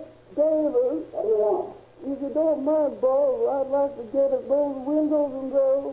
They're powerful dirty. Can you come back a little later, David? Miss Coon and I are busy right now. Tell him you got to come in now. But I can't. You letting your ribs go on. But at the falls, I've all finished up at the place else. I sure would like to get at those windows. Oh, very well, then. Pick him up. What? David wasn't into this. I'm sorry, sir. I couldn't help it. They was Inside, all of trying. you. Back against the wall. Where's the dough, Mr. Stanley? I see. All counted out on the disc. Mighty nice of you. Okay, pal. Cover that jacket up his bag. Okay. Your friend looks familiar to me. Yeah. How's that? He's got a mask on. Still, he looks familiar. Well, he ought to. We've been staking his joint for a week. He's been coming to the store every night to look the place over. You must have seen him in the lobby. Perhaps. But I wouldn't advise you to try to identify him. We bumped guys off for that. You all set, pal? Set. Hand over your key ring. What for? Don't ask full questions. Hand it over. Very well, then. Here you are. I'll just keep these so you won't be able to get out of here for a while. The phone. Hold the phone. Yeah. Well, just make sure you don't call the cops too soon. Now you'll keep your trap shut for a while if you know what's good for you. Oh, Mr. Stanley. All right, let them get away. Don't you see? They yanked the phone on my desk, but they didn't know about this one back there in the projection room. The sheriff will be looking for them, so they 6 blocks away.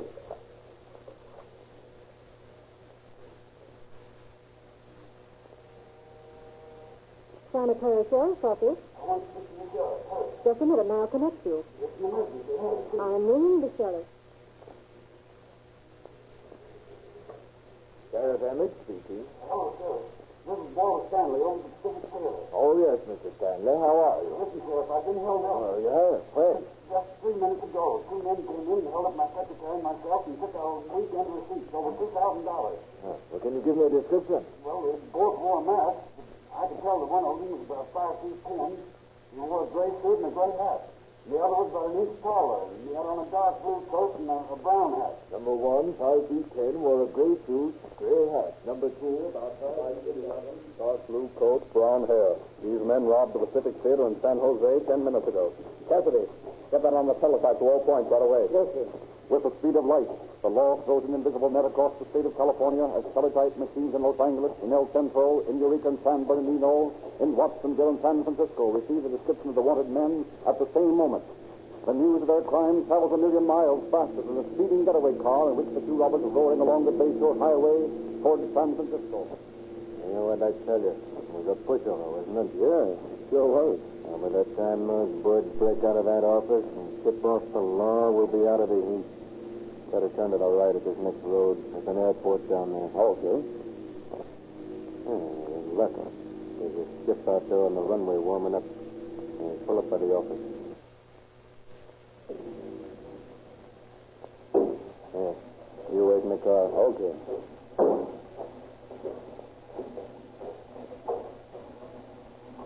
Yes, sir? How much to fly my partner and me into Frisco? $5 apiece. Okay. Got a ship ready to go? Yeah, it's that red monoplane out there. Good. Let's get her rolling. Yes, sir. Well, Tom. Yeah? There's a couple of fares from Mill Field. Okay. Tom will take care of you. Fine. Now listen. We'll leave our car here and pick it up tonight around 6. My partner and I are late for a business appointment in Frisco. Gotta get there fast. Well, we'll look after you, Tom. All right. Let's go. Right.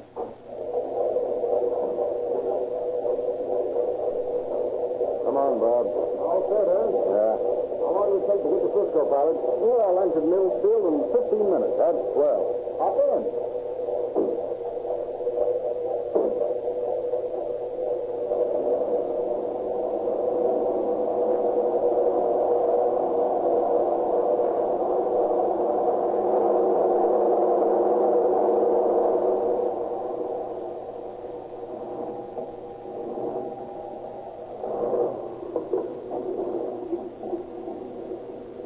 Well, here you are, Dent.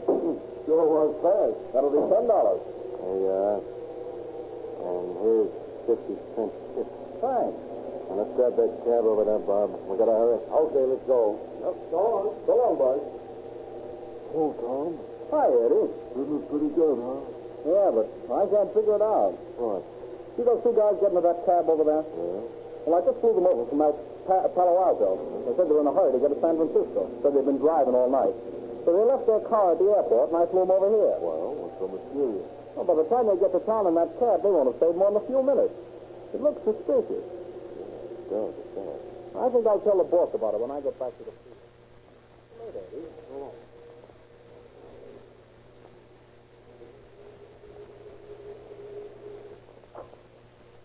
All of details, San Francisco Police, Boston speaking. This is Mr. Waters, manager of the Palo Alto Airport. Yes, sir?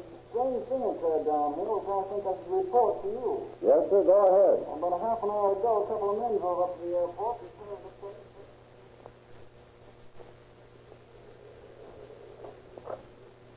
Sheriff Emmett speaking. Officer Goldstein of San Francisco Auto Detail, sir. Yes, officer. I just received a report from Palo Alto Airport.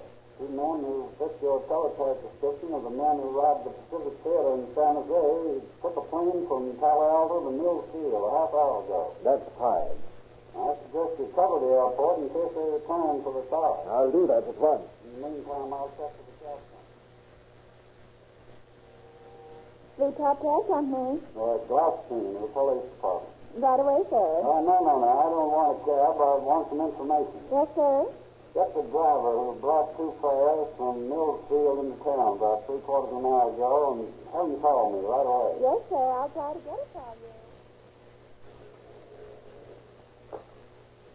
Auto detail, Goldstein speaking. This is Gordon Peter speaking. Yeah? I drive a cab for the Blue Top. You wanted to talk to him? Yes. Did you bring two men in from Mills Field an hour ago? Yes, sir.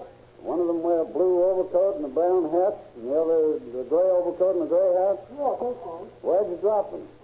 They stayed over at the hotel on Sutter Street. Did you overhear their conversation while you're driving them in? No, he didn't say nothing. I can't remember what Bureau of Inspector, San Francisco Police, Lieutenant Mitchell. Goldstein, the auto detail, Lieutenant. Yes, Goldstein. You see the all-point teletype about the San Jose Theater hold up a couple of hours ago? Yes, I got it right here in front of me. Two men who pulled that job were registered to the St. Edward Hotel.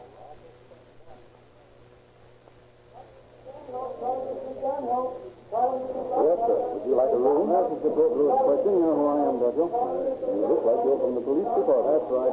What is it you wanted? How long have you been on the desk? I came on duty at noon. I have two fellows taken a room in the last 2 hours. One wore a blue coat and a brown hat. The other a gray coat and a gray hat. Why, yes. I think I do remember them. They're in 1005. What names did they give? Now, let's see.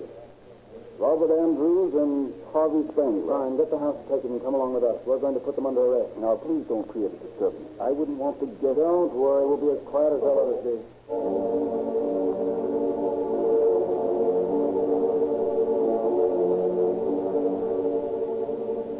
Lieutenant Mitchell assigns his men to cover all exits to the hotel.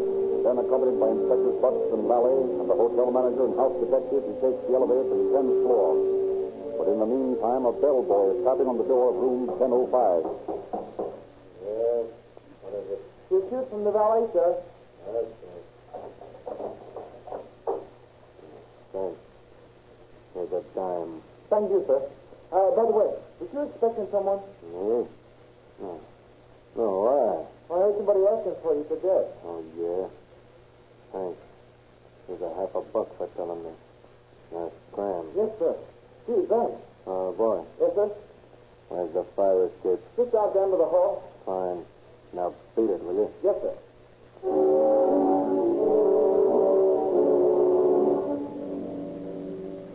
As Mitchell and his companions are coming up in the elevator, Potter steps out into the fire escape and starts down the outside of the building. A moment later, the officers are knocking on the door of Potter's room. Come on, open up. Apparently he's out. Gets out, you mean. Try the door, but it's unlocked. Yeah, you can see he's left in a hurry. What's all the trouble, gentlemen? Have you seen the guest who's in this room hurrying? Well, sure. I just delivered a tip to him a few minutes ago. I told him you gentlemen were asking for it. You did? Yeah, and he gave me a 50-cent tip. I should think he would. Which way did he go? Oh, he didn't go anywhere. He just asked me where the fire escape was. The fire escape? Yes. What floor does it come out on? The third. Okay, but you stay in the room. The rest of you come along with me. We'll head him off when he gets to the bottom of the fire escape. Back down the elevator go the officers. And as they are walking down the hall toward the fire escape on the third floor... There he is, Lieutenant. Stop hiding in that window. All right, you keep coming and don't pull no gun. I said don't pull a gun in a minute. Okay. Not the cuffs on him, Lolly. Right. What's your name? Albert Spangler. Where's your partner, Andrews? I don't know. Come on back up to your room. I want to ask you some questions. By the time the officers and their prisoner return to 10:05, Inspector Butts has searched the place and found some items of interest. Well, Lieutenant, I found the haul from the Pacific Theater. It's all here. $2,200 in cash and $500 in checks. Fine. Well, Spangler, what about it? Looks like they got me. Huh? I'd say so. Well, okay. I pulled the gun. Where's your pal, Andrews? Went out to see his girl. Where she live? She works in his candy store on Gary Street near Powell. Gary Street near Powell? What's her name? Sally, I think. Sally, candy store. Gary near Powell. Get going, Lolly.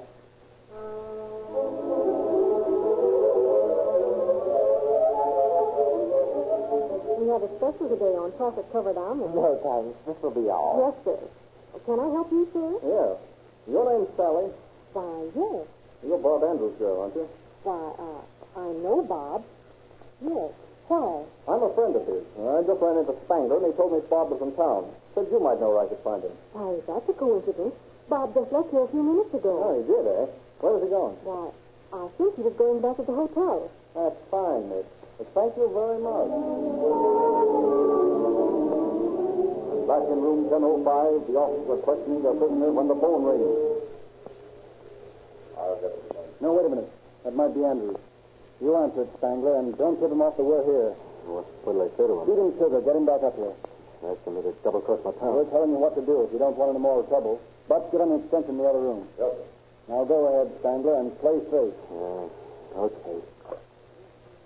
Hello? What's the idea? What is this before? All right. I was asleep. Yeah? Well, stay away. We ain't out of the heat yet. Yeah, I know it. Okay. Yeah. Yeah, sure. Yeah. Where are you? He's down in the locker. I'll be right up. Get ready to check out. I'm ready. Right now. Well? Downstairs. I'll be right up. How about it, Butch? Did he cross us up? You played straight, all right. A wise boy. I can't figure out how you guys caught up with us. We knocked that joint over only 3 hours ago, and we never get away in an airplane. Listen, Potter. You can't beat the law. As fast as you think you can get away, we can be there ahead of you. You see, you're in the crime business on a small scale, and we're in the business of catching you on a large scale, with expensive equipment, radio, telepath, and so on. And we've got a nationwide organization. You can't beat us. Looks like you're right. Well, here's our friend. Pick him up, Andrew. What is it? You're under arrest. So that's the kind of a pal you are, Spangler. Lead me into a trap like this. I couldn't help it, Bob. Bad get from me. Nothing we can do about it anyway. The coppers are too quick for it.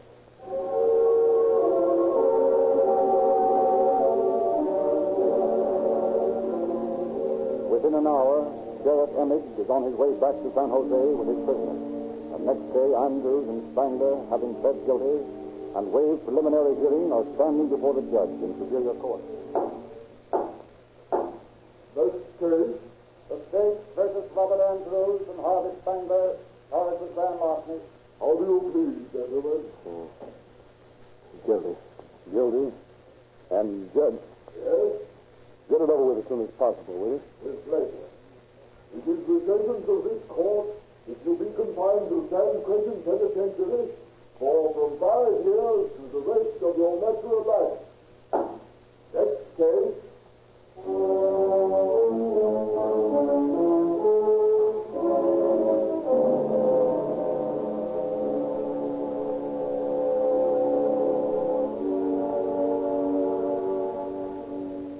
Within a little more than 24 hours after they had robbed the Pacific Theater, Andrews and Spangler were entering the grim portals of San Quentin Penitentiary, dazed by the sudden turn of their fortune, but not too dazed to realize that crime doesn't pay.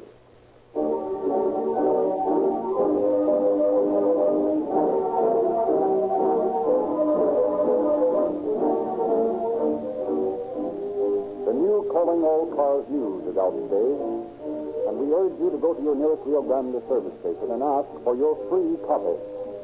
The news tells you more about the cases you hear on these broadcasts, and it illustrates some brand new free gifts for boys and girls. Every time you go to a Rio Grande station, you can help some youngster get a G-Man or a junior detective outfit. Nearly every listener to this program realizes that the outstanding gasoline value in this market is Rio Grande Crushed.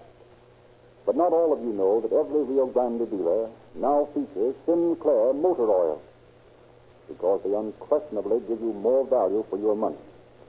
All useless wax and valueless petroleum jelly has been removed from Sinclair motor oil. You get nothing but pure oil. No waste, no filler, more lubrication for your money than ever before.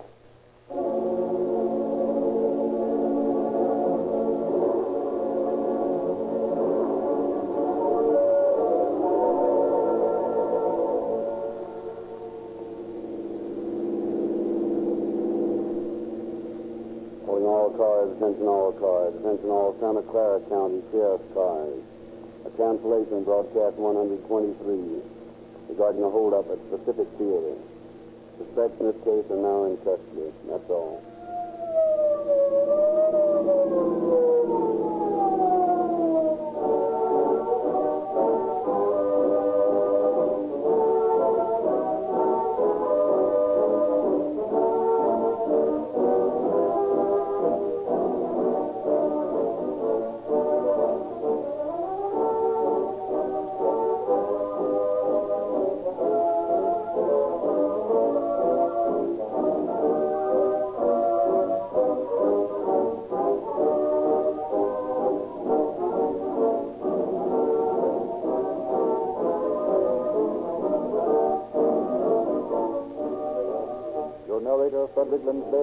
Bidding you good night for the Rio Grande Oil Company. Listen to Calling All Cars, now also broadcast over the Western Network, KMX Hollywood, KSFO San Francisco, every Thursday evening, 7 p.m. Mountain Standard Time and 8 p.m. Pacific Standard Time.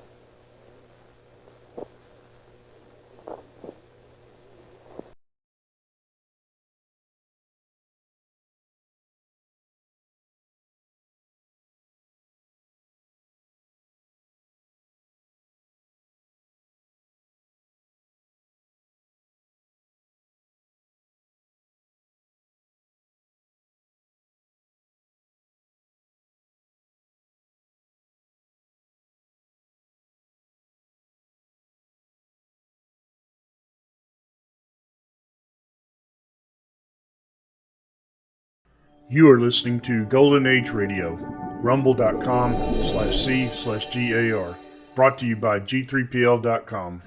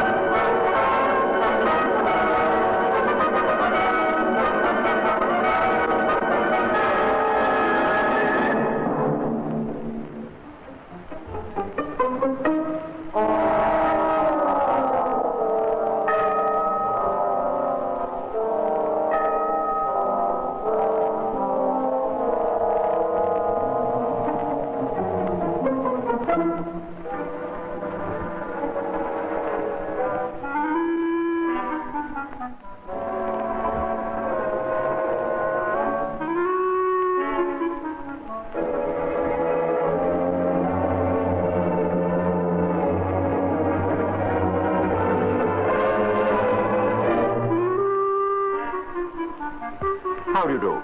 This is Clive Brooke. There was a Roman proverb which said, "A woman's jealousy sets the whole house on fire." Now, the status of the fair sex has changed a great deal since the days of ancient Rome. and a woman's reasons for jealousy in the 20th century are far fewer. Gone is the legal description of her as goods and chattels. No longer need she envy the male his ability to vote. She can vote too. Today she can go out into the world and have a career. She can earn a lot of money and pay a lot of income tax. She can even wear trousers in more ways than one. She can even wear shorts. Well, let's not go into that. On the other hand, she can still be jealous about another woman, and the strength of her jealousy then can still set the house on fire. The green-eyed monster still has the power to bring tragedy into her life and the lives of her nearest and dearest. Yes, even today, hell hath no fury like a woman scorned.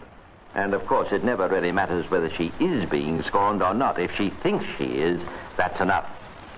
It was enough in the case I'm going to tell you about today.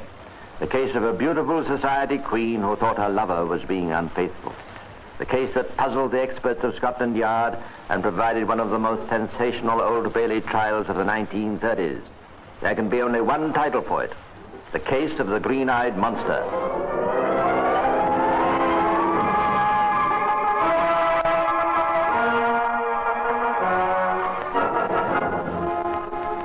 It is the evening on May the 30th, 1932.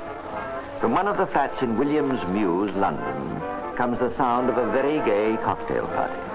The houses are in such close proximity that you might at first wonder in which of the flats the party was being given. But, of course, anyone living in the Mews would be quick to tell you the hostess is bound to be Mrs. Barney.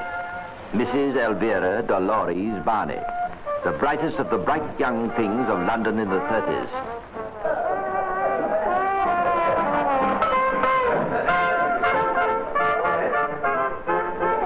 Wonderful party this, don't you think? Yes, it seems to be going quite well. Our hostess would appear to have an unlimited quantity of drink. I can't say I admire her taste in furniture. Why? What's wrong with it? Rather gaudy, don't you think?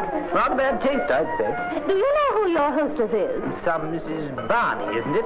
You see, I came with a friend. Do you know who I am? Do you? No, I'm afraid I... Mrs. Barney, your hostess.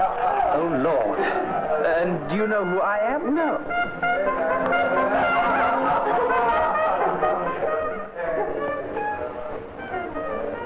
Maudie, over here a moment. I must speak to you. What's the matter, Gerald? Oh, I say, Maudie, you should never have brought me. I've just made the most frightful gaffe. I never realized who this Barney woman was, and I was talking to her just now. Really, Gerald? Not know Dolly Barney? I thought everyone knew her. She's extremely beautiful. Yes, dear, and extremely rich. But I'm afraid your prospects of success are practically nil where she's concerned. Dolly has eyes for no one but the young man she's talking to now, Michael Stevens. Looks to me as though they're having a quarrel. She keeps him on the end of a string, Gerald. Do you realize we're practically the last people here? Come on, we must go. Goodbye, Dolly. Goodbye. Goodbye. We must go now, Dolly. It's been delightful. I'm very glad you enjoyed it, Maudie. Give me a ring sometime. Goodbye, Mrs. Barney. Goodbye. I say, can I give anybody a lift to my car? How about you, Mr. Stevens, is it? All right, thank you. Michael, you're staying for a moment, aren't you? I want to give you that book you lent me. Right you are, Dolly. Oh, dear. See, I put my foot in it again. Well, cheerio. Come on, Jill.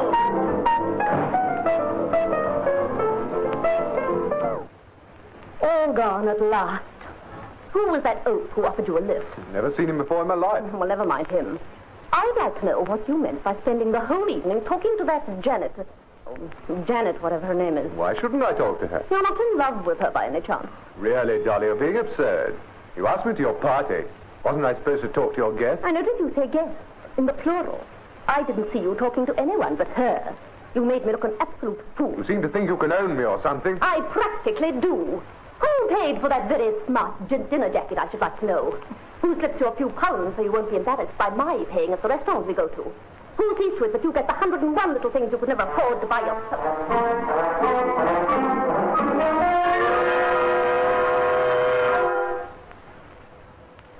It has never been discovered exactly how this ugly little scene developed.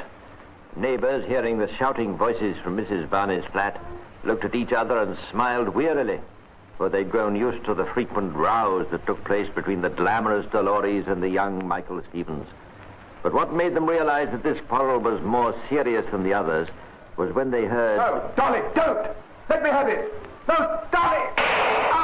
Michael! Michael, are you hurt? Michael! It's the doctor. Hurry, Dolly, hurry. Yes, darling. I'm ringing him. Oh, Michael, darling. The doctor.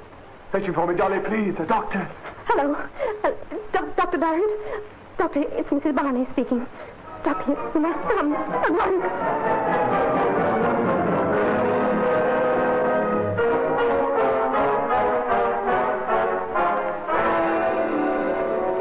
When Dr. Durrant arrived at Mrs. Barney's flat, he found Michael Stevens dead. His body was lying on the first floor landing, his head supported by 2 blood-stained pillows. The left arm was outstretched and the right lay across the body. On the floor, close to the left hand, was a small black revolver. The doctor moved nothing and immediately called the police in spite of the shrieking protests of Mrs. Barney. It was not long before Detective Inspector Winter was on the scene. He brought with him the famous pathologist, Sir Bernard Spilsbury, who proceeded to examine the body. Leaving Sir Bernard at his task, Winter went downstairs to the lounge to ask Mrs. Barney a few questions. Oh, Mrs. Barney, if you don't mind, I'd like to ask you one or two things. Give me a cigarette, will you? Certainly. Had a party tonight. Guest smoked me out. Oh, light? Thanks. What do you want to know? Well, firstly, perhaps, the name of the deceased. He's a friend of mine, Michael Stevens. Now, tell me quite calmly exactly what happened. Why should I? Get out of here, you snooping wretch. Get out, do you hear me? Get out! Now, Mrs. Barney, I know you're upset. Upset?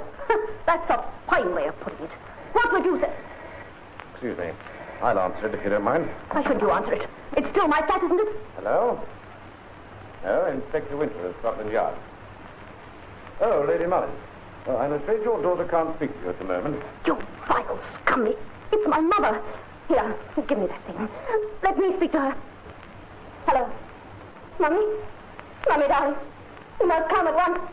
They're trying to take me away. Don't let them. Oh, Mrs. Barney, you must stop this. Give me the receiver. That's right. Now that you know that my mother is Lady Mullins, perhaps you'll be a bit more careful what you say and do. I'm sorry, but if you can't answer my questions calmly, I'll have to take you along to the station. Come along now. Please don't make any trouble. Take your filthy hands off me! There! Don't you dare try and touch me again. I shouldn't behave like this if I were you, Mrs. Barney. It won't look too good in the report. Now, come along now. The less trouble you make, the sooner we'll be through.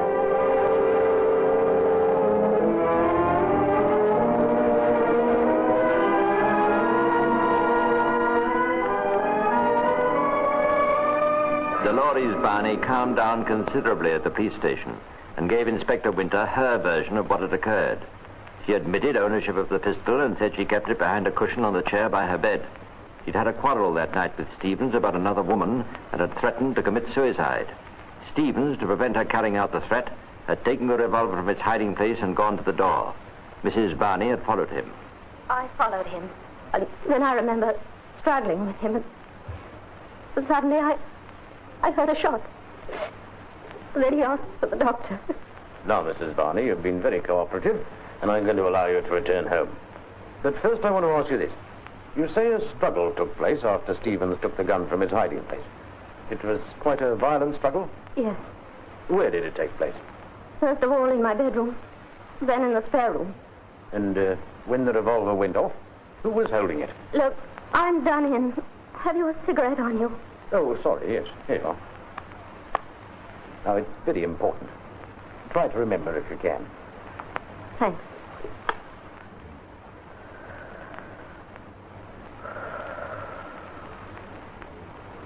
Who was holding it? Why, Michael was. He had it all the time. I was trying to get it away from him. I see. Thank you, Mrs. Barney. Your mother's waiting outside. You may go with her. The next step was to examine the report by Sir Bernard Spilsbury. As always in shooting cases, the pathologist first gave his findings and then completed his report with a theory as to the way in which death occurred. Sir Bernard's theory did not quite fall in with Mrs. Barney's story. The absence of scorching on the clothing round the bullet tracks, together with the distribution of smoke, indicate that the weapon was fired between 3 and 6 inches from the chest. Stevens must have been standing up, as the blood flowed from the chest wound down the front of the body. In a standing position, it would have been extremely difficult for him to hold the weapon in the position necessary to produce this injury. It is far more probable that the butt was held by another person. And it seems unlikely that Stevens was holding even the barrel. For if he had been, his fingers and hand would have been blackened by the discharge. In fact, it seems extremely unlikely to me that Stevens was holding or touching the weapon in any way when he received the injury. It was obvious that either Sir Bernard's theory of the shooting was mistaken, or else Dolores Barney was lying.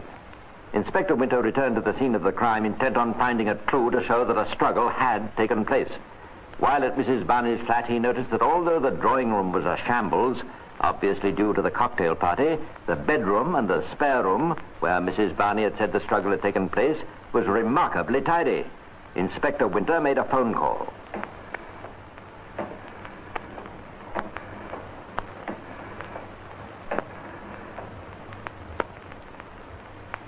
Hello? Is that the morgue? Detective Inspector Winter here. Yes, the Michael Stevens case. You have the list of effects? The clothes. No, don't bother to read it out. Only one item interests me at present.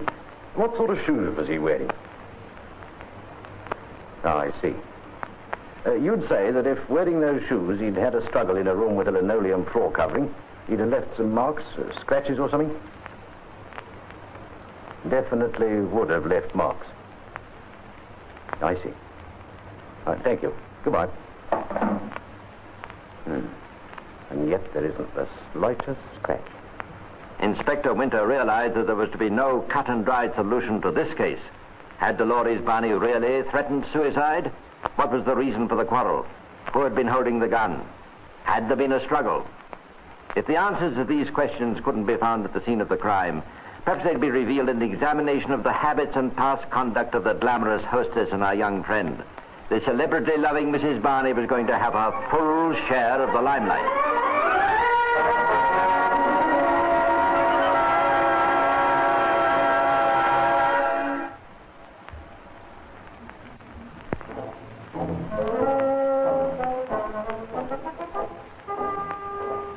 Detective Inspector Winter, searching for anything that might throw light on the shooting of Michael Stevens, began inquiring into the victim's past relations with Dolly Barney. In the course of his inquiry, he discovered that the police had been called to the lady's flat twice in the past month. Once when neighbors complained of drunkenness and noise from people leaving the flat, and once when Mrs. Barney herself had called them to get rid of Stevens, who had refused to leave her flat when she asked. Winter found some other interesting evidence from one of Mrs. Barney's more observant neighbors, Mrs. Hall, a chauffeur's wife. Well, there was a time, about 10 days ago, when there was a dreadful quarrel going on. Their voices could be heard all over the square, I should think. Anyway, when the row was over, the young man, Stevens, was leaving the flat. That Mrs. Barney leaned out of the window shouting and screaming. She was only half-dressed, Inspector, and then she fired her gun at him. And can you remember what it was that she shouted? Yes, Inspector. It was unusual enough for it to stick in my mind. Just before she fired, she shouted, "Laugh, baby, laugh for the last time." For the last time. Now, on that night that Mr. Stevens was actually killed, did you hear anything unusual? Oh, yes, indeed. Well, no, that's just the point. It's not at all unusual. They were so often shouting at each other, you see. Yes, but was there anything particular that either of them said that you remember? I heard Mrs. Barney scream, "I will shoot you." I will shoot you. Thank you, Mrs. Hall. Detective Inspector Winter realized that if Mrs. Hall's statement was accurate, the theory of attempted suicide, struggle, and accidental death was scarcely tenable. Once more, he returned to the flat, and once more his search was not in vain. Near the ceiling of one of the bedroom walls, he found the mark of a bullet.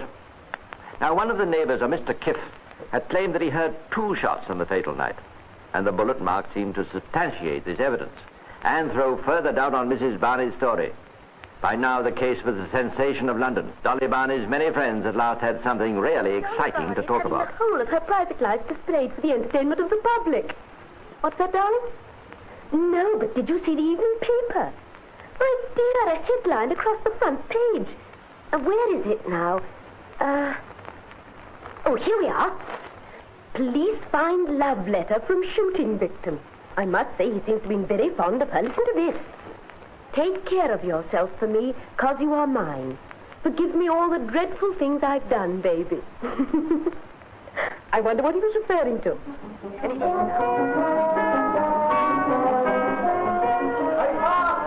High Park! Mrs. Barney arrested, charged with murder. High Park! All the ladies in Barney case. High Park! First time I've ever known someone who's been arrested for murder. A spotted soda in there, please. Well, of course, I didn't know her well, but I was at her party the night that it happened. Jolly good party, too. I remember she was keeping her eye on this chap Stevens the whole time. Don't remember much else. Her drinks were rather strong. I say it'd be rather exciting if she goes to the Old Bailey, won't it? Well, cheerio. On examining Mrs. Barney after her arrest, the prison doctor found several bruises on her arms and one large recent bruise on her right thigh. This was, of course, evidence for the defense in supporting her story of the struggle. Little new evidence was brought forward at the police court inquiry, the result of which was that Dolly Barney was committed for trial at the Old Bailey. The trial took place on July the 4th, 1932. On that hot summer's day, every inch of space in the courtroom was occupied, mainly by fashionably dressed young ladies who behaved throughout as if they were witnessing the first night of a review, rather than the fight of a woman for her life. Sir Percival Clark, opening for the Crown, scored heavily with his first two witnesses, Sir Bernard Spilsbury and the firearms expert, Mr. Churchill. Both men were firm in their doubts of a struggle having taken place. But Sir Patrick Hastings for the defense found early support for his client's explanation when he cross-examined Detective Inspector Winter. Will you agree that if one person handled a gun and fired it, his fingerprints would be found upon it? Yes, Sir Patrick. But if there was a struggle and both parties handled a gun, no fingerprints would be clearly discernible. That is correct. When you went to the accused's flat, did you examine the revolver for fingerprints? I did. And did you find only one set of fingerprints clearly defined? Yes, my own, no others. And yet you handled the revolver with great care? Yes. Much weight was put by the prosecution on the evidence of Mrs. Hall, the chauffeur's wife, who said that on the 19th of May, Mrs. Barney had leaned out of the window, fired her revolver at Michael Stevens. No opposition was made to this evidence until Sir Patrick Hastings called the prisoner. Every neck in court craned forward. Every eye followed her as Dolores Barney left the dock and walked across to the witness box. With a wardress on either side of her, she looked a lonely and pitiful creature as she took the oath. When she looked up, the first person she saw was her mother. For a moment, the hushed court thought that she was about to break down. But under Sir Patrick's gentle guidance, he was soon giving her evidence quietly and calmly. Now, Mrs. Barney, I want you to cast your mind back to the first occasion on which you fired the revolver on May the 19th, 10 days before Stevens was killed. But first of all, tell the court this. Was not one of the causes of unhappiness between you and Michael Stevens the fact that he used to go out with a certain person and gamble? Yes. I didn't like him doing it. That particular person was a woman? Yes. When Stevens wanted money for these occasions, whom did he come and ask for it? He asked me. On this evening, May the 19th, did he call up to your window and ask for money? Yes. And I refused to give it to him. And then what did you do? We had a quarrel earlier in the day about this woman. I was so unhappy about it that I thought I'd make him think I was going to commit suicide. So I fired the revolver. Did you fire the revolver at Stevens? No. I fired just anywhere at random in my room. Then I realized that he might think I was dead, so I went to the window and leaned out. He saw me, and nothing more happened that night. When was the bullet mark made that was found on your bedroom wall? On that occasion. This seemed quite a plausible explanation of the bullet mark, and was consistent with Mrs. Barney's alleged threats to commit suicide. But even if the jury believed her story, a great deal more would have to be done before they'd forget the evidence of the experts concerning the firing of the gun 10 days later, on May the 30th, when Stevens was killed, or the evidence of Mrs. Hall, who said she heard the prisoner shouting, "I will shoot you," during the quarrel that night. Sir Patrick proceeded to take his client through her story of that fatal quarrel. It was exactly the story she had told the police. And then I remember struggling with him, and suddenly I heard a shot. Have you ever in your life desired to shoot Michael Stevens? No, never. Did you shoot him that night? No. Had you any motive for shooting him? Of course not. Did he speak to you before he died? He said, I wish the doctor would hurry. I want to tell him that it was an accident and that it wasn't your fault. He repeated it over and over again. This ended the evidence for the defense. It says much for Mrs. Barney that she stuck to her original story to the end. The Percival clerk for the Crown cross-examined her with great thoroughness. Not one point did he let slip by without questioning.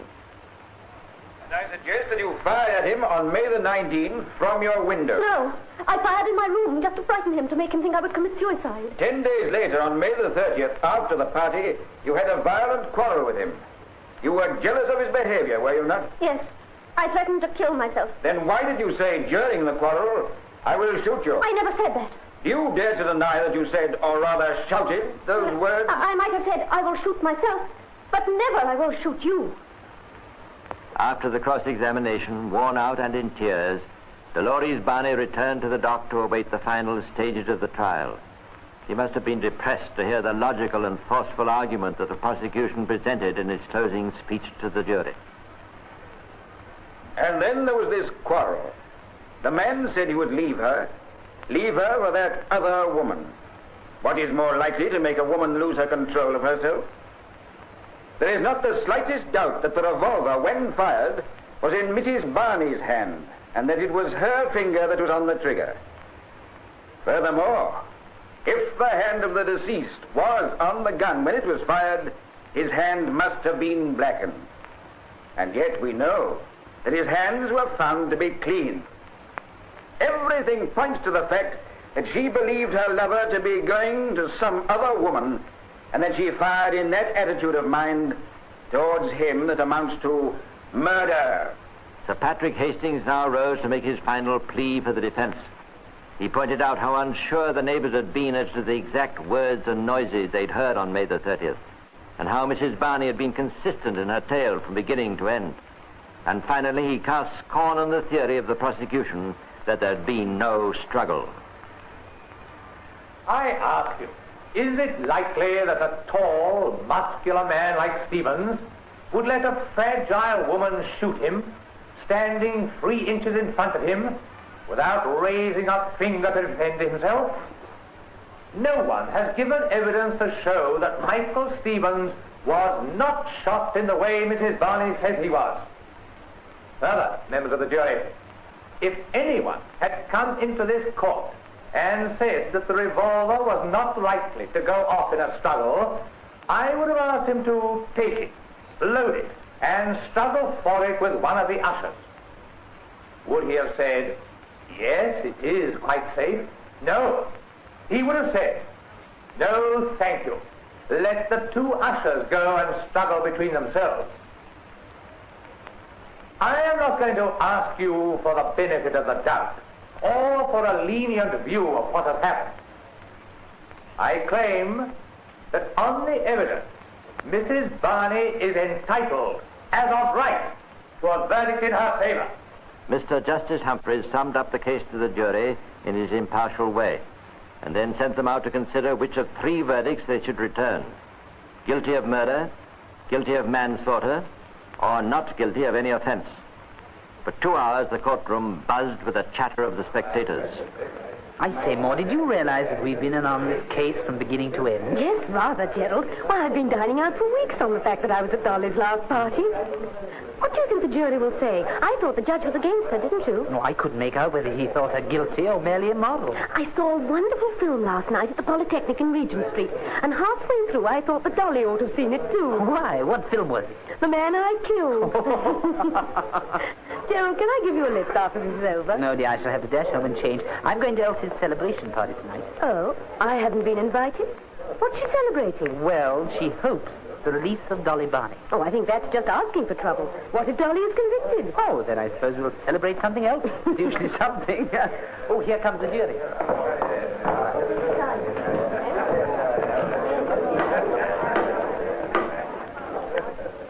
Members of the jury, are you agreed upon your verdict? We are. Do you find the prisoner guilty or not guilty of murder? We find her not guilty. Silence in court. Members of the jury, do you find the prisoner guilty or not guilty of manslaughter? Not guilty.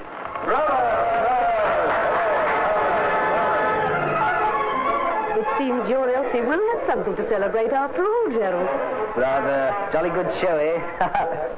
I say, look, Dolly Barney's fainted.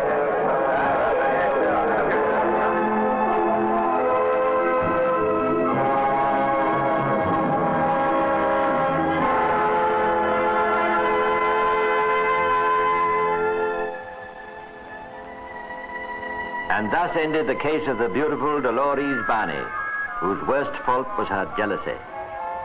In this connection, it's interesting to read one of her letters to Stevens written after an earlier quarrel. In it she says, "Don't be too jealous with me, baby, please.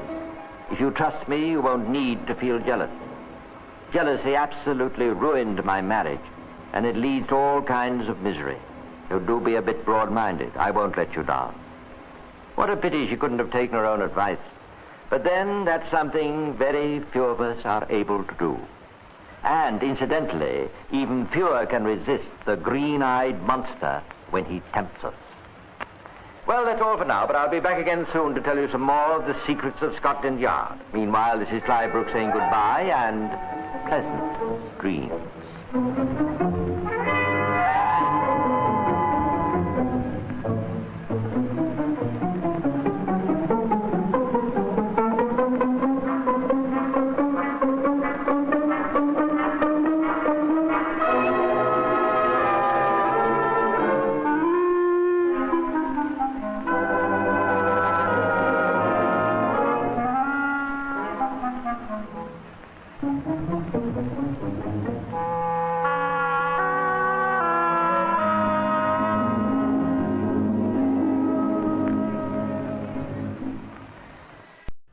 You are listening to Golden Age Radio, rumble.com/C/GAR, brought to you by G3PL.com.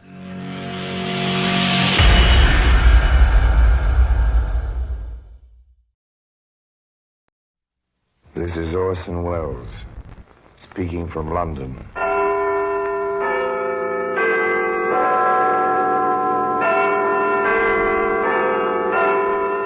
The Black Museum, a repository of death. Yes, here in the grim stone structure on the Thames which houses Scotland Yard is a warehouse of homicide, where everyday objects, a teapot, a sewing needle, a folding camera, all are touched by murder.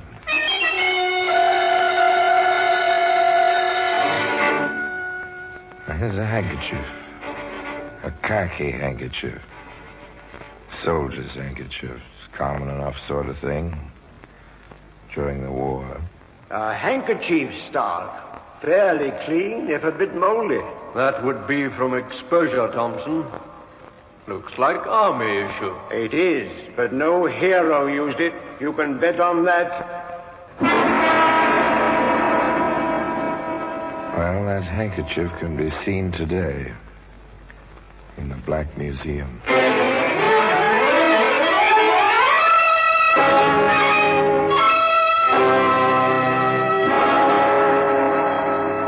From the annals of the Criminal Investigation Department of the London Police, we bring you the dramatic stories of the crimes recorded by the objects in Scotland Yard's Gallery of Death, the Black Museum.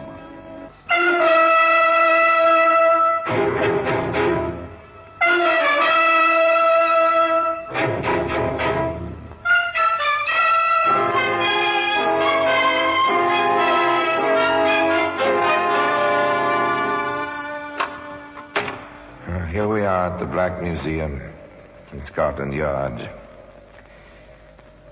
Just come into this silent room. Outside, the Thames is busy with London's river traffic, and just upstairs, Police communications tap from the teletypes, ring from the telephones. But here, as I say, is silence.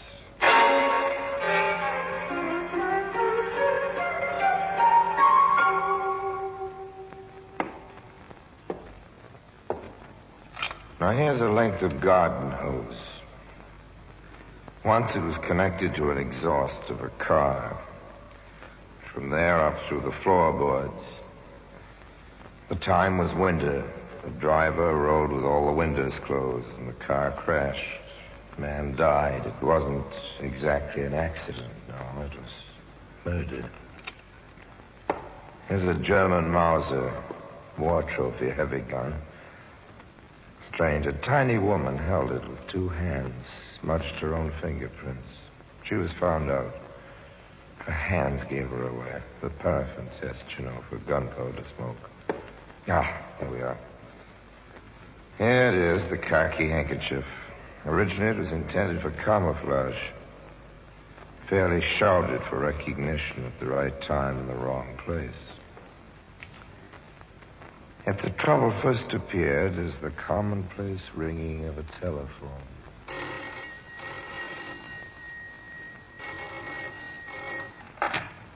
Hello? Mrs. Lyons? Yes? This is Liz Hart. How are you? Oh, fine. And you? All right. I'm a little worried, though. Kathy's so late getting home. Is she with Doris? Well, they're not here. I thought Doris was with Kathy at your house. Oh, dear. Now, where have they got to? Oh, probably stop at one of their friends' houses. Now, don't you worry. Kathy will come home with my Doris, and both of them will be full of joy. So ordinary, so commonplace. One mother worries, the other doesn't. Later, around 6, the worrier, Mrs. Hart, Kathy's mother, speaks to her husband. You'll have to speak to Kathy when she gets home. Isn't she home? It's practically dinner time. I thought she was in her room. She's off somewhere. Oh, John, I'm so worried. Did you call the places where she might be? Hours ago. No one's seen her. Well, we'll have to wait until 6:30. Then I suppose we'll have to start looking for her. Oh, when will Kathy learn to let us know? 6:30. No Kathy, no word from Kathy. This time the telephone rings in the Hart household. Mrs. Lyons is calling Mrs. Hart. Yes. I assumed you'd call me if Doris turned up with Kathy at your house. Oh, dear, I wonder where they can have gotten to. A frantic Mrs. Hart cradles the telephone, looks to her husband. Together they leave the house, go out into the darkening street to ring doorbells.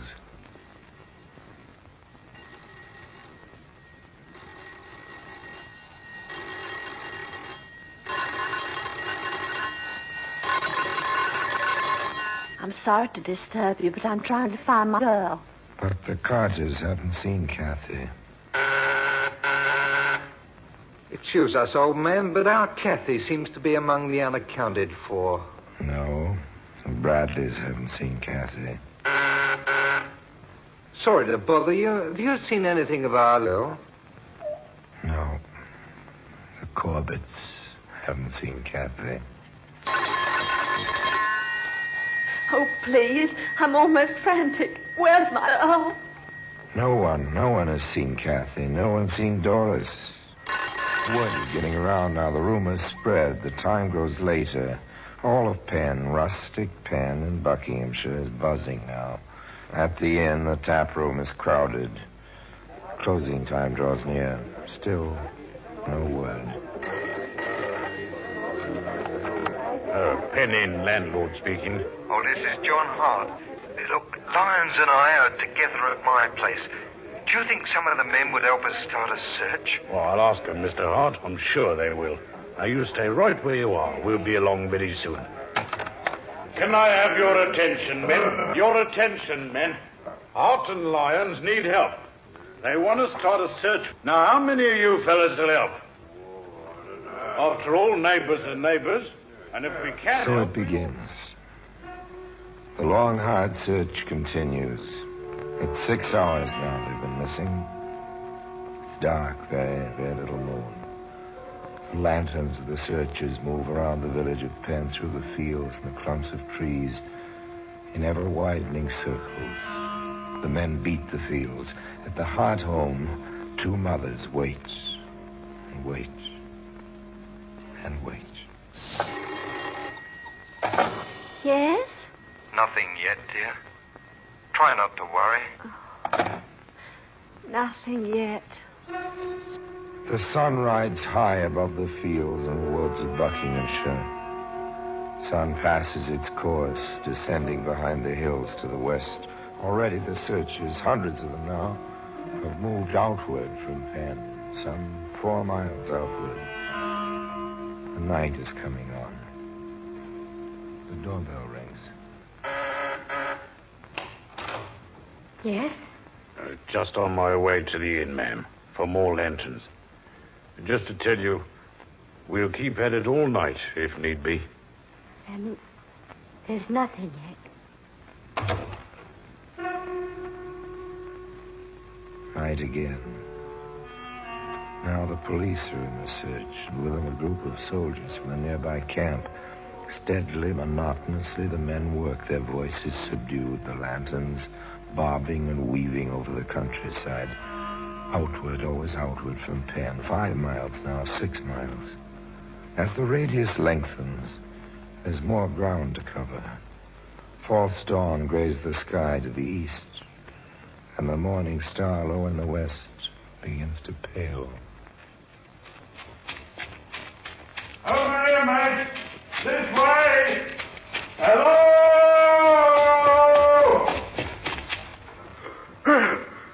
You found something, matey? I found something. Yeah?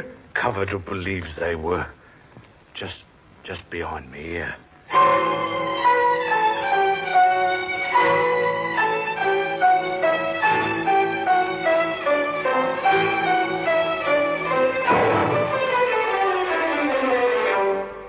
Found.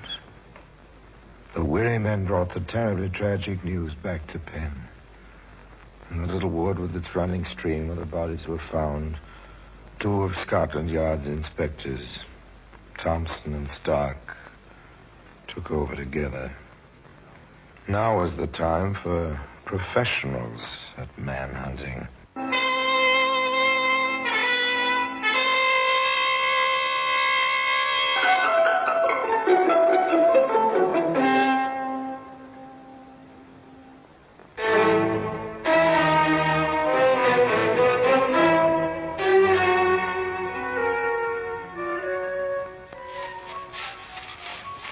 What have we got, Stark?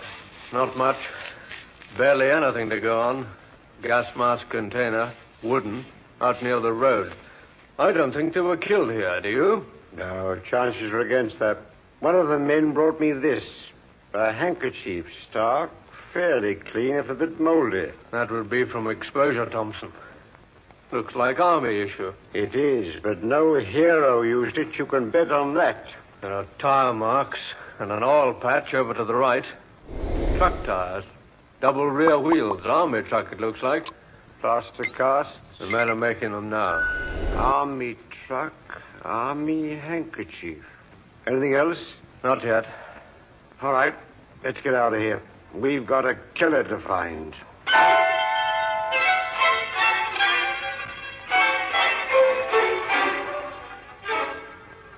They know the routine, these two. Grimly, they set about the work. Stark takes the gas mask container, the plaster casts, the handkerchief, to the experts at the yard. Thompson stays on in Penn. He visits a different kind of yard. Doris and Kathy were once my pupils, Inspector. I have a very personal reason for wanting to help you. But just how can I? It doesn't need me to tell you, miss, how observant children can be. Now, it occurred to me that some of the kiddies in your school who live near the Hart's home might have noticed something unusual on their way back from school. Of course, it's only a shot in the dark, but a child might remember something that a grown-up would forget. I see what you mean, Inspector. Right then. Now, who in your class lives near the Harts? Let me see now. Linda Carter, Oh, yes, and Kenneth Bradley. They're playing just over there. Come with me.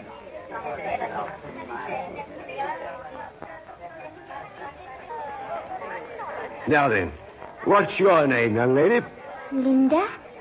Linda Carter. And yours, my lad? Kenneth Bradley, sir. I understand you two both live in the same street as the Harts. Yes, sir. I live next door. Kenneth's a couple of houses down. Right, Kenneth? Yes, sir. Now, I know you'd like to help me if you could. I think your teacher told you I'm from Scotland Yard. She sure did. You don't look like a detective. Detectives usually don't look like detectives. Now, let me tell you something. We're looking for a truck. A large, heavy truck. An army truck, maybe? Maybe. Why, did you see one, say, day before yesterday? Yes, sir. At the crossroads. Just standing there. Oh, I saw it, too. It was a big one. Oh, anyone in it? Just the driver. He had an awful red face. And he had glasses on with silver rims. He was sitting there smoking. Can you tell me anything about the truck? Yeah, I just remember the man in it. It looked like a wireless truck, but it didn't have any aerial. There were those big double wheels on the back, and a number 44 on the door, and a red and blue square on one side. And the tailboard had some letters. JB, I think. And on the front bumper there was BAT, CPM. Battery C, prime mover. Anything else, Kenneth? Not that I can think of, sir. No, sir. How old do you think the driver was, Linda? Oh, 26. You seem very sure. Did you ask him? No, sir. But he looked about my father's age, and Daddy's 26. I heard him say so. Thank you, Linda. You too, Ken. You've been very helpful. When you come to London, I'll see to it that you're shown through the yard. You'll like that, I'm sure, eh?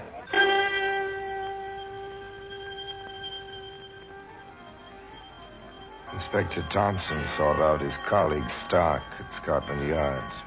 I've got good descriptions. The truck and the driver. How about you, old man? Laundry mark and the handkerchief. Print on gas mask container, that's all. Anybody seen them in the truck? A man and a woman. About a mile apart, along the line from the school towards where they were found. Any numbers in the truck? Battery, regiment, and division insignia. That laundry mark's going through the mill.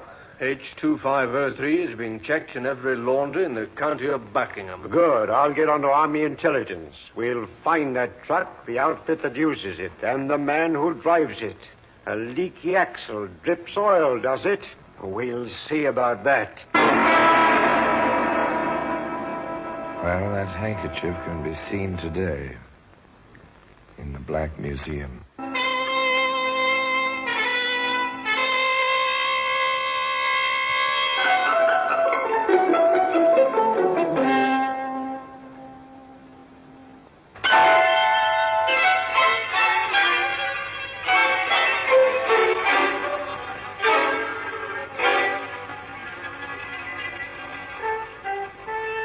Now it was routine, except for the unforgettable sight of leaf-shrouded bodies in the wood.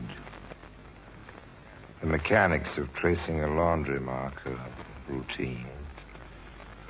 Preservation of plaster casts of tire marks, that's routine, grim routine, with an inevitability about it. Pursuing the routine, Inspector Thompson called Army intelligence and spoke with a colonel whose main function was liaison with the civilian police. Those are the details, Colonel. Well, I have it all down.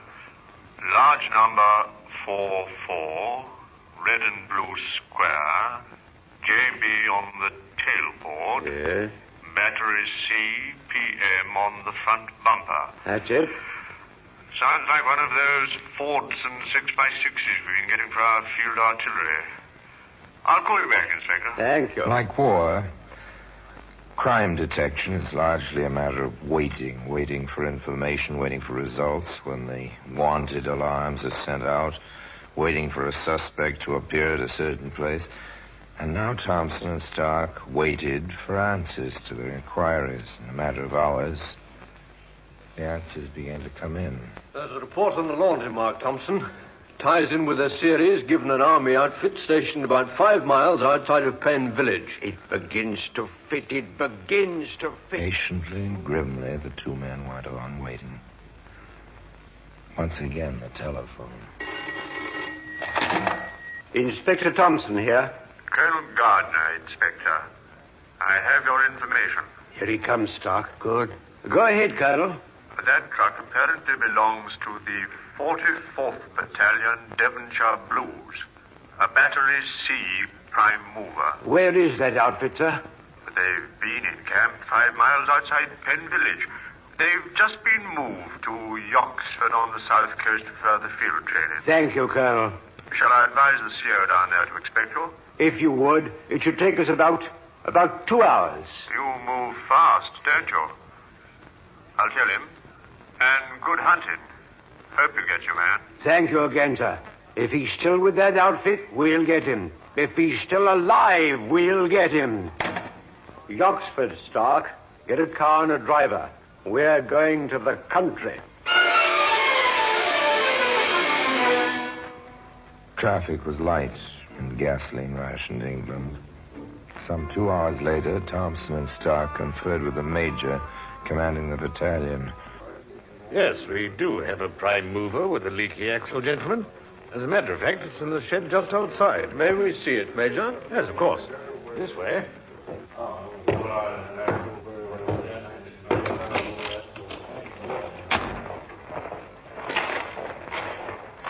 I have the tire cast, Stark. Good. Well, our accommodations are still a bit primitive. No proper garage facilities. We just moved into this setup day before yesterday. We understand, Major. You've been having much trouble with that truck? Oh, yes. A few days ago, just before we broke camp near Penn, that's over in Buckinghamshire. Yes, we know the place. We released the truck to the maintenance depot. Apparently, there isn't much they can do with it. The main differential is a problem. Well, there we are. JB on the tailboard. Have a look at the inside, will you? I'll take the tires and the markings. Check. 44 on the door, yes. Big enough, the lad could hardly miss it. Red and blue square. Our battery shoulder patch, Inspector. Yes, I thought so. Markings all checked. Let me see now. The tires. Fallen in here, Thompson. Yes, tires checked with the cast stock. Well, we expected that. Here's something on the tarpaulin. What do you make of these stains? Want to guess, old man? Oh, your guess is as good as mine, and it'll be confirmed by pathology. Blood. I think we're through here, Major. May we go back to your office, please? Blood on the tarpaulin, crumpled up and tossed into a corner of the truck. I don't think they were killed here, do you? No. Chances are against that. No blood around here. But blood on the tarpaulin in the truck. The two detectives and the major went back to the orderly room. I think we'd better see the driver of that truck, Major. Oh, yes, of course. Sergeant Carroll. Yes? Do you know who drives the prime mover for Battery C? That'll be, Driscoll, sir. Oh, where is he now? I expect he's in the battery day room, sir. Bring him over, will you? With his gear, duffel bag, the whole outfit. Yes, sir. The sergeant turned and left. The major, with Thompson and Stark, waited silently, each busy with his own thoughts. An army is a cross-section of the population, they say. If this Driscoll did this thing, part of that cross-section, I suppose. That blood stain. I hope there's enough for pathology to type it. Laundry marks. His shirts and underwear ought to have the same mark as the handkerchief, if he's the man. In the day room of Battery C, the situation was normal. The sergeant walked in without attracting too much attention. Oh, here you are, Driscoll. What's up, Sarge? You are. Major wants you. Well, what's wrong now? He didn't tell me. Let's get over to quarters first. Well, what for? Major wants to see your gear. All of it. Oh. Let's go. Was the waiting over? Out of the seeming anonymity of the army, had they found their man, and so quickly? In my office, Sergeant. Yes, sir. Oh! Colonel Driscoll, Major. Thank you, Sergeant. Dismiss. At ease, Driscoll. Thank you, sir. This is Inspector Thompson and Inspector Stark, Scotland Yard. They have some questions, Driscoll. Answer them. I'll try, sir. Well, he's all yours, gentlemen. May I examine your duffel bag, Driscoll? Of course, sir. The blouse is rather wet, isn't it? Caught in the rain, sir. Must have been quite a rain to go through the pockets like this. It was, sir. You're sure you didn't wash it yourself and pack it before it was dried? No, sir. It was the rain, sir. How do you explain this shirt? The cuffs cut off like this. Came back from the laundry with the cuffs all frayed. I cut them off. Only used the shirt round the tractor. I see. Driscoll, does this handkerchief look familiar to you? Like any other handkerchief, Inspector? Thompson, the laundry marks. Here, collar of the shirt. I see it. We'll try again, Driscoll. Look at the laundry marks on the shirt and on the handkerchief. Seems to be yours, doesn't it? I wouldn't know about laundry marks. They're identical, aren't they? Have you had a handkerchief like this recently? All the army issue is the same, sir. We get a lot of trouble getting things back from the laundry. Someone else could have had this handkerchief. Rather a careless laundry, Driscoll. Sorry, sir. Yes, sir. Have a look at this tarpaulin, Driscoll. Yes, sir. What's your guess about those stains? Grease, sir. That shape? That color? Might be blood, sir. This tarpaulin comes from your truck, Driscoll. I never saw the stain, sir. Might be someone swapped this one for mine. Driscoll, where were you on the 19th, 3 days ago? Maintenance depot. Repairs. Leaky axle. Did they repair it? Well, they couldn't. Not in the time we had before we moved down here. I see. Anything else, Stark? Not at the moment. Major, we'd appreciate it if you'd hold this man under escort. There are still a few inquiries to be made. Yes, of course, Inspector. Oh, Sergeant, in here, please.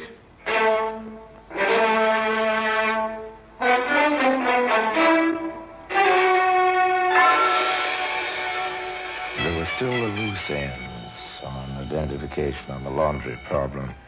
Driscoll wore horn-rimmed glasses. Inspector Thompson asked some more questions.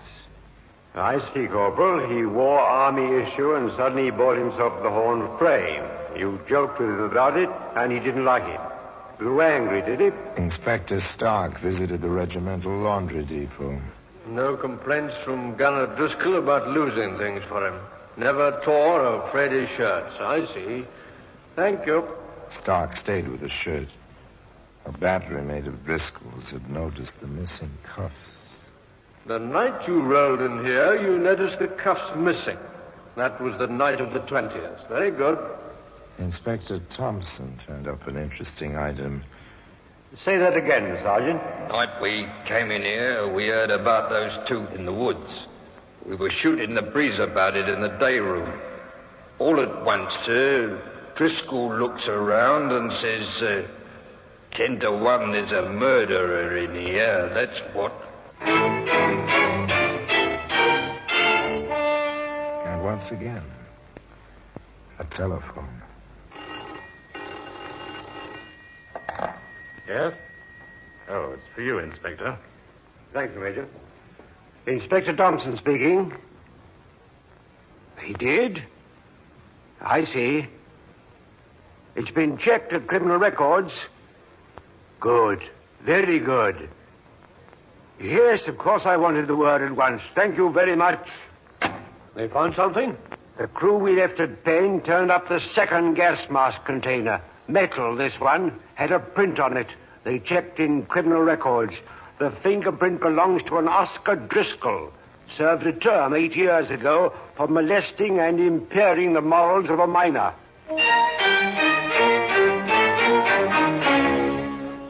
Oscar Driscoll, you're under arrest. The charge is willful murder of Kathy Hart and Doris Lyons on the afternoon of October the 19th.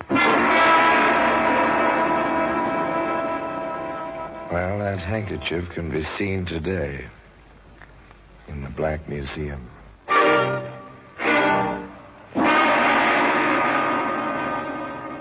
The defense, of course, was insanity. The defense tried to prove that Driscoll suffered from schizophrenia, split personality, that he had no recollection of what he'd done and therefore no legal responsibility. The jury brought in its verdict, and finally, this man died at the hands of the public executioner. There was apparently no doubt in the minds of the jury that this man had known and planned exactly what he'd done. At any rate, the khaki handkerchief remains in its usual place in Scotland Yard, in the Black Museum. And now, until next time, till we meet again in the same place, and I tell you another story of the Black Museum, I remain, as always, obediently yours.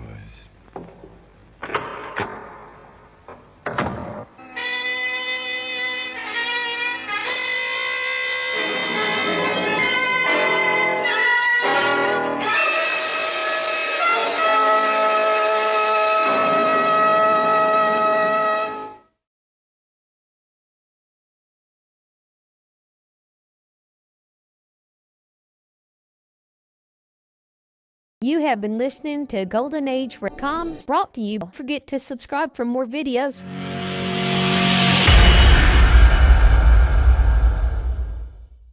I would like to extend my sincere gratitude to Old Time Radio Research Group for their remarkable efforts in preserving and archiving the captivating world of old time radio programs.